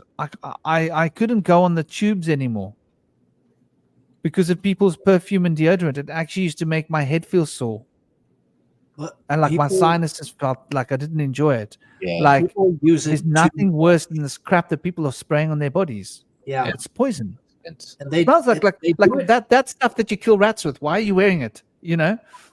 because it smells good. Yeah, no, but they overuse it as well. There is this Dutch TV show. It's kind of like a dating show. That shit always works. But there's this one clip of the guy on that show. Like you spend 24 hours together in one home, and after the 24 hours, you kind of have to make a decision. Like, do I want this to continue? Like, do I want another 24 hours, or is this where we say goodbye? And I swear they put a counter with it because when he was spraying his either his aftershave or cologne or whatever, I believe he sprayed it between 23 and 26 times. So just mad, fucking mad. Like that. I thought to myself when I saw that. Okay, so that's the kind of guy that when he walks past you, you taste his aftershave. He's the kind of guy who's not welcome in your living room. He's like, Oh hell do you no! mind sitting outside? We can talk through the window. Like, oh, oh god! Like I'll just open the doors way open, and like you'll just stand over there, and I'll stand on the other side of the room. And try not to gag. And there is this. I don't want to like be derogatory or whatever, but especially the let's call them the Dutch Moroccans. They always buy this one particular perfume, which is way too poignant. Like it is either they put on way too much or they like destroy the scent molecules.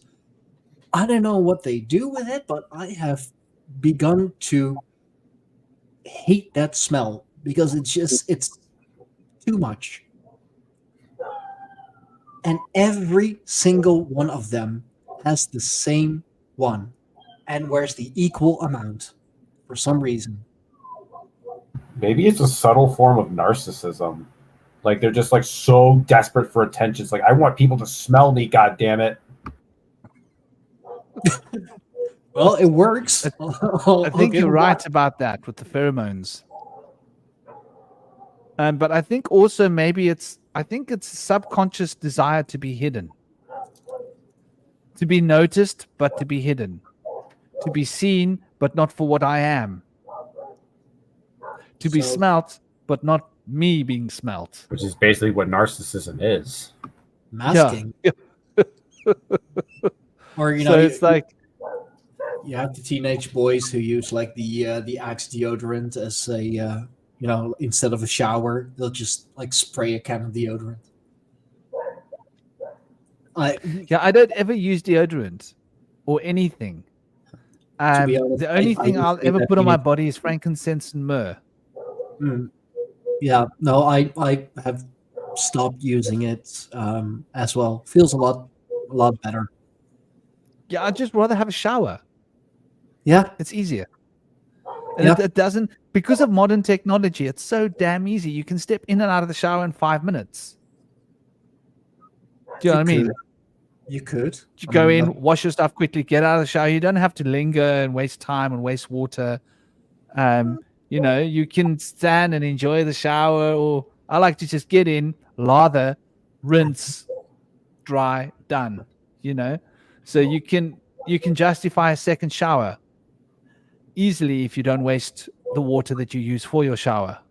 And then, if it's hot, you just have 2 showers. Then what's the point of deodorant? Because whichever point of the day you're at, you're 4 hours away from a shower. Yeah. And also, this also kind of relates to memory, but more in a medical sense. A lot of deodorants they contain aluminium in some small amount. Aluminium, I believe it is in especially elderly people suffering from Alzheimer's, that they have a aluminium, and for all the Americans, it's aluminium, not aluminum. Aluminum. No, aluminium. European, okay. But they have a buildup of aluminium in the brain, blocking receptors, and especially the ones for the short-term memory. Because funny enough, with Alzheimer's, it only really affects the short-term memory. My late grandmother had Alzheimer's. She could tell whole stories of when she was, a kid working in her mom and dad's cafe, but she would have to ask my name 3 times in 5 minutes. Yeah, I think they're using monatomic metals, and possibly they can cross the blood barrier because they're so small. Yeah. And the same with that toilet spray, the Febreze or whatever. Yeah. whatever that rubbish is they use. Yeah. I think it's the same. Like, once again, I'm old school. Open the window. Do you know what I mean? Like, what do you need toilet spray for? I mean, I live alone, so if it stinks, it's my own stank. I'll have to deal with it myself. But yeah, like just open a window, or like worst case scenario, if it's really bad, light a match. That's the I think this monatomic thing is also a big thing with the chemtrails. Yeah. And I'll tell you, like, it definitely poisons the brain and distorts the memory, but I think it does worse than that. I think, okay, so there's a part of your brain called the serotonin.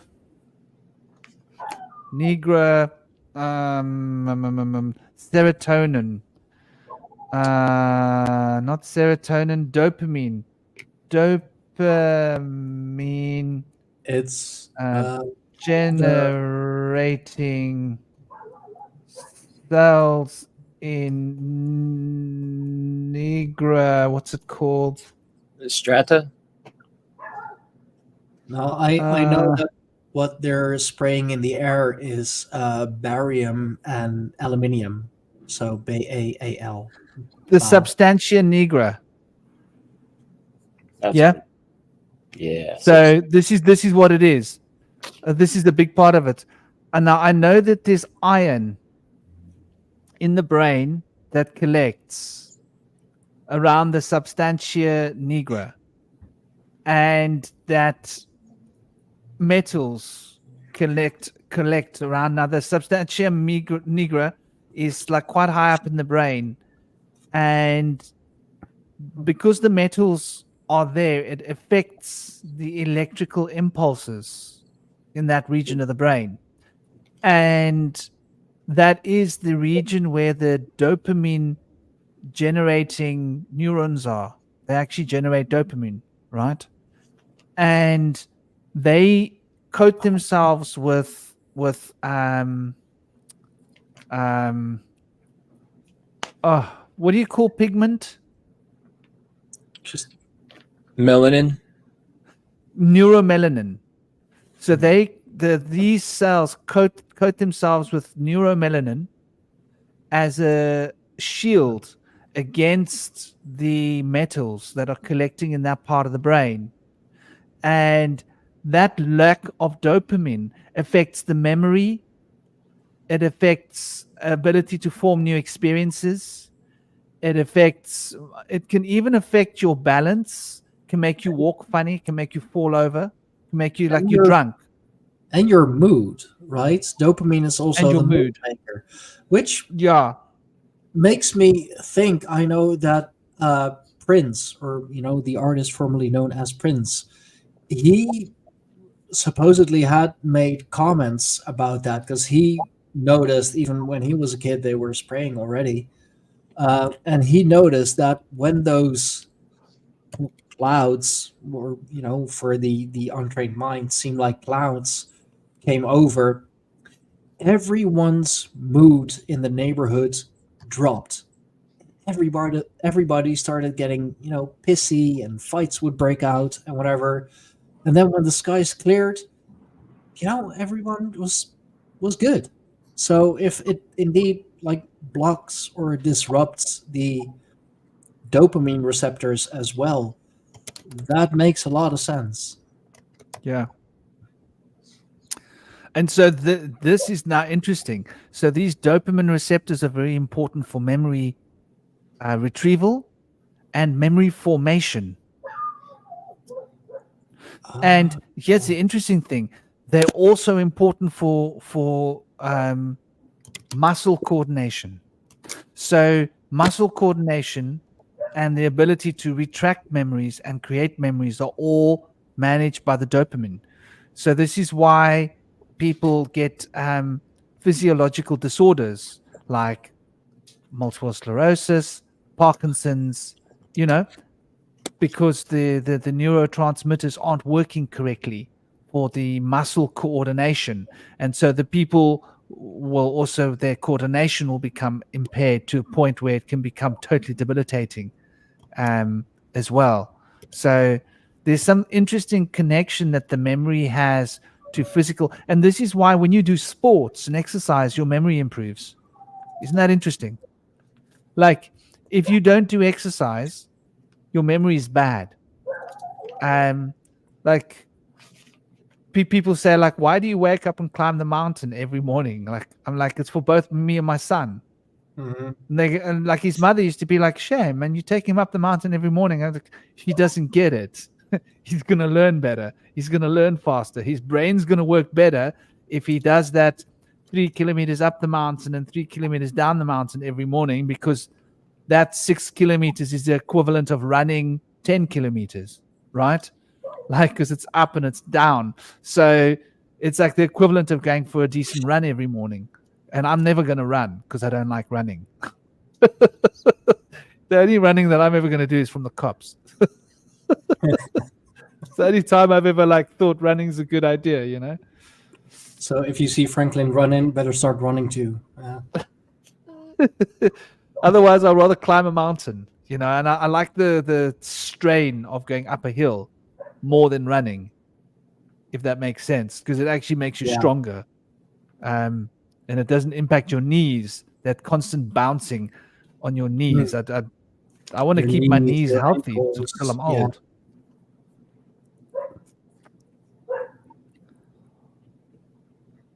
Yeah, no, and sports in general releases a lot of dopamine. That's why for me, sports, jiu-jitsu mostly, it's therapy, it's meditation, it's the dojo is my happy place, you could say, because I can be free there, free of judgments on unless I of course do something which I'm not supposed to do, but I know what I'm not supposed to do and what I am supposed to do. So you're all there for the same goal, really, just to train, have a good time, take care of your physical health, take care of your mental health.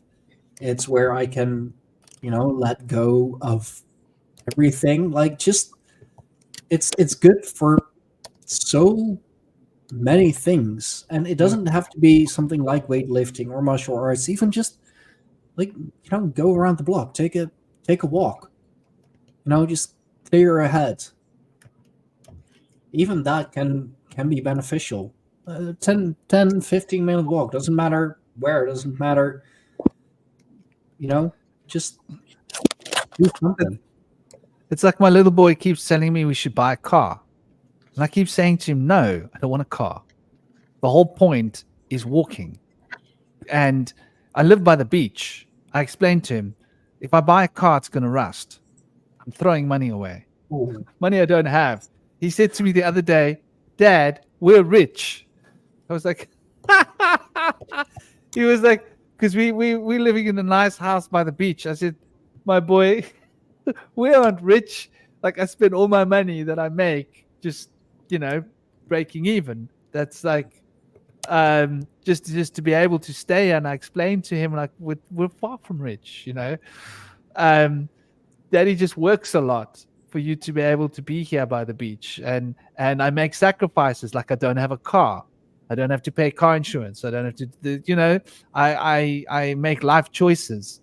And so I don't really go into Cape Town. I don't go into my city. I live like old-fashioned people live on your farm, right? I live on my farm. And around my farm is the beach and the nature reserve and the mountain. And that's like as far as I generally journey. Luckily, I work from home. So, and I'm working like every day. So it was funny. Like as what I said, he noticed the other day about money and stuff. He started noticing and saying, like, he said that to me out of the blue. And I was like, where do you get that idea from? And he said, no, well, the people come and look in our gate because like they think we're rich. And I was like, like, no, you have no idea. Like, let me show you my credit card bill. See how rich I am. Well, rich in other things, rich in experience, rich in knowledge, rich in love. And I mean, yeah, it is mostly money that runs this world. Yeah, and even, for that, there's something to be said because most money isn't even real. It's just, numbers on a bank account, which is also numbers, and it's digital, like it's all ones and zeros. So most of the money doesn't even exist. But, experiences, wisdom, love, being rich in that, like that's what really matters. Right? Because, like speaking of memories, like kind of taking back to memories, you don't remember or hardly remember all the expensive stuff that your parents bought for you. Like, what do you remember? That awesome day at, the theme park, that scary roller coaster ride that, you first didn't want to do, but because your dad decided that, okay, I'll go with you. I'll hate them as well, but then at least, we'll both hate them. The experiences, the adventures, the stories, that's what you remember. That's what'll stay with you. That's what forms you. That's what forms your character. Yeah, totally. That's what I've been trying to teach him. Memories are the key. And you're so right, and the things that we remember are the random things. Like the food that you remember eating is not necessarily the nice restaurants you went to when you ate nice food in a nice restaurant. The food that you remember is like when you were really, really hungry. Yeah. And you didn't eat for like a long time and you ate that first piece of papaya. And nothing ever tasted better than a papaya, or like just plain rice and lentils when you've been fasting, like that's the food you remember, the simplest food, which is interesting. I can't remember a single fancy restaurant meal I've eaten in my life, but I can remember the times when I've made food with nothing, like kitchen sink. I call it kitchen sink. Like, yeah, I used to go to my friends' houses and I used to say, what do you got to eat? Let me make some food. They'd be, I've got nothing to eat. I say, really? Let me be the judge of that. I go into their kitchen and I dig around and, oh, you got this. Oh, you got this. Oh, yeah, well, that's, if you combine them correct, you can make a meal. And you'd be surprised what you can do if you get creative, which is And basically alchemy. those are the meals I remember Yeah, that you made with nothing, but they were like, actually, this is really nice. Like, like interesting that you were able to make food out of this. I didn't know I had food in the house, you know? yeah, And that those are the meals that are because of the process of trying to manufacture that meal, you know? yeah. I mean, the things that I remember, like especially from my late grandmother from mother's side. One thing that I'll always remember is her homemade apple pie, and she would also always whisk the whipped cream herself, and she'd make great soups, like some of the best meals I have ever eaten. The fullest I have ever been after a meal was when my grandmother cooked, when she made the meal. Like those are the things that I remember, sitting at the table either at my grandmother's house or my parents' house, and my grandmother had cooked, experiences. Well, I think we've basically come to the point. It's 4 hours and 40. Got to wrap this up. Been trying to wrap them up in 4 hours, never have yet, but it's getting closer and closer, generally speaking. One day. It's still in the beginning we were going for like 6 hours, 7 hours, Yeah. even 8 hours. We'd go for a Wow, full day. Yeah, it just was too much. But 4 hours is it's still a lot, but it goes so quickly, 4 hours just flick Yeah. by Well, on the round table. I remember like the first couple of round tables when we went that long, like you basically fell asleep behind the mic. I've fallen asleep. It's hilarious when I tell people that I've got a podcast. I've got a podcast where I fall asleep. Like all your guests would just basically be there and like, I think Franklin's fallen asleep again. Should we try and wake him up, or are we just gonna keep going? Well, that's what would happen because you see, I wake up really early in the morning to climb the mountain. So in summer, I'll wake up at like 5 and 5:30 because I want to be on the beach. I want to watch the sunrise and I Like want to watch the 8 dawn and stuff. in the So morning? Ooh. Ooh. yeah, Oh. now I'm waking up No. at about 6. It's quarter past 6, 10 past 6 because it's winter here. So the sunrise is only at about Oh. 7:50. Right. Yeah. Right. South Africa. Of So course. I can climb up and get altitude before I watch the sunrise because my son's school, I've got to sort of work within those limits. But in summer, it's like an hour and a half earlier. And then those podcasts would go from 6 till like 2 in the morning. Yeah. And so I've been going for 20 hours or Yeah. 19 hours. And I've been working during the day. I've been busy, and then when I'm not working, I'm dealing with my boy and dealing with his mum, and there's a whole full-time job there as well, 3 full-time jobs, and then I'm looking after my animals and spending time with my animals when I'm not doing that. So that's more like recreation, I suppose. So yeah, no, I've fallen asleep a number of times on the round table. Embarrassed to admit it, but I've done it. I'm the only one who can say I fell asleep on a podcast that I was hosting.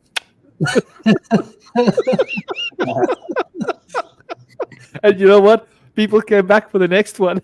I must be a really good sleeper, entertaining you with my sleep. But Oh yeah, man. Quite amazing. well, thank you, my cherry. Thank you, everybody. Do you guys have anything else you guys want to say? Last words while we're thanking everybody that's been here enjoying the show. I hope you guys got what you came for. Thank you for being on the show, all of you guys, and Aaron and Cosmic and Firefay. She said she had to go. She's busy doing stuff. Everybody's busy today. Interesting. It's we're a bunch of busy bees. But Yeah, no, I just I want to say thanks for having me back on. I miss this. I miss these conversations. It's always been a one of the best parts of the weekend. And yeah, just glad to be back. Glad to Well, be able to have lovely these. having you. Yeah, it's great having you back.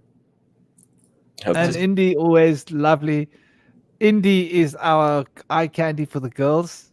We've got to get a poster of Indy without his top on to get more women to come and watch the show. I've almost considered asking him, like, would you pose for? Would you be the face of the? Would you be the front man of the round table? Um, but Indy's really lovely as well. So it's been a lovely synergy of energy. Yeah, because Indy's very mercurial, but earthy mercurial, and you are Mars and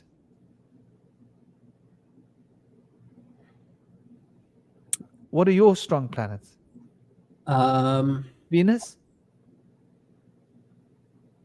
Yeah, I think so. Mars and Venus. Taurus? Sounds about right. Where's your sun?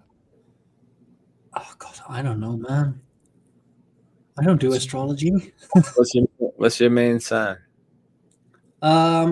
Capricorn. Oh, that's earthy. That's earthy. That's a deep Saturn.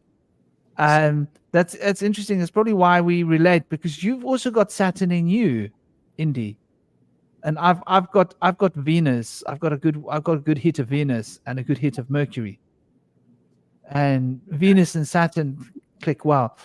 But anyway, it's been total honor having you guys. It's been a pleasure, and I hope you guys have a fantastic weekend.